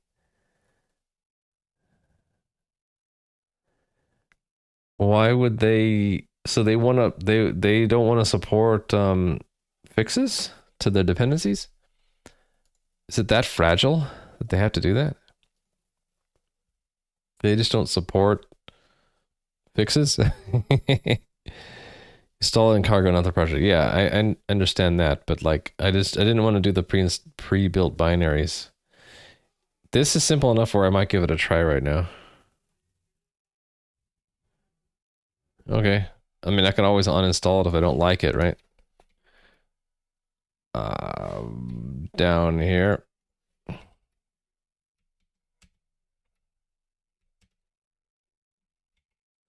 Why did my paste not work? Paste. There it goes. Here we go. Here goes nothing. Whoa, 304. I've seen worse.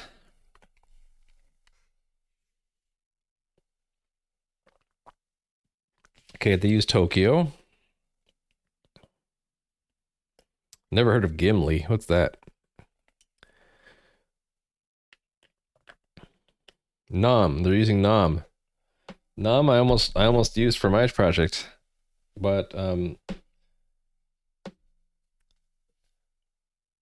it was combining the Lexer and the parser together, and I wanted to separate them because I was more comfortable with that. And Logos and Lollipop were better for that. So can I like have it? Does it work like cargo test where I can just say I want to only run my Lexer tests? I guess we'll find out, right? In about 70 dependencies. Or I can just read about it here. Running tests. Yeah, so you can do the same thing as... So it's like cargo test. Oh, why do you have to say run, though? Okay, well, we have to remember to do next in front of test and then do run. But otherwise, it looks like it's done the same way. Wall clock, that's kind of cool. So we can see, like, how fast they run and stuff. Okay, capital P for profile, that's neat. Yep, package for test. Can you do the hot path stuff? Or is that another cargo plugin? I forget what it was called, like hot path or something. That's one of those things I haven't looked into yet that I wanted to. Oh, one more, down to one dependency. Oh, we're done. Cargo, next test, run.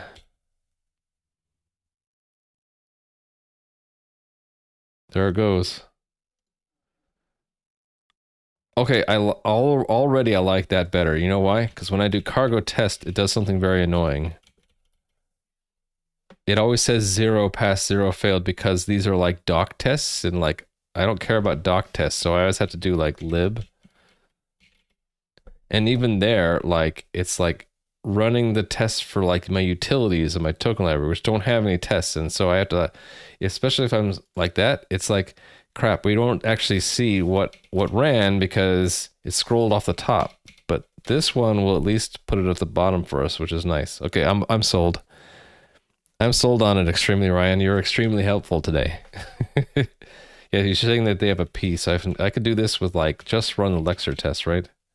That's so neat. I like it already. Parser and ingestion. All right, I'm sold. Definitely cool. Look, it even colorizes things.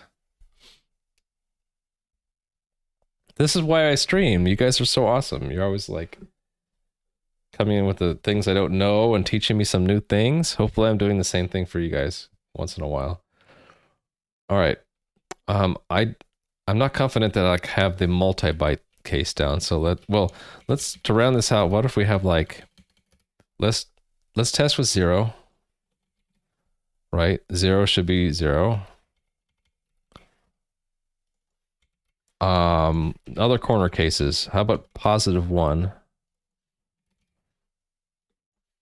Right? It should be +1. Call them corner cases because they're right in the corner between like where things change. So like this is where it would overflow if it was bigger, right?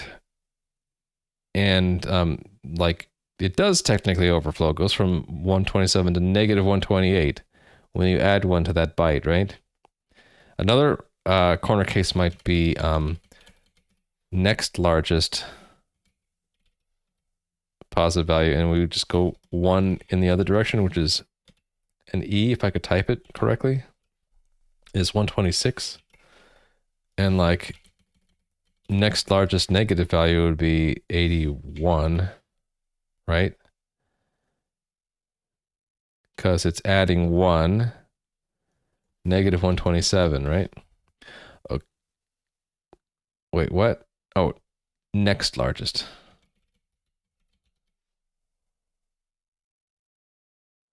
What did I do here? What's wrong with this?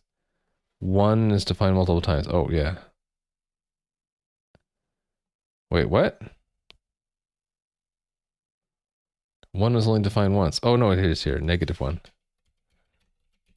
So -1 would be F. All right, run all the tests. Okay, there's one problem with next test is that the built-in thing doesn't run it.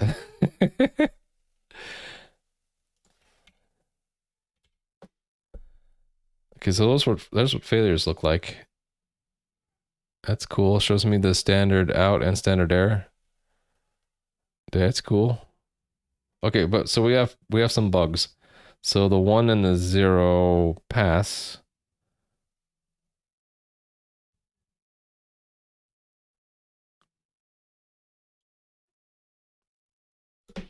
That printed funny there for a second.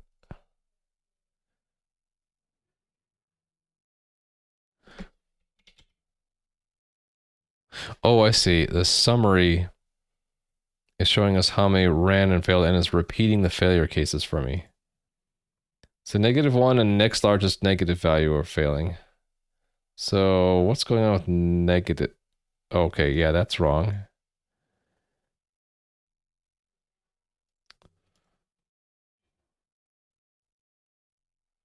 See, the idea was oh, I forgot to strip the sign bit off. That's what I did wrong. See, this is why we have corner cases to test these kinds of things. We have to take the bits and before we negate it, we have to mask off the okay.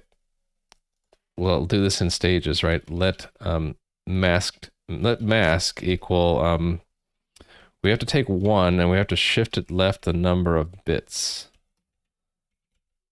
All right, so if it's a 2-bit value,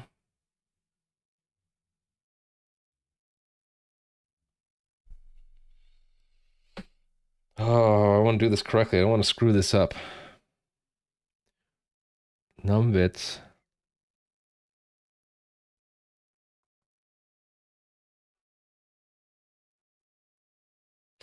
It's like this -1, but the problem is if that's 64, then it's going to overflow. So I had to have a special case for 64 where it's all ones, right?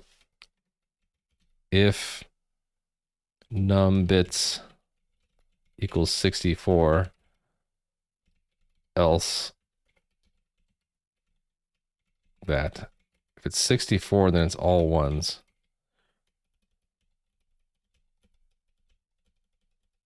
Actually, if it's 64, I don't need to mask it at all.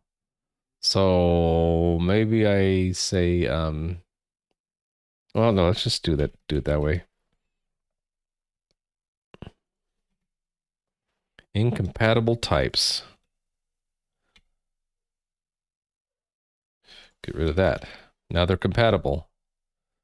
But it's not, shouldn't be in, okay, we have to be explicit, I guess. Actually, it will be explicit if I say masked bits equals bits and mask. And then we invert the masked bits. Now let me see if I did this right. If it's 8, then 1 shift left 8 is 2 to the 8, right? Which is 256. Minus 1 will be 255, so it would be FF. I think I'm off by 1 then. Shouldn't this be minus 2?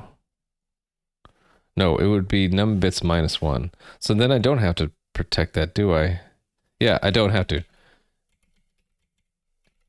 fact, that's a useless mask there. So I just do this.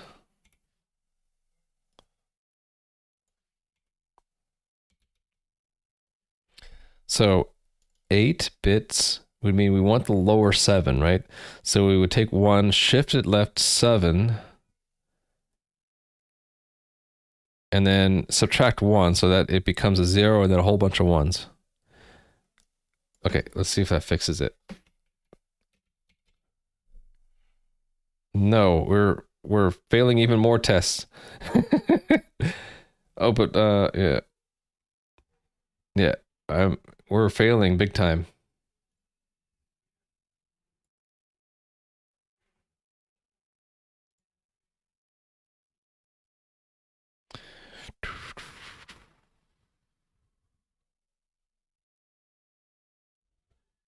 I'm actually having a hard time reading this.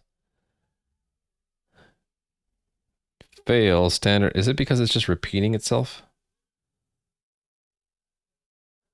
I think it's repeating itself. That is from the same test as that, only this was really just saying that it ran the test, and that's the actual test output. So -1 came back as -127. Why? So if it's it's too late in the evening, I'm getting tired.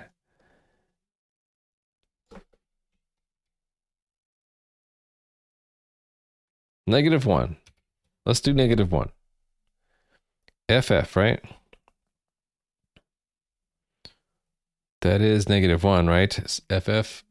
Yes, because if you go for 0 and subtract 1, you get to -1. Okay.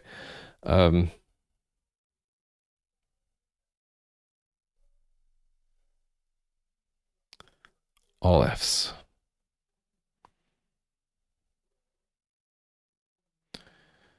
So maybe I don't do a -1 there.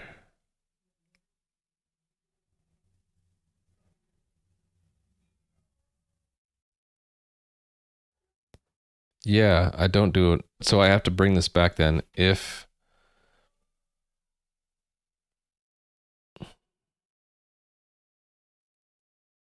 yeah, what am I doing here?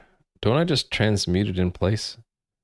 No, if I sign extend, that would work, right? I'm just trying to be too clever about it. I'm just doing it wrong. I need to sign extend is what it is. So if it's negative, then I have to OR in all 1s in the upper bits that we're not using, and then just transmute it. Don't you want to sign extend? Yeah, exactly. What Adore Faust said. Exactly. We don't want to mask at all. We want to sign extend. So extended bits is bits or extension. Extension if num bits is 64, then it's 0. Right? And we have to do this because I would end up overflowing my extension. So it's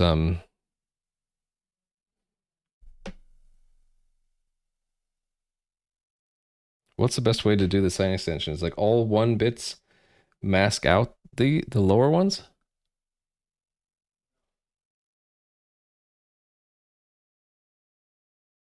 It's gotta be a clever way to calculate this based off of the number of bits. I'm just thinking of it in my head. Yeah, I would do this mask and then invert it. Right? So it would be like this -1 and then that inverted. I think. So if it's 8, -1 is all 1 bits in the lower 8, and then invert it. It's all ones above that.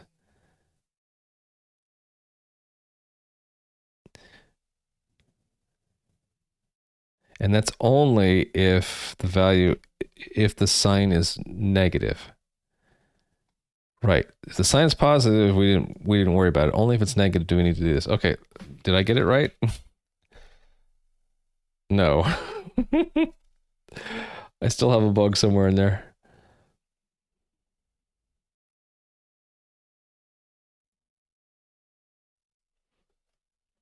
Oh, because I don't need to do that. I don't need to do any of that stuff. There we go. We passed them all. So probably my corner cases were sufficient enough that I don't need to worry about. I don't have to worry about it anymore, right? 0 works, 1, -1, largest, smallest, and then 1 off from the largest and smallest. That's pretty exhaustive, right? But that's only 8 bits. We need to do this for like 64 bits, I think. So yeah, let's do it. So literal. Oh yeah, okay. Do I want to have like a literal positive? I think I do. I just forgot to do these. Literal positive. So that's where we put a plus there and it's a signed positive. And then a literal unsigned integer. It's where we don't put a sign at all in front and it should come back as unsigned. Like that, right? Yeah. Okay. I'm going to copy all these test cases because we're going to go all the way to 64 bits. So this is test parsed 63-bit unsigned integer. It's the highest we can go, right? Now, that number is the bound of the number of bits. It's not the number of the magnitude of it. I guess we can say the same thing for this so it's not confusing. So it's the number of bits in the underlying representation. It's actually 63 significant figures and then a sign. Okay, so then I'm going to need a whole bunch more bytes for largest negative value. It's a bunch of zeros, right? 1, 2, 3, 4, 5, 6, 7, 8. And I don't know, what is the largest negative value?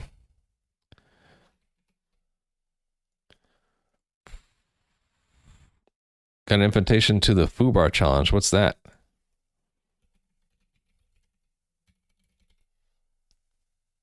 Google's hidden test for developers.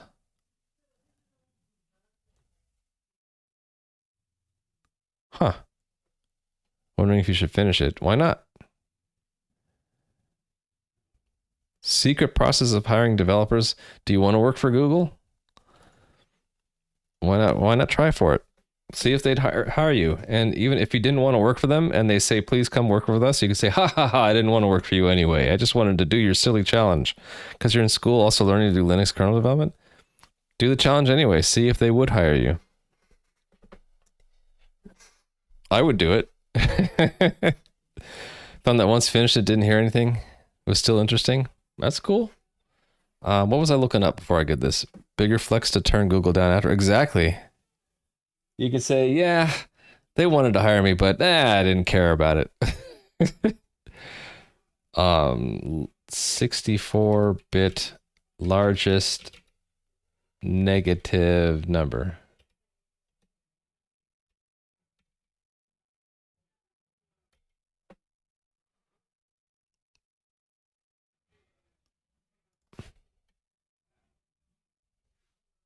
I think someone has written it here for me.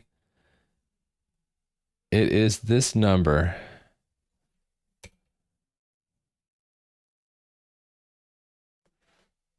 No.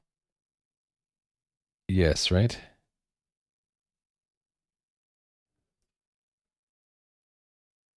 Two to 63. That's not correct. Shouldn't it be 2 to the 64 minus? Oh no, that's right. Yeah, this is correct. Yeah, okay. We're gonna put these numbers in because we trust them, right? We have to turn the commas into underscores. Okay. That looks right to me, but who knows? Largest positive, actually, it's just the same thing minus 1, right? Largest positive value is that.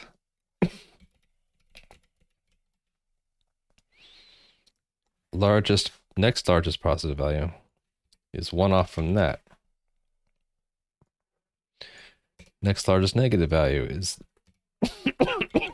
that.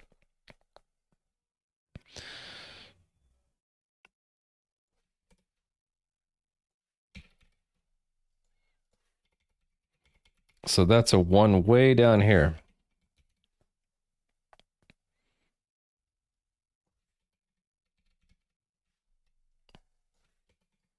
3, 4, 5, 6, 7, 8.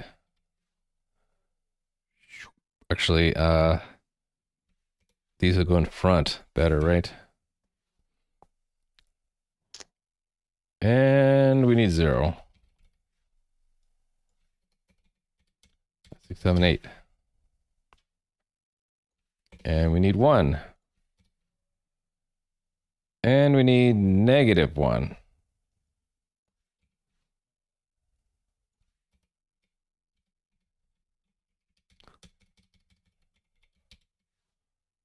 Okay, let's do it. Oh, I ran the test the wrong way. Look, hey, looks like it would crash anyway. Largest positive value failed. Next largest positive value failed also. Oops.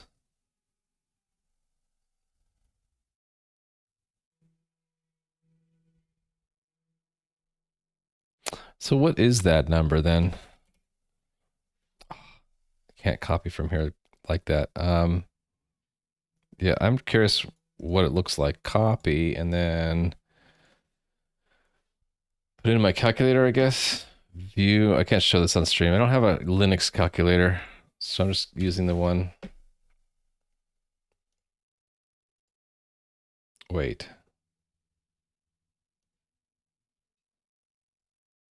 Shift right once.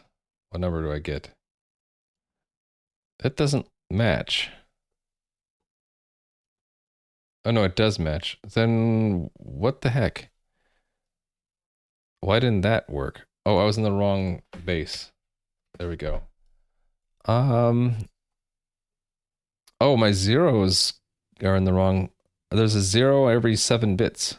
How did that happen? Because I typed 7F, that's why. I'm dumb. Okay, these all need to be FFs. Did anyone in chat catch that before I did? Can't use U64min? That's probably a good idea. But all my mathematician friends would probably be happy that I didn't, right?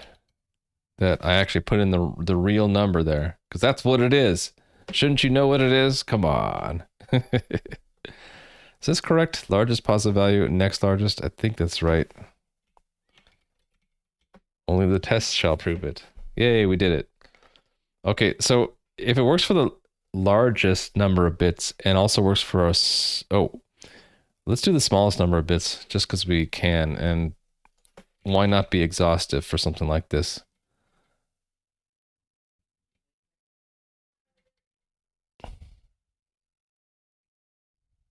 down to here. Should have a blank line there just because it's polite. Okay, parsed, 2-bit signed. Actually, there are only 4 possible values for this, right? So actually, I'm gonna make one test case and copy it. So it's 0,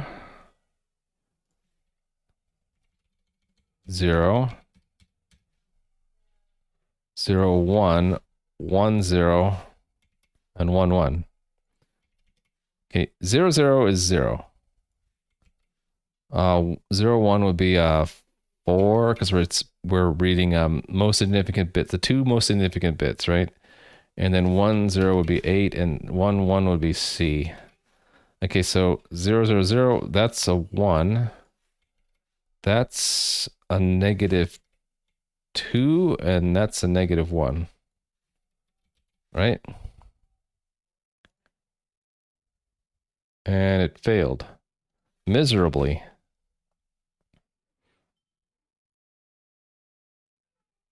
$64? That's not good. Oh, I know why. Because this should say 2. There.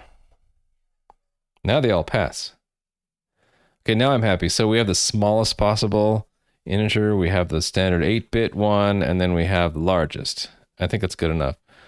Should I do the same thing for unsigned then? So it's basically copying all of this again, but for unsigned.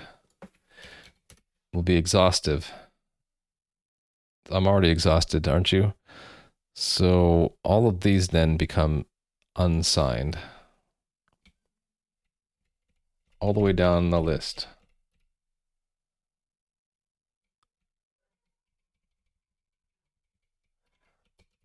Unsigned. Okay. Unsigned. Unsigned. And unsigned. Okay. So that's 1, 2, and 3. And that's unsigned. Okay, and then 128, 129, 127, 126, 0, and 1. So this is like, I don't know what to name it.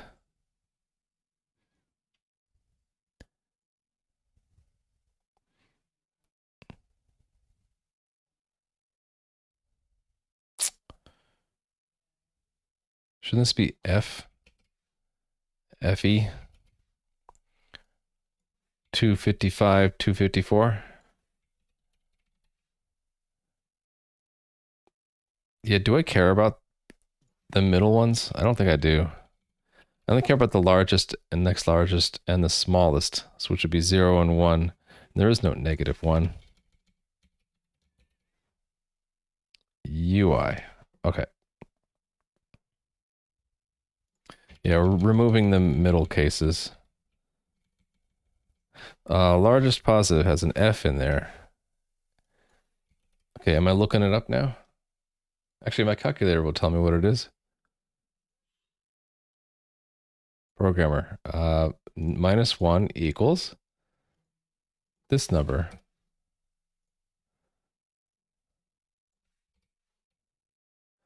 Okay, let's put all the underscores in there. This is a big number. And then here's the next largest with the 4. And then 0 and 1, and there's no -1. Okay, did I do enough? 0, 1, next. Yeah, okay, there should be 4 test cases. Okay, running it all now. Because I forgot to put a U there. Okay, cool, I'm done. We're done with integers. We're never opening that file again. All right. I'm not very good with Python, so Python REPL would be slower than me just using my calculator. Okay, we've thoroughly tested the integers.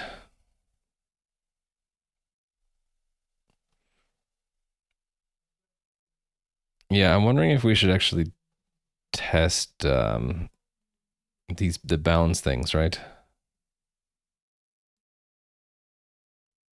Shouldn't that be a 2? Maybe a 2. Or I could say less than or equal to 1.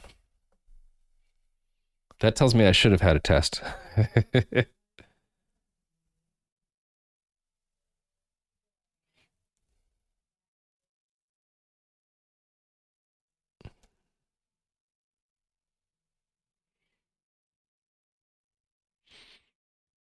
I lied. I said we would never open it up again, but I'm opening it up again.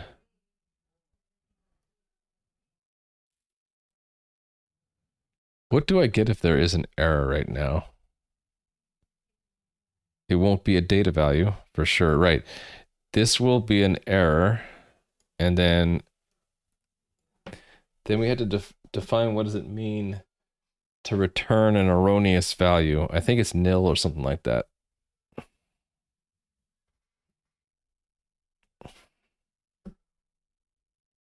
Actually, that's a good question. What do we do in the C code when we dereference an erroneous value? Close everything. Composition.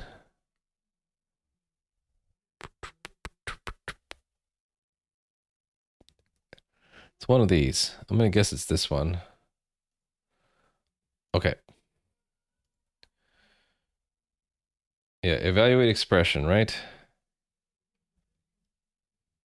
Now, don't be shocked that we're looking at C++ code. And pretty ugly C++ code to boot. So, question is, what happens if we... actually, let me back up. For the elementals here, what happens if the number of bits is wrong? We get a component error equals true, and the value is unassigned, right? So what does the value default to be? It's an empty value. What is the default of an empty value? Empty. So does that equate to nil? Empty or missing value? I think so, because like there is no nil. It's the integer, decimal, string, vector, map, set. So nil must... I'm guessing nil evaluates to empty. Let's go back. Yeah, I can look up and see evaluate expression. There should be a nil expression in here somewhere. Here we go. Yeah, it just makes a blank value. Okay, so then if you couldn't parse something, it would end up with a nil value.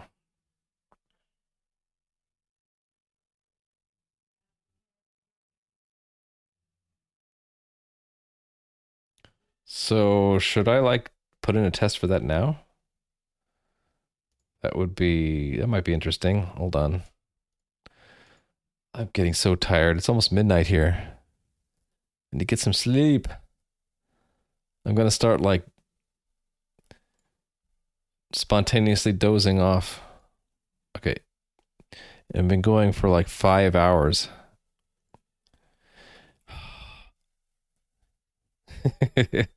Source. Tests. Yeah, let's do it. So extra tests for actually this would be a standalone test. So I'm gonna steal from here. From the decimal test where it was still standalone and paste it there, and I'm gonna say test too small. Unsigned integer. So that would be like a UI, which is 0 bound. Wouldn't you just return a none then? In my language, this is an error, and so the value of bar is is empty, which is the same as nil, and so this would evaluate to nil. And I think right now it's unimplemented, so it's going to actually panic. So we'll have to expect it to be, so this doesn't really matter what I put here, right? We can just make that empty. When we ingest it, what we should get back is data value nil, which doesn't exist yet, so we'll have to add it. Nil value. Yes. So we have to define what nil is. So if we try to cast nil to size, we should get an error. We actually don't have any error types yet, so we're just going to use the placeholder. It's an ingestion. It's an error, ingestion error. Okay, and then I think we have a formatter to do, right? Right, so if it's nil, we're going to write f nil, I think. This will make more sense when I script this with Lua.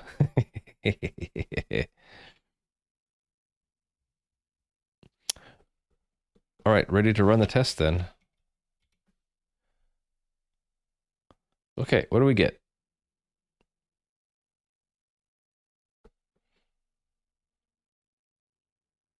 We get a panic right there. Yeah, because it didn't actually store it, right?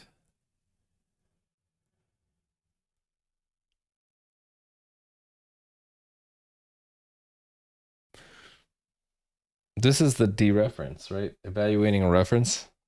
There should be a value there. Why is there not? Let me think about this. Would the elemental just not put anything in there? Module's getting too big.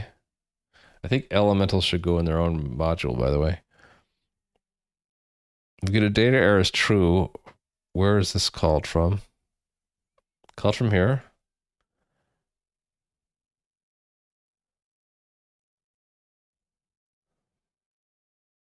Right, so the data value is actually not there, right?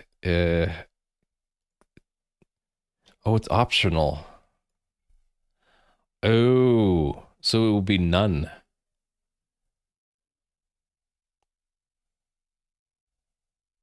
So maybe I don't want to have a nil data value. No, but in the C++, I had a nil value, right? Hold on, let me go look. I think nil was different than having no value for some reason. But let me verify. So, well, there is no value nil, so maybe I'm wrong. Hold on.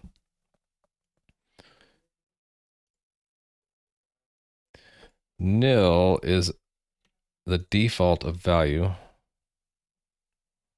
So there is a value type empty, explicitly empty or missing value. And that's what nil evaluates to. Okay. So does that mean that, where is it? A component always has a value? Yeah, it always has a value. And it defaults to the empty value. So I chose to use option instead. Okay, that convinced me. So I chose to have option value for that. That means there should be no nil. That means we get rid of this. We don't have to worry about casting it to use size or writing it out. It just doesn't exist. Okay, so then here we it should be none. Actually, that makes more sense because data value was an option, right? Okay.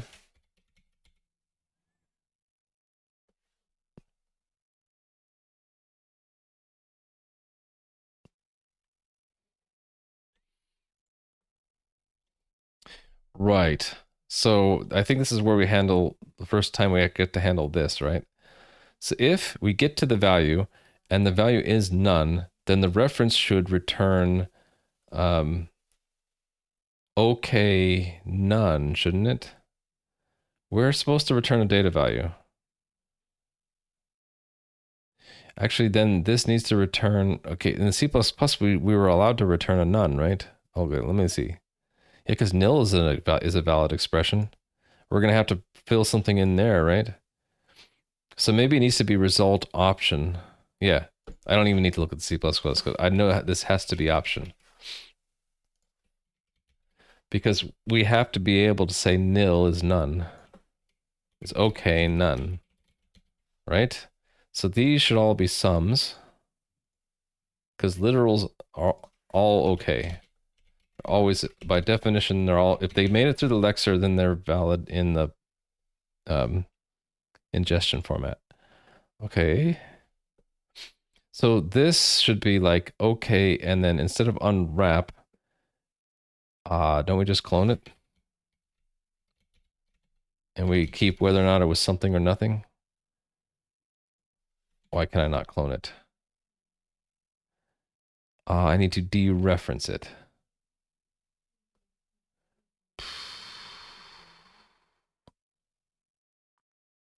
Oh, this is an option.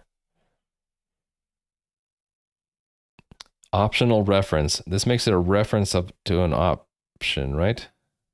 Or do I need to do deref?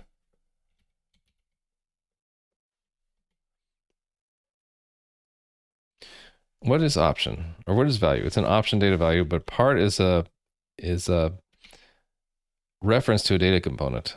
So as ref turns it into a optional reference, right? So isn't it copied or cloned? There we go, cloned. You know, if let sum statement.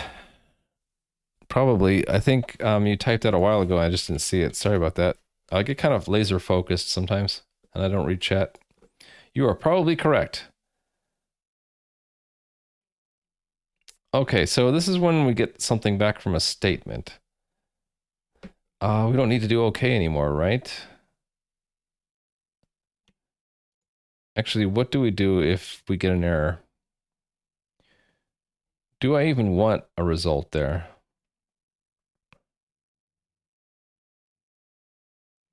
I think I do, because if it's an error, then it should set the composites error flag. So then this really shouldn't say okay. It should be unwrap for now.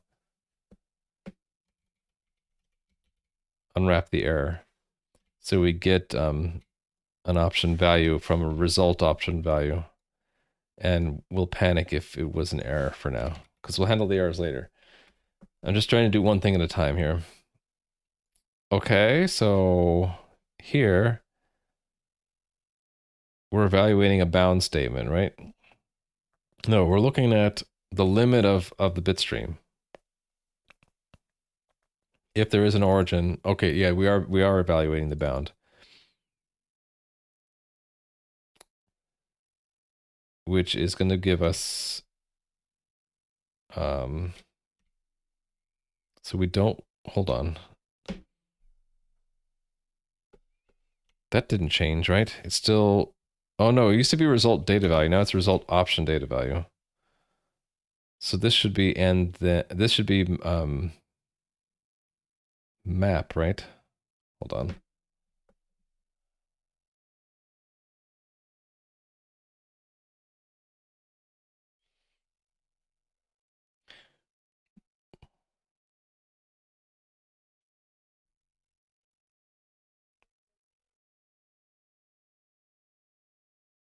I think I want a map here. Yeah.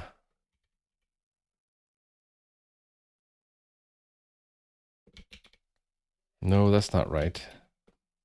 Oh, these types are hard to think of. We get a result option. If it's an okay value, we want to take that option and then map it through usize try from. So then it would be like bound.map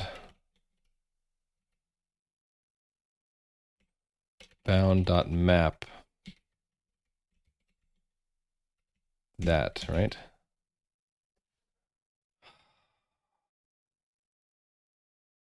Dot transpose. Oh, I did it. Because the and then is there because we want this to be fallible, right? But the map is infallible, but it's what's the inside that's fallible. So we end up getting an option result. So that turns it back to a result option, which is what the and then wanted. So this is funky because there are two places an error can happen. You can get an error from evaluating the expression or from casting it, to coercing it to try from, right? Or coercing it to usize. But you could also get an option from evaluate expression. So, but it's inside of the result. Yeah, complicated. I guess we could have transposed it first and then did a map. Or transpose it and then it and then transpose it again, but this is better. Actually, wait a second. We ended up transposing it again. Why did I do that? Because we wanted a result option instead of an option result. We got an option result.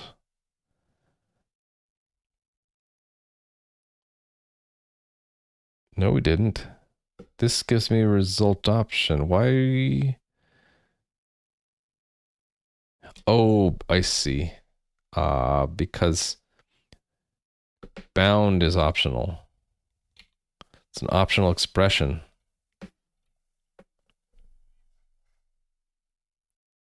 And so it's an option. This turns it into an optional result with another option inside. So that means this limit is an option too? Oh, crap. So this is a result option.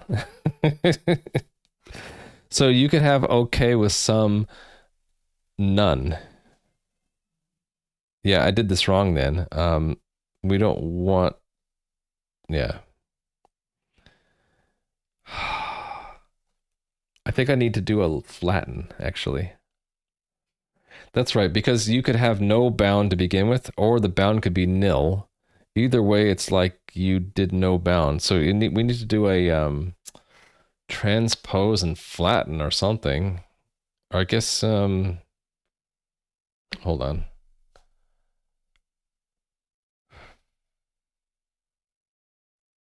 If it's a success, then take that bound, which is a optional data value, and do try from and transpose it and then flatten it, right?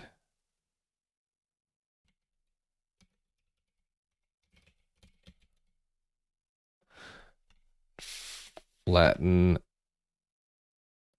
flatten and then transpose. No, no. Where would that go? To go inside of one of these?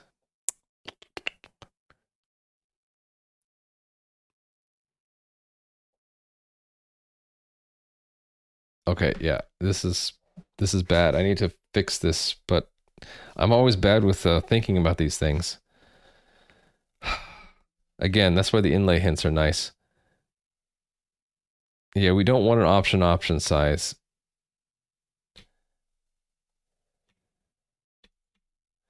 Okay, let me remove some of these transposes first, okay? So first,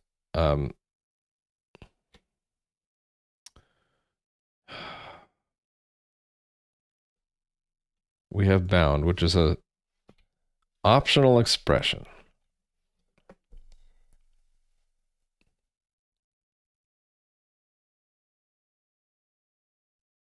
Hold on, let me go back to let's go back to what it was before I started messing with it.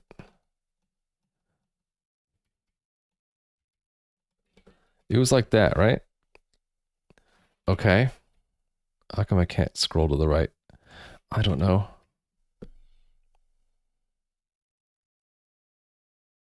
Because that could have an error, and that can have an error. Either way, we'll have an optional result, and we wanted to turn it into a result option.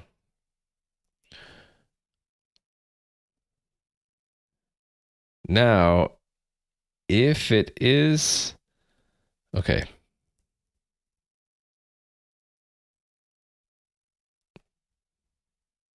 If we don't have a bound, it's good, right?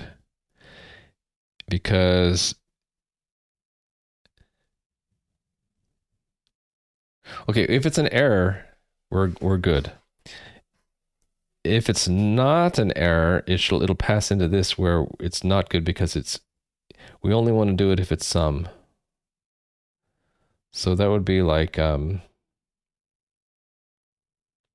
yeah, bound map.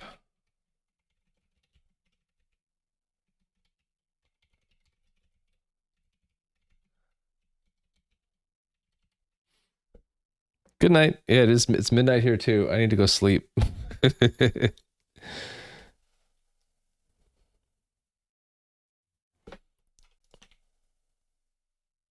Okay, it's hard for me to think of this without like breaking this up. Say like, let x equal and then like return x, and then I can use the inlay hint to see what it is. It is an option result. Okay. Option result. So if I transpose it, now it's a result option. So far, so good.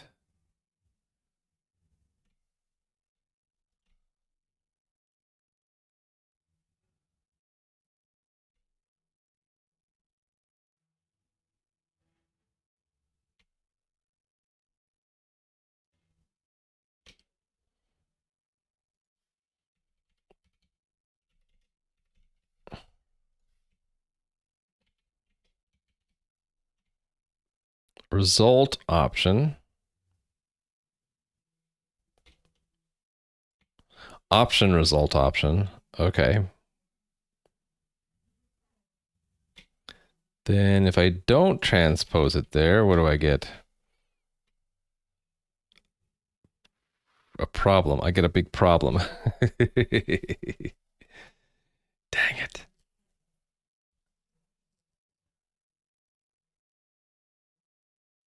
Hold on a second. I want to try to find out why they're watching the.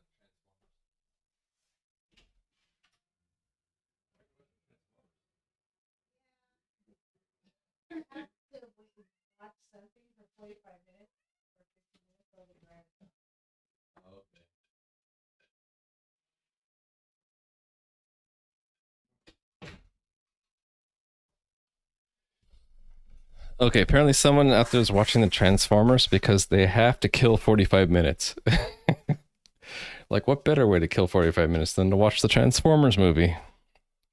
I don't know. I can't think of a better way to kill 45 minutes myself.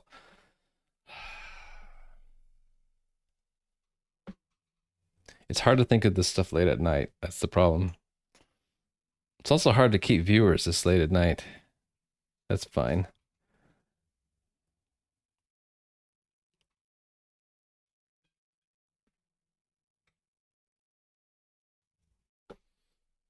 Keep going back to the fact that this is now a result option.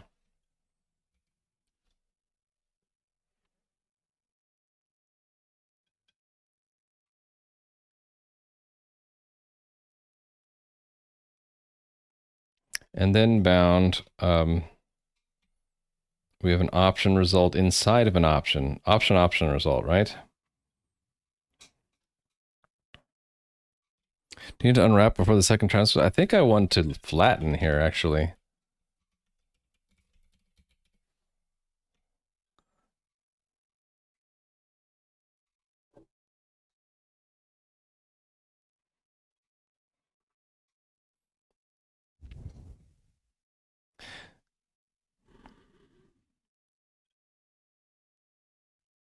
You see, I'm trying to avoid unwrap. I don't think an unwrap is necessary. They're two different ways to get none, right? The bound could be none, or you could just not have a bound. Right, this bound could be none out here, or when you evaluate it, you could get none out of it. Problem is, you could also get an error.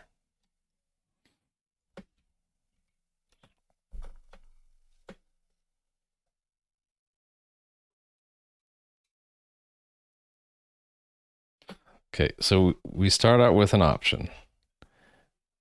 Then we map. We start with an option, we map the option. I think maybe I just need to make the chain taller and less broad.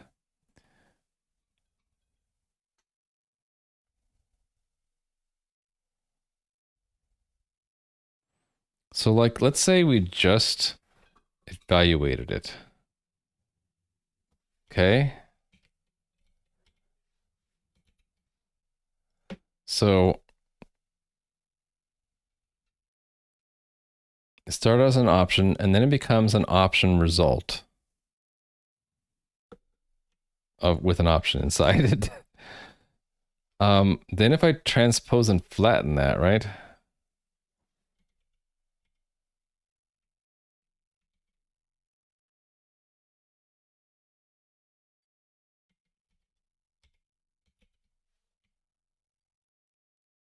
Yeah, then I have an option result, and then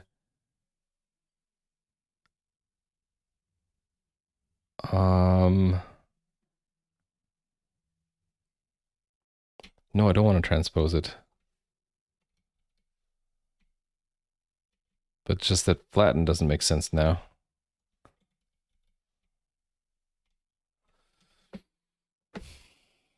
What if I double transpose it? Option result, and then transpose again. Now it's a result option, and then map it, right? So it's just that. And finally transpose. No, I don't need to transpose it.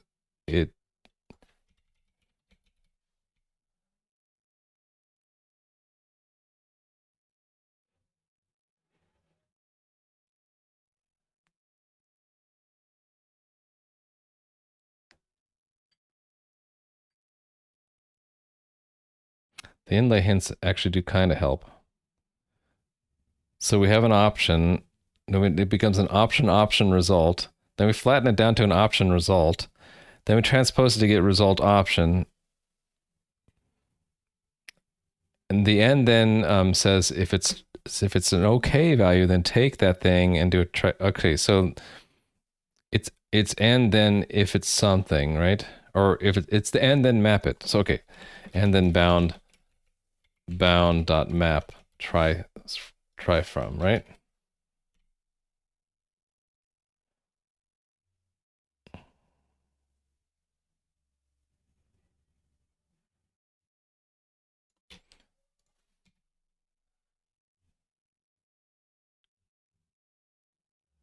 Ooh. Transpose?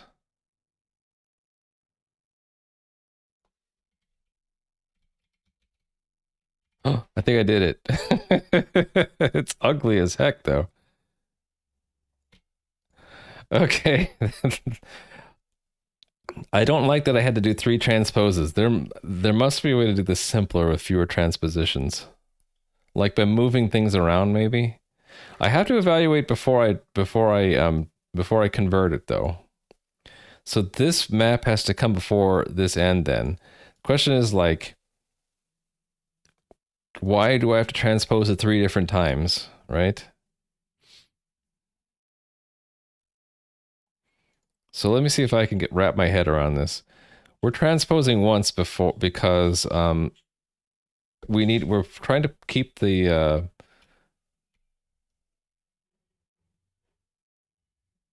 actually there's no neat reason to transpose that. That's just an option, so it doesn't matter which way we flatten it, right? No, it does matter. Option result option. We're trying to put the options together so we can flatten them.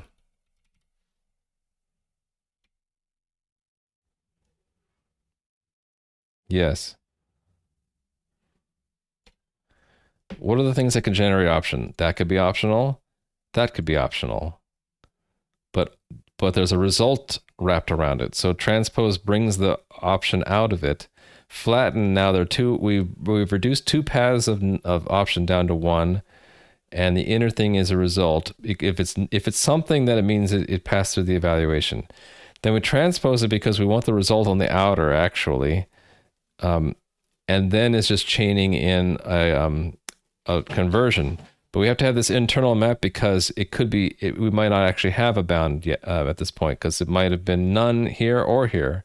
So if it's still something, then we map it. And then this final transpose is because we get a result option, and we need to be we do get an option result, and it needs to be a result option again. And maybe there's no way out of it other than to transpose it 3 times. Makes me want to comment it, so.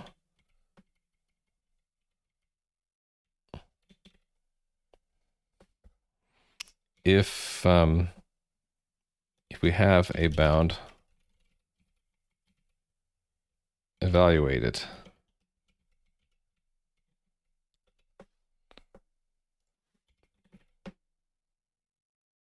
Two option paths need to be reduced to 1.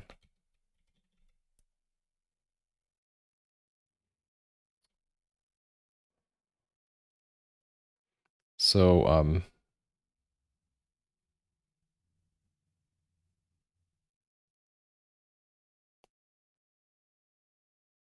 evaluate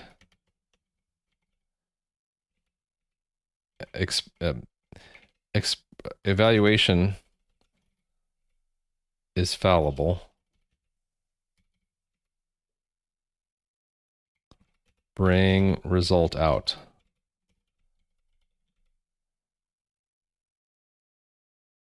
If still good, coerce to usize. And then the transpose is on the inside, right? I guess that's all I need to say there. Okay. Thought the cat was doing evil things, and it's right for me to doubt the cat, but I could see the cat over there is not doing evil things after all. If we have a bound, evaluate it. 2 option paths need to be reduced to 1. Evaluation is fallible, bring result out. If still good, coerce to usize. Doesn't really say why we need to transpose there, though. If I like put extra punctuation here, is it going to keep the extra lines here? Coerce only if we have a bound. And then because I'm hoping to like be able to say like here bring result out. Yeah, okay, that works. So yeah, this transpose, whenever we need to bring a result out, we have to transpose, right? So we get these inner results because of this and this both generate a result, but they're inside of a map. That's what it comes down to, is that we have a fallible expression inside of a map, which gives us an option result, but we always want to bring the result out because we're chaining results with and then, right? And bringing it out here for the same reason. The outermost we want it to be result option. So if I could have turned this around and did an option result, and then we wouldn't have had to do the transpose, right? But actually, I don't think the and then would have worked. Okay, if Musin was here, he'd probably have a better way to write this. But I'm just gonna go with it. Oh, I think I've confused the formatter. I've totally confused the formatter. Look at that. If I like add spaces and stuff, it just doesn't want to fix it. Crap. I don't like that I confused the formatter. Is it that final thing that I did?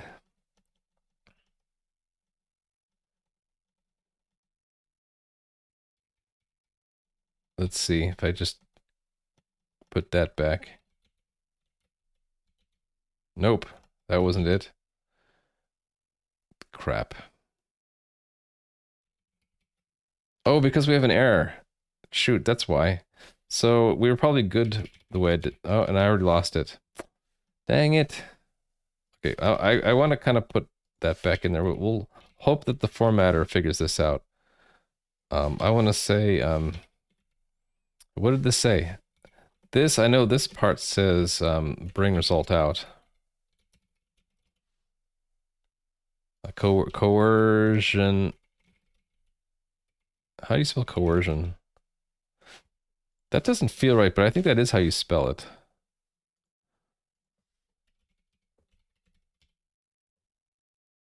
Yep. Just doesn't look right this late at night. Coercion is fallible. Bring result out.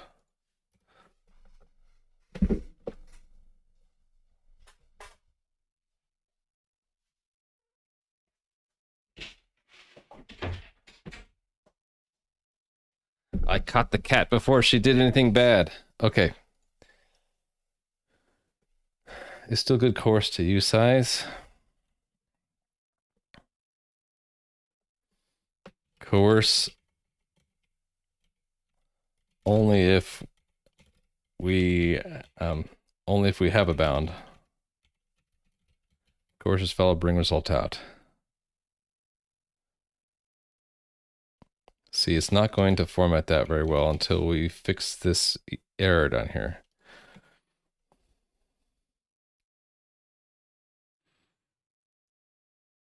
Yeah, this actually has, we can have nil arguments, right? So this has to be an option data value. Okay.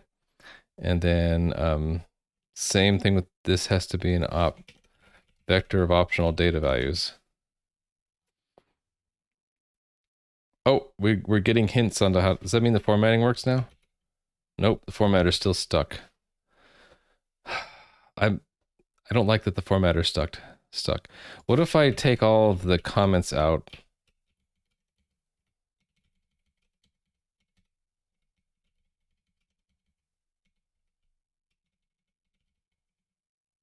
Actually, hold on. What if I just delete the comments right now? Is the comments throwing it off? Yes. Okay. The comments are throwing it off, then I'm going to collect the comments together and put them up here.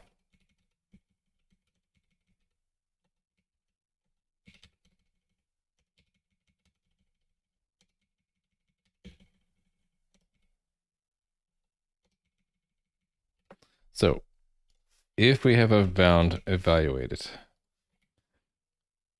two option paths need to be reduced to one. Evaluation is fallible, bring result out. If I should say, if evaluation succeeds, coerce to use size. Coerce only if we have a bound.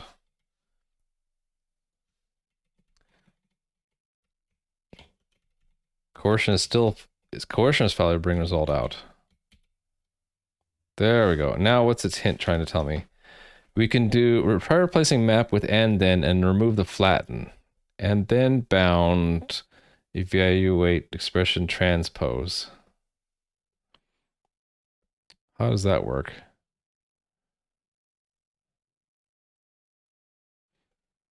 Called map flatten on option. I wonder if that is actually something that would help me understand what the heck I'm doing. Copy. Pasta. Checks for uses of map flatten on iterator option. Why? Readability. This can be written more concisely as flat map for iterator and then for option. Yeah, these are hard for me to reason out. So let me read it again. We did call map and then flatten on an option. Yes.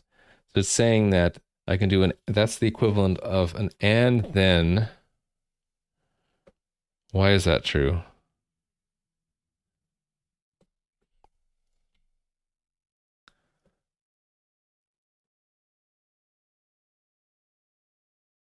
Oh, option has and then, and okay, that makes sense. I'm used to using and then with option, but that's what and then really means. It means um if it is something, then replace it with something else which could be which is another option. So the inner option replaces the outer option. So if it's none, usually map, it goes something goes to something else and nothing stays nothing. But and then something could change to something or nothing, and then nothing stays nothing. So then I don't need to flatten. Okay, cool. Now I'm wondering, what if I drop all the transposes, maybe it all matches? I don't think so though. If I don't transpose this, it just doesn't work, right? And it doesn't work inside of here because it expects it to be an option and it's not, it's a result. Right, so we have to transpose that to meet the requirement of the and then. We transpose it again because we really wanted a result. And then we have something else, and then we're chaining a result with another result that's fallible. But that's inside of the option again, so we have to do the map and then transpose it. Actually, I wonder if that means I could have like done an and then.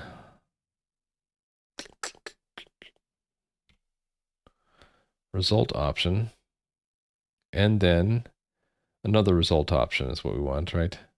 But we get an option result. That's why we had to transpose it. Okay, that's complicated, but I got it working. So let's just move on. My goodness. Passing all of our tests now. Yay. Great. Right, we did all of that because I have this too small integer that we expect to get none for this value because that gives us none. So then, do I need this prox constant? I don't even know where that came from. I should probably search for that and remove it if I copy pasted it everywhere.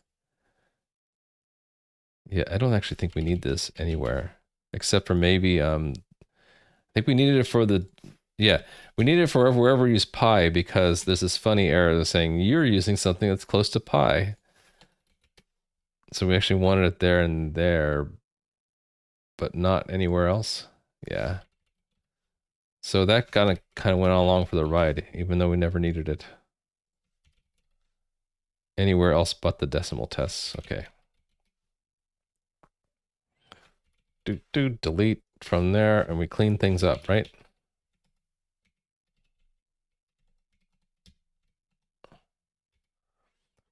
Cut. Save. Okay, too small integer. How about like too small signed integer? So that would be an I. There's actually two of them. 0 and I can do a test case, or I can just, it's not too much redundancy. So too small integer 1. That's also too small. Cool. So how about like the smallest that we can get away with? So like smallest unsigned integer. So that's a single bit, right? 1 bit. And we have to give a bit there. So how about 80 should go to some data value unsigned integer 1, right? And then we'll have the smallest signed value. is an I2. And we'll get, for that one, we'll get a signed integer, which is a -1, right?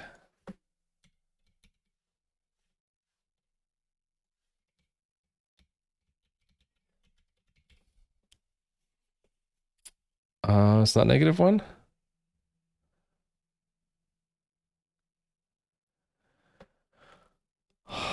No, it's a -2. 1, 0 is -2. So when I say smallest, it's the fewest number of bits. So maybe I should be unambiguous. Signed integer fewest bits. Unsigned integer fewest bits. Okay, moving on. Maybe I should move on to go to sleep. Backup, send this out of the virtual machine. Okay. I'm done with the original tasks. Do you need to unwrap before the second transpose? Is that what I ended up doing? Probably.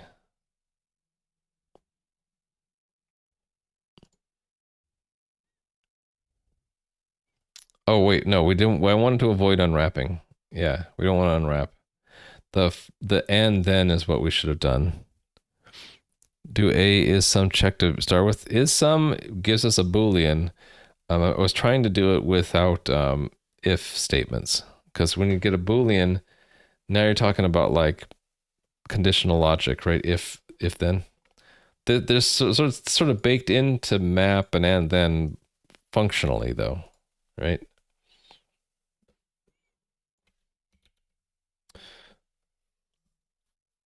I think I also want to test when there are too many bits.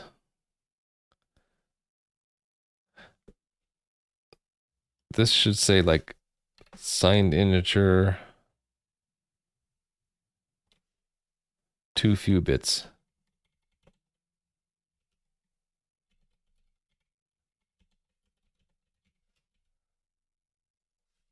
And this should be too few bits 0.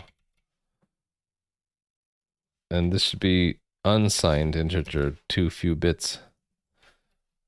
Let's have a too many bits now.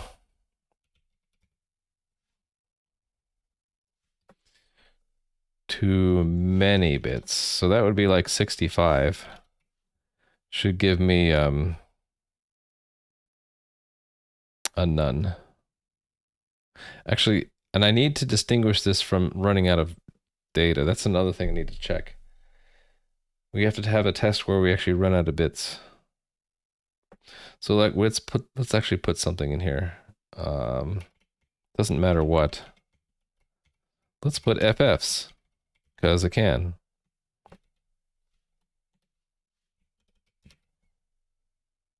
Cause why not? 2, 3, 4, 5, 6, 7, 8, 9. So there are plenty of bits if we wanted to. That's 72 bits. Plenty of bits. So, but we'll still get none because it's too many. Okay, and then signed integer too many bits is if we do a 64 signed. We also get too many. Signed too many gave me an unexpected result. Oh, we have a bug. Oh, right. It's the bound to 65 is too... Bound to 64, it's 63 bits plus a sign. Right, okay. Glad I ran that test. Okay, then, yeah, we have to have a test for if we just don't have enough bits. So, unsigned, a signed version and an unsigned. Unsigned integer, bit stream, unexpected bit stream end. Well, yeah, unexpected end of bitstream. So let's do something simpler like a 32-bit which with only 3 bytes. So I think we get a none for that. Yeah. Get a none for that. If I were to add another byte, it would work though.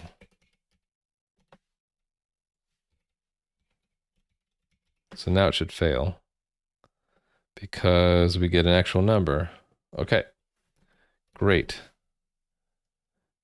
Let's do the same thing with an assigned number. Should have no difference. Okay, cool.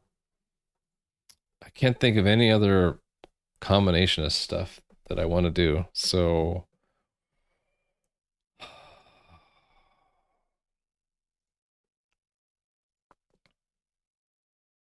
it's almost 1 in the morning. I should wrap things up. That's what I should do. Get some sleep and then come back. I guess I could at least start thinking about what am I going to do next. So we want to find all the places where I have to do in the code. So like I don't have decimals supported yet. Binary operations, function calls, maps, sets, unary operators, vector, ignore statements, conditionals, for, while, bounds, local variables, assignment, accumulate, increment, decrement, break, and error. Error shouldn't be too hard, right? I think we just like either print something, log something, or call a callback, and we mark the composite as having an error.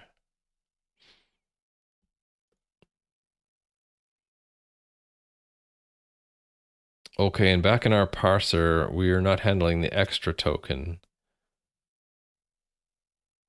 How do we get extra token? Generated by the parser when it encounters additional unexpected tokens. How is that? How do we ever get one of those?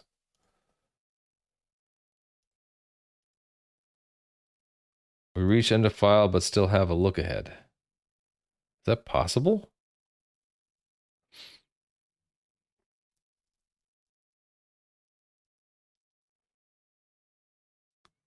How could you have a look ahead when you reach the end of file?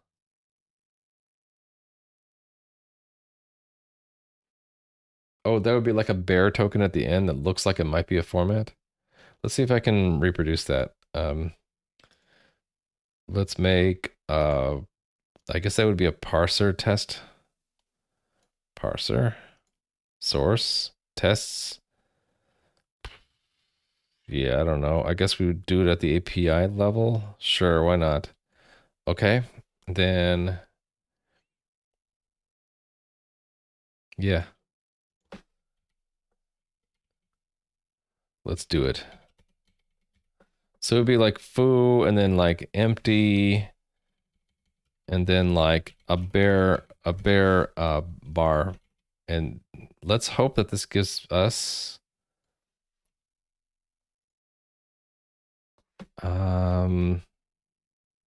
not a Lexer error, but I don't know. We should I think we'll want to have it mapped to like extra token, but for now let's just put unexpected EOF because it's easy because it has no value attached to it.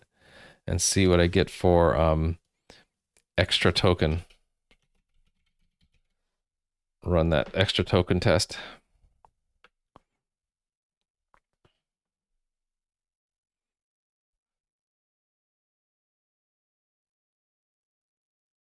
Oh, got an unexpected end of file.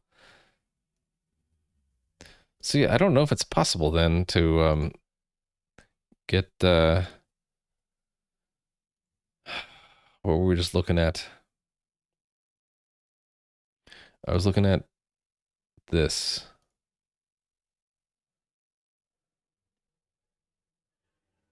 Right, this extra token. Generated by the parser and it encounters additional unexpected tokens. I don't know how to get that.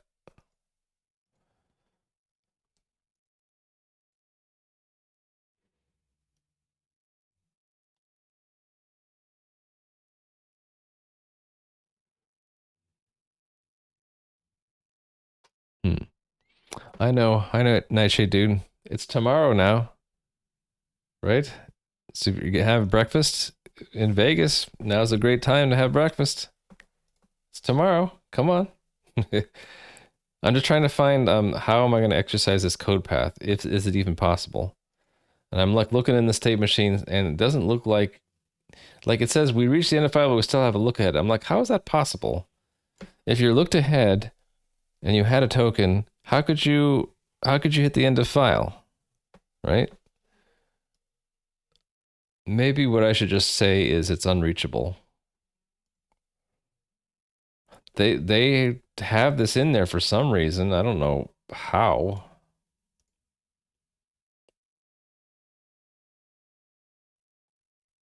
Huh. There's an internal MAC token? What does that do? Ah. It has that start and end, and it does a location operator. That's impressive.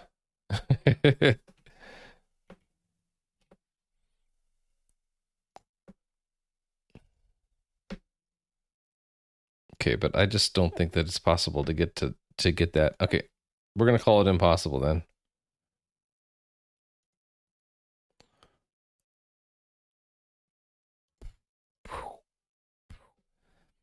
Unless there's another way I can think of, like, this is like an extra token. What if it's like something totally unexpected, like a literal, like another right brace or another left brace? What would it do?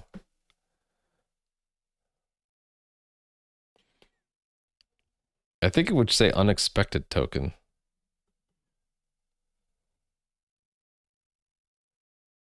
Yeah, it says unexpected. It didn't expect a brace. The only thing that it could expect is an identifier, but when I try identifier, it says unexpected end of file rather than extra token. So I don't know how to get the extra token. Yeah, I don't know. I think we're giving up. It's impossible. So giving up means we don't have a test case anymore.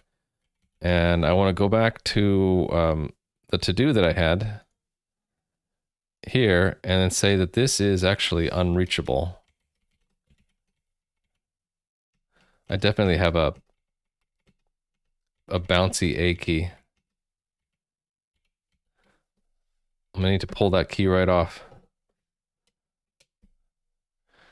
Key. The key maybe needs to be cleaned. It's hard to see. Not focusing right. To like clean the key contacts off or something. Push the key back into the keyboard. There we go. I don't think the switches go bad. I think that they get some corrosion. Maybe they get a little tiny bend. I do have some backup switches. I should probably order some more. I think I only have like 10 left. 2, 3, 4, 6, 7, 8, 9, 10. I think I only have like 10 or 11 left. Yeah, they're behind the green screen. I would show it to you if I had them. They're hot swap. See, I can prove it. I can like hold the keyboard up and then I can actually pull a key right off right in front of you. Look at that. I pulled it off.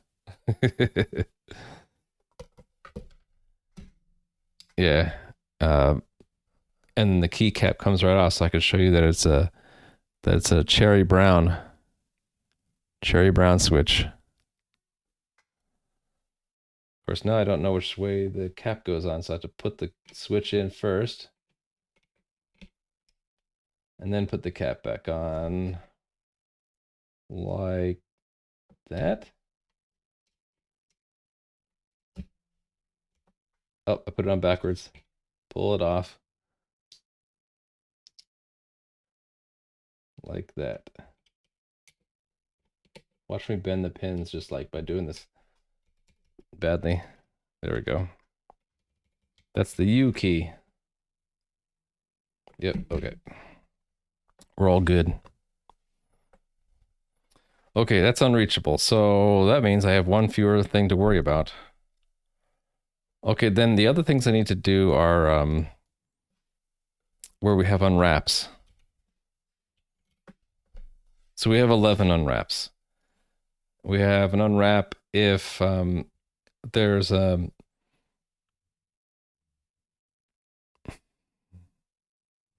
if a reference isn't found. We have an unwrap if a format's not found. We have an unwrap if oh, this one I can fix right now. If we get an expression that doesn't have a value. Oh yeah, this is easy. This should be an option. It is an option. So why is this? Oh, because we could get an error. So what if we get an error computing the value to return? Doesn't it just become nil? What did I do in the C code? Wait, I forgot to save that. There we go. Let's look into C code.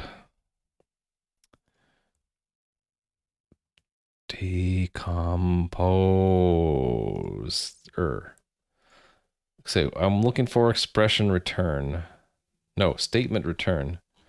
Statement return. Statement loop. Statement accumulation. We're almost there. There it is. Okay. If I guess null pointer means it was an error, right? Hold on. If it's nil, then it's not null pointer. It's a non-null but empty value. That's right. So if it's null, that means it was an error, and then we actually okay. So it actually remembers that there was an error and returns out of execute statement. Interesting. So this return scope error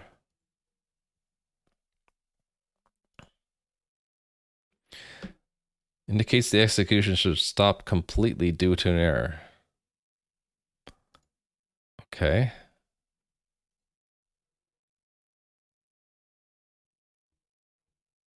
That's a bound statement. Don't care about that one so much. Execute statement inside of execute. Yeah, so here we go. So we just return it back up. Okay, then what do we do with the next level here? We just mark that the composite or the component has an error, but otherwise we continue.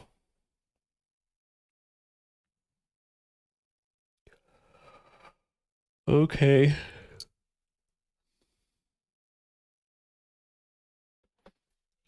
I think I understand that. So close that. So yeah, what do we decide to do here with the unwrap then? I think we don't want to actually store it there, right? Yeah, if that's an error, we don't do it. So this should say if let OK value equal this, then this equals the value. Else, it was context composite error equals true. That's how to fix it. Okay, it's fixed.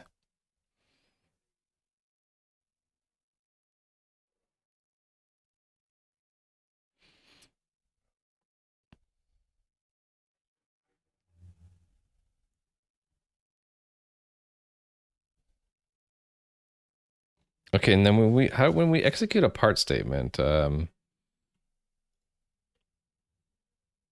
that executes ingest right here, what do we do with the error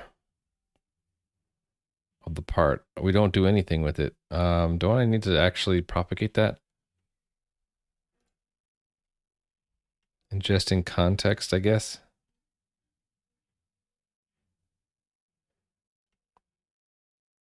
Yeah. I don't even have a to-do for that. I should have added to-do. Where would be the right place?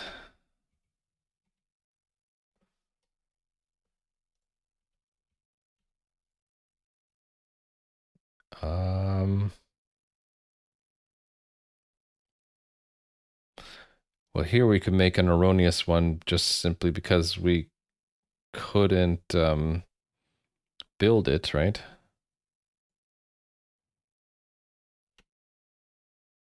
Yeah, we couldn't build it at all. So it's an error. So I think right here is where we do it. Actually, this is just as easy as if part.error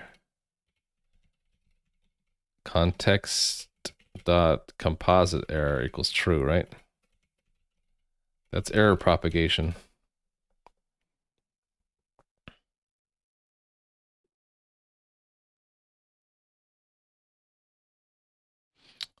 This should also cause an error too. So if I look for the word collision, I'll probably see it sets the error flag in the C code too. That's for dereference. That's fine. They're both for dereference. Wait. Oh, that's because yeah. It's returning an empty something. What is that value? Dereference results. So it's going to be like null everything, right? So yes, find all sources. There should be a check on right here. Yeah, it's an error.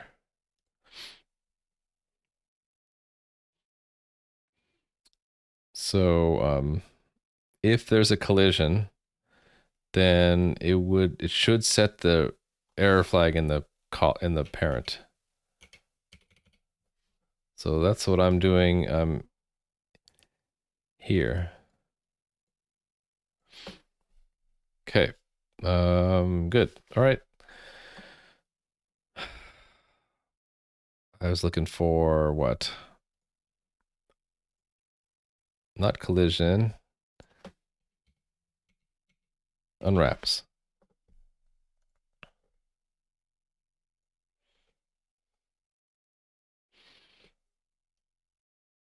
Yeah, what do we do if we get an error evaluating an argument to a function?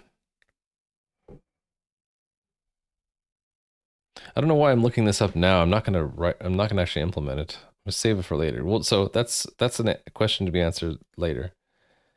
Compile formats. So this is if in the tests, if we have a test format that doesn't compile. So tests, it's fine. We ignored tests. We can unwrap all we want inside of a test.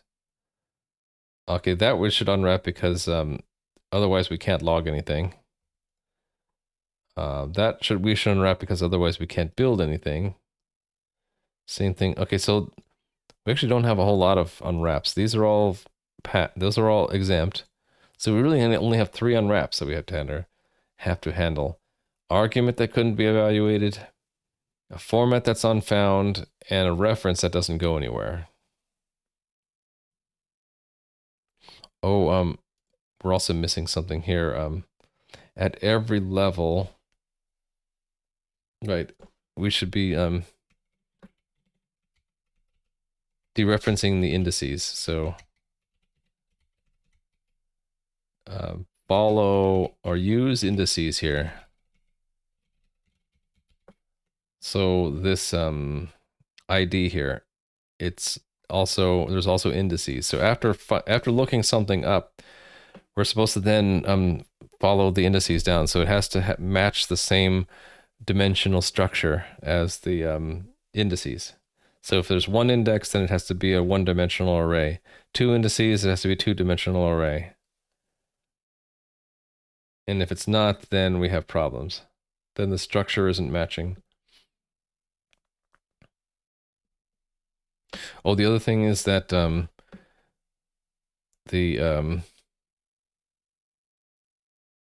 where we look for references also depends on the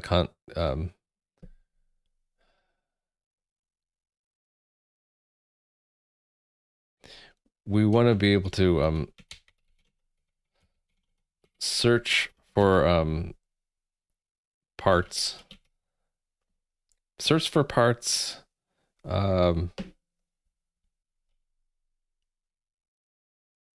Well, starting point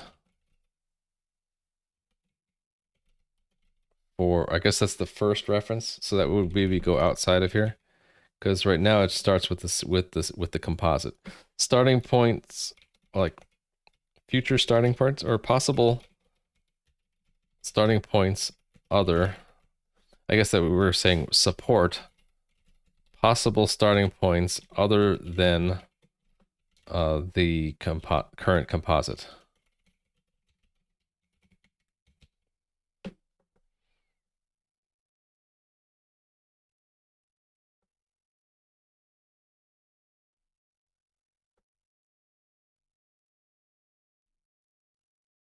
Oh, also, there's actually implicit indices here. Use indices here, including the ones implicit by being in a vector context. And I'll explain what that means. Develop with happy. Hey, how are you doing? Still going strong? Damn, 1 a.m. for me. Yeah, well, it's Friday evening, right? So I'll sleep in tomorrow and then maybe stream some more tomorrow. So vector context. Let me show you a vector context. Those are kind of fun. So in my GIF file format, if you remember, we can have a loop, and inside the loop we can have a part. And if I show you what the parser says when we actually parse with that, that data is a vector, right? Well, how did it be? How is it a vector if we didn't use any indices here? The answer is that when you enter a loop, you enter a vector context. So the vector context is that it's like an implicit index starting at 0. So the first data will be data 0, and then when we loop and we see data again, it'll be data 1 now. Loop, data 2, loop, data 3, etc. So if elsewhere, if we said like if data dot some value equals 42, when it dereferences, this is a reference, right? When it dereferences that, it implicitly puts in an implicit index, which is the current loop counter. You could be explicit if you put it literal there. Then you would let's say if you knew that you're always going to look up the very first data block, then you can do a literal there, and then it would. So that's an explicit index. But if you left it out, it would use an implicit index of the current loop counter. And if you did it if you move this outside of here, you're no longer in the vector context. So this actually is an invalid reference because this is a vector now. So you'd have to put something there. Otherwise, it wouldn't even it wouldn't be a correct reference. So that comes up a lot in formats where when you're in these vector contexts and then there's like self-referential parts, like parts that refer to each other. And also sometimes you'll have a loop and then later you have another loop and the second loop refers to the first loop. Somehow I remind you of Steve Wozniak. I guess I'm flattered. He's a pretty smart guy. But he looks a lot different than me, doesn't he? Maybe not, I don't know. He has more gray hair and less of it. Yeah, I'm starting to nod off, so I probably should end soon. But I like doing this stuff. I felt like during the week, this week was so busy with work, I didn't have much time to do other things. Yeah, I'm trying to leave myself to-do notes for what I need to do. So these unwraps are like implicit to-dos, and there's also explicit to-dos. And we even have a to-do plugin thing that I can list all the to-dos. Right, these to-dos, but I need to somehow tell it to ignore these old libraries that I don't care about, like this Cocoa GUI, that was for the C++ stuff. I don't care about it anymore. I want to just show the to-dos within within the Rust files. I wonder if I could just do it with a filter that only looks in... See, that the filter doesn't work. And now all of these need to be collapsed again. So it's maybe not the best way to look at my to-dos. Because there's like stuff from modules I don't care about. Oh, but here's the ones we do care about. Support the ones we just wrote, right? Match up arguments per parameters here, right? Refactor to use right joined, because we're not using right joined anymore. Consider using expected. Wait, what's this one? Parser generator gives us a whole list of tokens that would be accepted, but it refers to them using the strings from the grammar rather than using the token type. So why did I say consider using expected? Consider using expected. Why? What did I mean by that? Someone go back in time to the stream where I wrote that and find out why. Just kidding. Consider using expected. I don't think that means anything here. Whatever that was supposed to mean is lost, I think. I'm using the strings from the grammar rather than the token type. Oh, I know what it is. Unrecognized token has an expected vector, and this was to... So let me, just in case I forget again, consider using the expected field of that.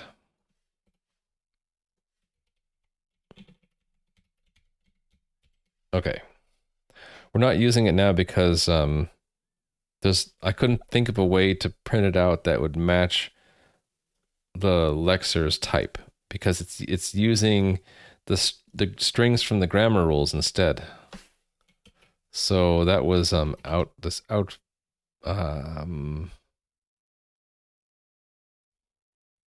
was it? Grammar. This happens when I stay up too late. At the bottom of the grammar, there are all these strings, and so the expected is all from this, where we really want to use these things, because this is what I would have maybe a display trait implemented for, not these strings. Those strings are just placeholders. Okay, and that was the only to-dos left. The biggest things are like the to-dos that have to do with like loops and stuff, right? Because then we have to start like maintaining local variables, and actually same thing with local. A local variable is something we add to the composite, and then at the end we delete it. Just like you would think of a local variable in a function call. It exists on the stack only while the function's running, and then it ceases to exist when you return from the function. Yeah. Okay, I'm definitely going to bed now because I'm starting to like hallucinate. No, I'm just kidding. I'm just getting really tired.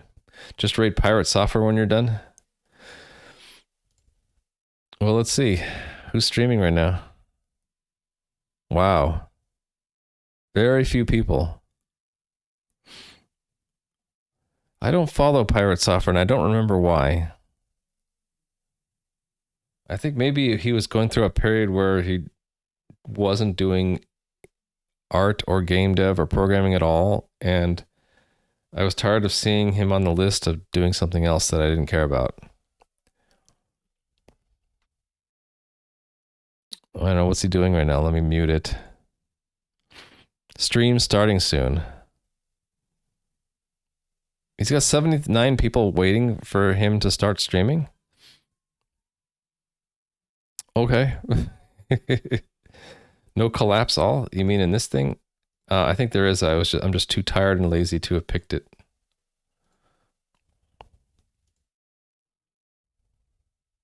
So how long has he been streaming? Stream starting soon. 6 minutes? Yeah, I don't know.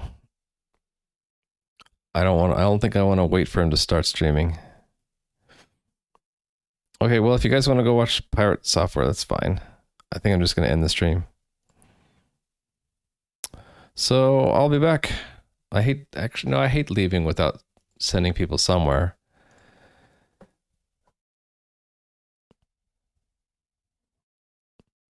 Fair? Well, no, I'll just pick someone. How about Incarnate? Let's pick Incarnate. Why not? Okay, catch you guys later. Rating in 10, 9, 8, 7, 6, 5, 4, 3. Bye-bye!